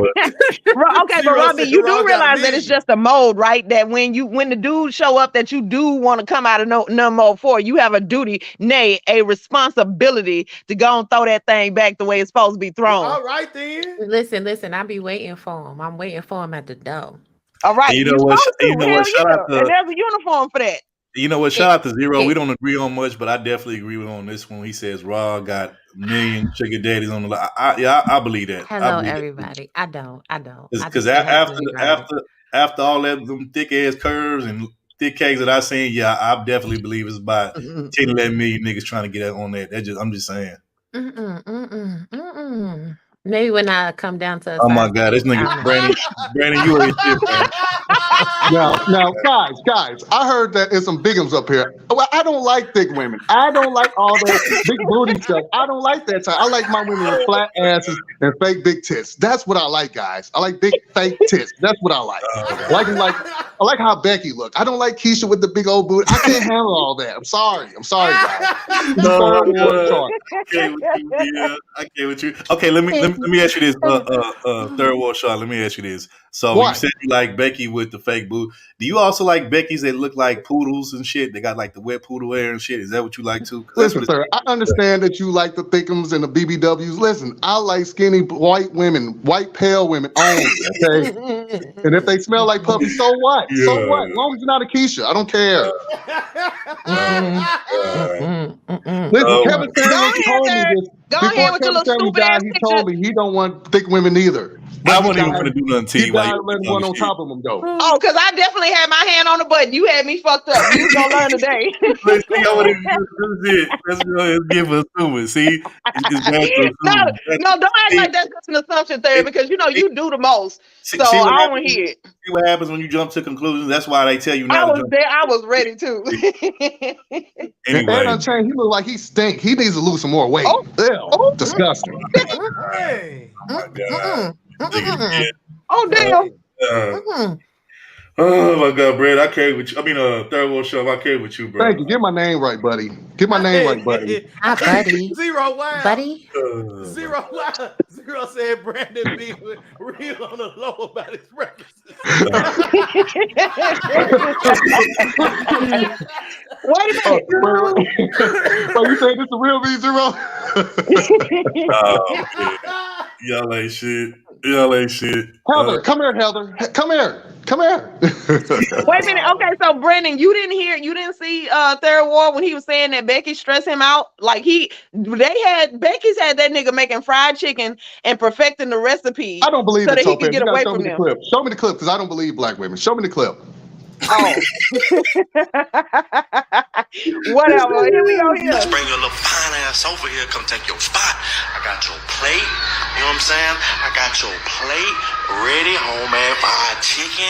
You know what I'm saying? Come get these mixed babies, girl. They gas rolled up. I'm waiting on you, baby. Let's go. Wow. I'm shocked. Wow, Third, stay off of TikTok. You done with Becky? Wait. Hey, look, don't be roasting. You was a tag team to white bitches. Now you're done. That's third world redneck, my cousin. Don't be careful on my Hey, I thought wait a minute. I thought that was DJ Third Ward Khaled. I didn't know. Oh my God! Hold on, Brandon. Where you get this picture from? Because so listen, we cool, and I love you like a brother, but don't kill me. But it looked like L. Nixon. So Nixon, we straight. I'm just saying. This looks like Nixon. See, why you do that? Why you do that? I think you capping on that with T. I don't think they look like that. No, that picture that he be having when he's sitting wherever, like I don't know, he's sitting at a desk or something. No. Oh my God! Wow, see you on with that one. I don't know. No, he can't go because Nixon came here earlier and talking about I'll be getting my nails done on a train. So I'm just saying I couldn't hold it. All right. Hey, B. Had he said that, I would not have said nothing. Hey, B, that's so fast with the sniper shots, man. No. Nixon started it. But Topaz and Robbie, would y'all date a guy like this? You like a Donovan Sharp? Is y'all type? No, he would get on my damn nerves. No. One biscuit only. Wait. I mean, aesthetically, because I like y'all like I the like. salt and pepper beard, though. I thought y'all like the salt and pepper beard. I mean, I do like beards and I do like glasses, but it's his mentality. I be done gave him, you know what I'm saying, a fabuloso smoothie. Like, get out of here. God Right. dang. Not the fabuloso smoothie. Fabuloso smoothie. Hey, Like look, a he gonna be snow like, cone, because it ain't like the he gonna be colors. like, It'll be purple and blue like a snow cone. Exactly. he Play right on it. he gonna be like, come on, Raw, don't be such a douche. I don't even know why you like fucking. So the douche. Like, why you like fucking niggas? You need to come fuck with me. Quit being a douche, Raw. I just got a question. Can he at least get the grape crush in there to at least cover up the taste? No, Man, listen. Absolutely. You gonna need some Hawaiian punch, that thick ass drink right there. You gonna need that in there to cover all that shit up. Oh my god. I'm gonna take it old school. I'm gonna go get some Tang. He ain't gonna know what's going on. Yeah, Tang was thick as fuck too. Oh man, I So used to Sunny hate Delight. that as a kid. Sunny Like Delight. I did not like it. It was just too thick. I was like, this don't even taste like orange juice. This is a lie. This is a whole lie. I ain't drink none of them supplements. But Matter of fact, I think Tang had orange drink on it anyways. Yeah. Only thing I fucked with that was like powder form was the Nesquik. I fuck with that, but you know what I'm saying? That Tang, hell nah, that shit nasty. And you know what else? And I hated Sunny D too. I hated Sunny Yeah, D. that's what I was just saying. Sunny Delight. Sunny Delight tastes like chalk paste. Like, ew. Yes, I never put the words to it, but I hated that. And then when they tried to have additional flavors, and I'm like, this is just even worse. Hey, it was all right for screwdrivers. Nah, I want my orange juice. Fuck that. Cause look, I was not finna give them niggas no real juice on my money. So you serve the purple drink at the parties, Eisen, because you feel like we beneath you. No, it was orange drink. Look, I'm gonna tell you what. Look, you go to Eisen house. You know he gonna serve you. You know them cheap little juices you can get from the corner store. They got like the little. They were shaped like a barrel with the foil on top. Yeah, the foil on top. Yeah. He gonna serve you. Did they even have a name? Anytime you get 78 or something for $1, it was a problem. Yeah, listen, he's gonna sit there and give you Flavor Aid instead of Kool-Aid. Yeah. Why do you even own Flavor Aid? Like, you should be ashamed to put that out at your house, Eisen. And what kind of people you hanging around with where you can't even give them juice? When he used to have niggas spending out of his house, he'll serve them the off-brand cereal while he get to eat the Captain Crunch. Right. Vitamix. That's the difference. I don't eat cereal, so if they eat cereal, it's because they brought it. Because I don't fool with milk. Oh Lord, Eisen, you do too much. Lactose. Oh, not I'm lactose. Yeah, like you're lactose, or do you not tolerate lactose? Right. Man, look, I can't fool with regular milk, so I grew cereal. Eisen do talk like an 85-year-old man though, like he. Yeah, he sound like one of your old great grandpappies and shit. No, the hell he don't. Oh, you sound like your great grandparents. No. You sound like one of my aunties, Topaz. Probably, but aren't you still younger than grandparent with your old ass? Hey, look. No, I got some old aunties. Oh, yeah, well, I mean, okay, well, your situation is way different, Eisen. that don't. You gotta explain the joke, okay? Because they gonna hit the way you think it's gonna hit. I know, yeah. We're gonna probably start wrapping it up because it is BL's birthday, and I'm pretty sure he got some plans. Oh yeah, the snow bunny. My bad. Earlier at the beginning of the show, he did say he had some birthday WAP he was trying to get into, so I ain't trying to hold him back from that. Do your thing, bro. I ain't mad at you. You know what I'm saying? But go ahead, do your thing, bro. So we're gonna go ahead. Thanks for understanding. Becky's waiting on me. Come on now, let's get up. Let's get him out of here. Come on. Listen, Peggy's gonna have the potato salad with the raisins in it for you. All right, she's gonna have that off-brand mac and cheese. Yes. Okay, that Well, dry according to them, Robbie, they don't eat when they go to women's houses. So did your Becky serve you green bean casserole for Thanksgiving? Third World Sharp. Do you eat green bean casserole? No, all she do is serve me bread and butter. That's it, and water. That's a human rights violation. Now, wait a minute. We're not going to do that on green bean casserole, okay? Because I had it and I made it and it was awesome and it was very savory, okay? Lopez, your black card has officially been revoked. Get your ass up out of here. Hey, don't do that to her because green bean casserole can be amazing if it's made with some cream of mushroom soup. Oh And my Hell the yeah, the cheddar soy fried onions sauce. put on the side. Yes, I the play French little onions. almonds. Like, Yes. I don't understand. Yeah, I don't understand why y'all look at that stroll. Let's be trying to get like that to my third eat tacos and quesadillas. Right. Oh my god, cool playing. Oh my god. So y'all gonna leave green bean casserole alone because I have greens every other Sunday. Like that's the only Sunday I make green bean casserole is around Thanksgiving. Other than that, I'm eating greens and cabbage and stuff already. So I don't understand why y'all got to bring it to Thanksgiving. Oh my god, y'all crazy. I'd rather Anyway, have that than green bean casserole. But that's hey, you know Y'all what? ain't had it right. Don't worry about it. I'm gonna get y'all to try it when I make it. Cause even people that say that they don't like vegetables, you know, them adults that be like, "Ugh, I don't eat vegetables." Even some of them have been like, "Okay, if I'm gonna eat green beans, it need to be made like this." You know what? Shout out to Commandante Lou. He definitely got a good point. He said Raw beef Martha Stewart. You know what? She do kind of sometimes be giving me Martha Stewart. Just the hood. No, she did because we was cooking. We was cooking together. Thank y'all. If y'all go back on my channel, the content y'all say I don't make. Speaking about that, I do think you and Raw need to bring that cooking stream back. Y'all need to do like some more of those because I really enjoyed those. You know, it was giving me really great food and great visuals. You know what I'm saying? So I think y'all need to get that back rolling again. I'm just saying. Listen, Third. Me and Devin always watch Martha Stewart. We always watch Martha Stewart. Me and Devin love her. We love her. Martha Stewart is the best. Devin is the best. That's why I don't even pay attention to black women no more because of Devin. See, oh my God! But guess what? Black girls watch Martha Stewart too. It's supposed to be holiday ribbon times. Oh my God! And she ain't no wrong. I'm gonna keep it out there. Like she ain't stingy with the seasoning, so we can understand where she coming from. We can let her cook a little something. Look, they forget that like Martha Stewart had a whole show with Snoop Dogg and like they were cooking. So like, you know, she got a black card. She went to jail. She didn't really want to be with Snoop Dogg. She did it for money. My God. When they gave her the sentence. He's a felon. She went to jail. She went to prison. You know what? She didn't believe it.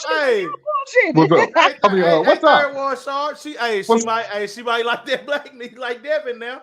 Come on, Isaac, keep my white fucking name out your mouth, man. Come on, buddy. Listen, I would have kicked Kevin Samuels' ass if he was alive, but he's lucky he's dead. He just didn't have the balls. My God, it's too soon. It's too soon. Right. It's foolishness. Let me say this though, man. I don't know what the fuck is going on today. Like I said, I rarely agree with Zero on anything, but today I find myself agreeing with him more than ever. But I agree with him on this statement. He said black people and green bean casserole don't go together. I agree, but I'm guessing hell must be like freezing over right now because I shouldn't be agreeing with Zero this much, like on one stream. So first of all, it's okay if nobody made you some good green bean casserole. You know what I'm saying? Right. I can't cook for all of you, but you know the rare few of you that ever get to come in close contact with me, I'll let you taste some green bean casserole, and you will love it. Period. Right. Oh my God. Right. Exactly. Somebody told them not to eat it, and they just going off of that. But it is the bar. Y'all eat all the ingredients in it separately and other things. But if I put them together, and all of a sudden it's unblack, get out of here. I was just gonna say I've tried it and I don't like it. I really only like green beans whenever I do them. So. First of all, like where the green beans saute with a little bit of pancetta, and some onions, like where they given some seasoning, you have to make them taste good. And just to clear up something, for you niggas that don't know what pancetta is, that just fancy bacon. You know what I'm saying? For you niggas that never, never been outside. You kind of turn me on when you talk like Becky too. I like when you talk like that. Oh my God! Thank you. Like I'm super good at it.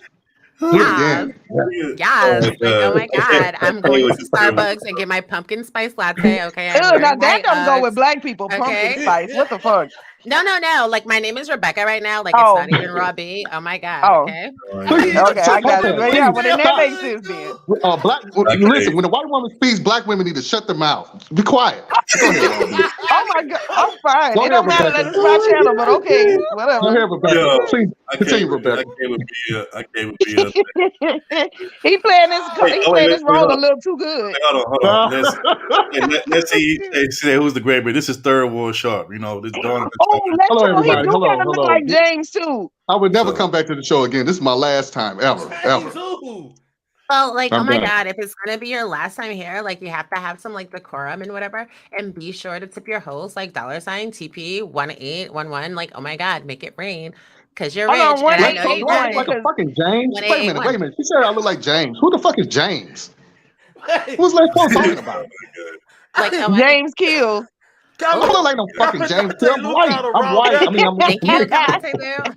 Y'all ain't shit. Anyway, y'all ain't shit. We finna get up out of here though, but we gonna That's give true. up. I'm with Devin. I have a woman. Her name is Devin. I can't be with you. Sorry, but thanks for the Oh compliment. wow, y'all stupid.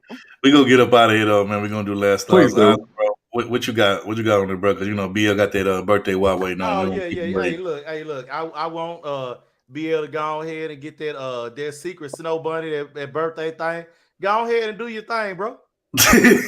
birthday sex. Oh man, Birthday hell sex. yeah, hell yeah. That's what's gonna be playing in the background. You know what I'm saying? But anything else, bro? Birthday Oh sex. man, hey, you know, hey, look, keep it fuckery. That's all.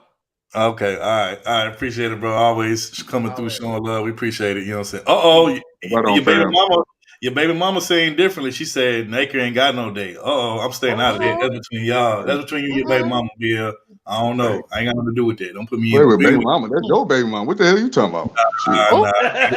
Y'all want to got a kid together. Y'all got a kid together and all that shit. Like, all right, bro. Hey, let's show her. Oh Damn well yeah, she don't and drive with no seatbelt on. She knows she lying. happy birthday, Nathan. Happy birthday, man. Y'all know damn. I appreciate Happy that. I appreciate birthday that. to you.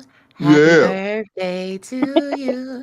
Happy birthday. Happy birthday. Happy birthday to you. Boom. Oh, appreciate it. That was Brandon, beautiful. That was beautiful. Brandon so I ain't ghetto gonna lie, Jill. I ain't gonna lie. I'm kind of jealous. I don't remember, Rob B giving me a birthday song, singing me a birthday on my Jealous birthday. ass. It ain't your birthday. Don't worry. When it's your birthday, I'm gonna sing you. Oh I'm gonna my sing you a god, song. bro! Really, bro? Really? You gonna give me from fucking Halloween night when I was fucking drunk as fuck? Really, See, bro? when third start getting real I will sensitive. forget You you. don't, Have you a never see me continue. no birthday. You never see for my birthday. Look at that. Really, bro? All All right. right, man. We gotta wrap it up. We ain't got time for your. Look at that. I We ain't got can't. time for your sensitive ass right now, man. Come on. You know what? I should have known Randy was gonna fucking clip me on that damn Halloween night when I was drunk. I should have known. Hey, it wasn't until somebody Oh said in the my chat, god, you your baby mama ain't shit for doing this to me. Look what she said. were, boy, yeah. Hey, Thursday he got a new webcam. You know what I'm saying? This shit gonna be clear now. So when he came up next time, ladies, I'm broke. it's gonna be an I'm broke. HD. I can't afford no webcam, bro. I'm broke. I'm broke as shit. I can't afford that. Y'all gonna have to hit the cash app. Y'all want me to get a new one so I can, stop And a being broke. new mouse. Yeah, Hey, I ain't heard your 2011 Hey, wait, picture in a I long ain't T1. time. been Look, hearing got a the new beat mouse, on it. man. I think he got a new mouse. I think he got a new mouse, man. Oh my god, you know what I'm saying? I'm gonna get 30 lens cleanser. Oh my god, Nah. Well, Hey, it let's don't show matter. some It you still still gonna like look it. grainy because he gotta shrink the picture so that it can fit in that little StreamYard thing. Yeah, it's real hard for me to go ahead and zoom in and shit. T. Oh Lord, let's start out here I for do a lot of work with this motherfucker. I had to do a lot of work. y'all ain't shit. You know what I'm But saying? anyway, man.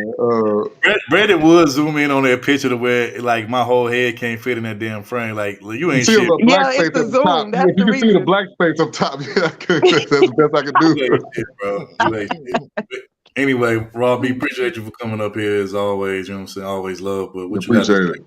before we get up out of here? Thank you. That little 10-year-old boy, he gonna get his butt whooped, and them other little kids that's Facts. locked up for being bad and they miss their mama, they gonna do him like Oz up in there. He gonna get shanked. He ain't gonna make it out juvie. No. Mm-hmm. way. Oh my god, why your baby mama keep coming after me like this, bro? Talking about some whole lot of head. 'Cause she wanna rub on it. 2XL head. James, that's Brandon making fun of Third, calling him Third Ward Sharp. Oh Lord. Oh my god, not 2XL head. Oh my god. I ain't playing with y'all, but y'all be good. Have a good birthday or whatever. I'm gonna see y'all next week. Y'all go check out Rob B. She got a little art gallery that she doing, and she got some nice little paintings over there. Y'all go check it out. There's some dope shit over there. Go check her out.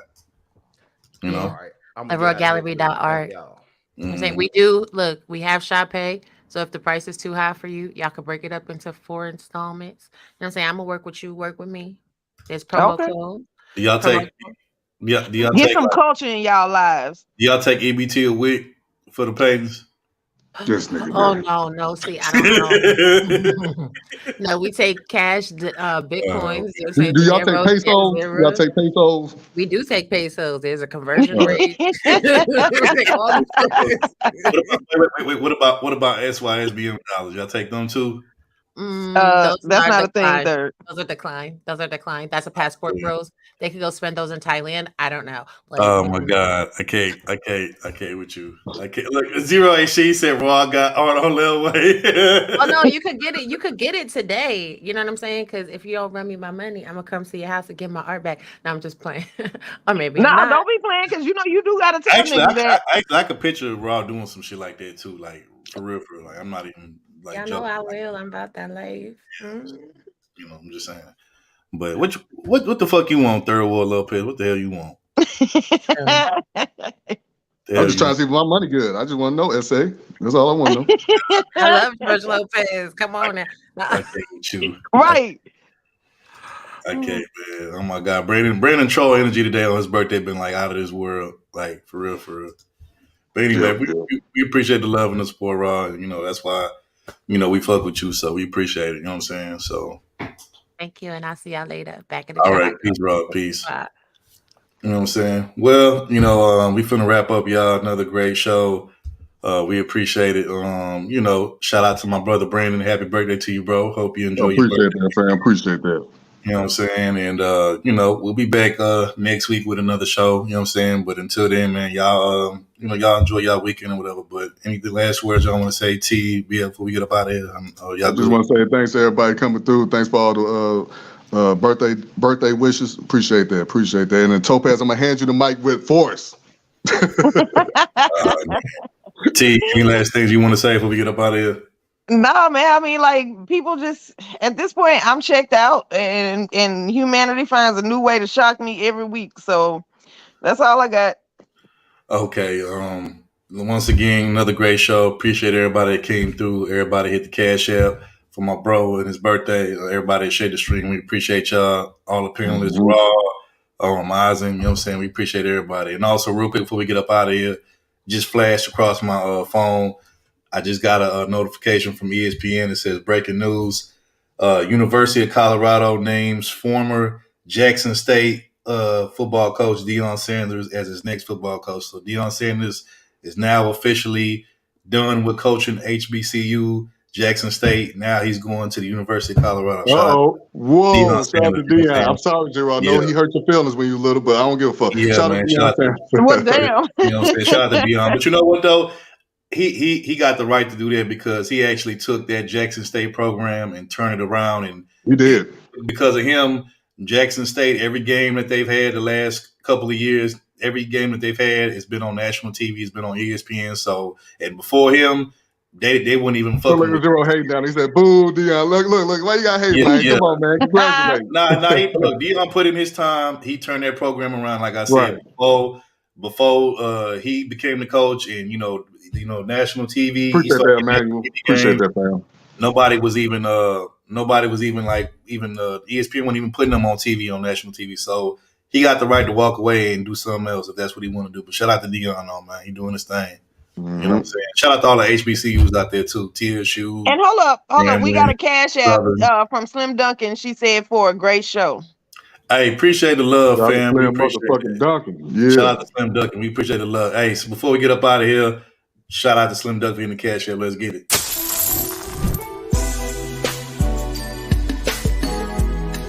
Let's make some cash.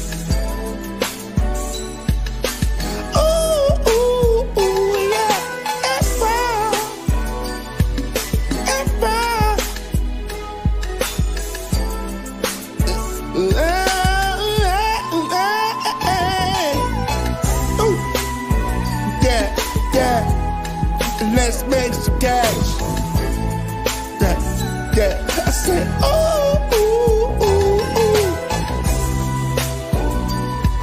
yeah. Let's make some cash.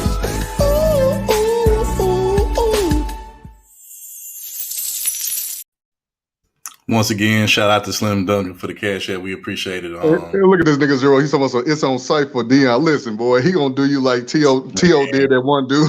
He gonna knock your ass out. Yeah. Like, you better leave that man alone, man. That was 30 years ago. Leave that man alone. Yeah, but shout out to Dion, and you know, I wish him nothing but success on on his new journey at University of Colorado. And like I said, shout out to all the HBCUs out there, Grambling State, Southern, you know what I'm saying, TSU, Jackson State, you know what I'm saying, all the other wonderful HBCUs across the country. So, you know what I'm saying? But like I said, man, another great show. We'll see y'all next weekend. But until then, we out, and everybody enjoy y'all weekend. Peace.